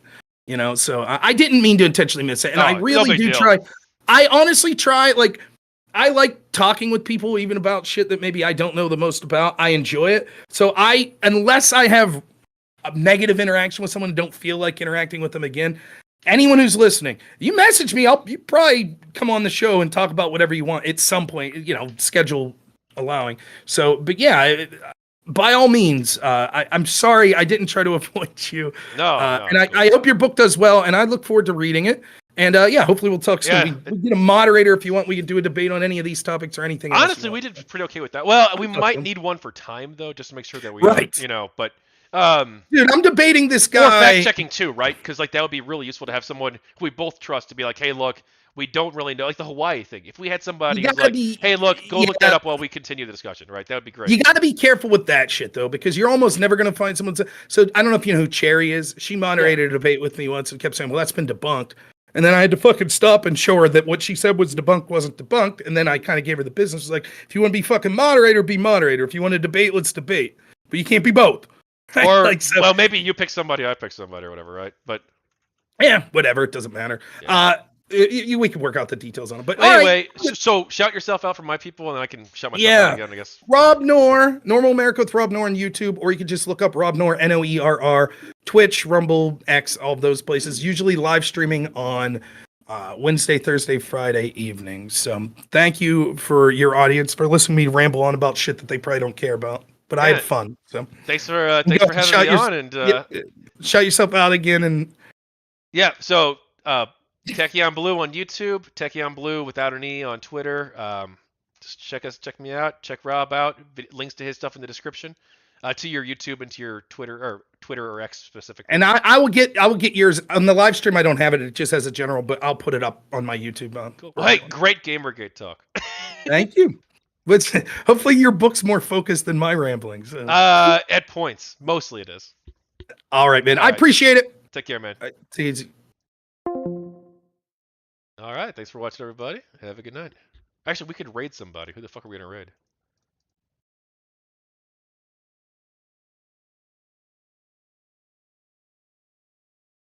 Well, we'll raid food shops. We're just talking.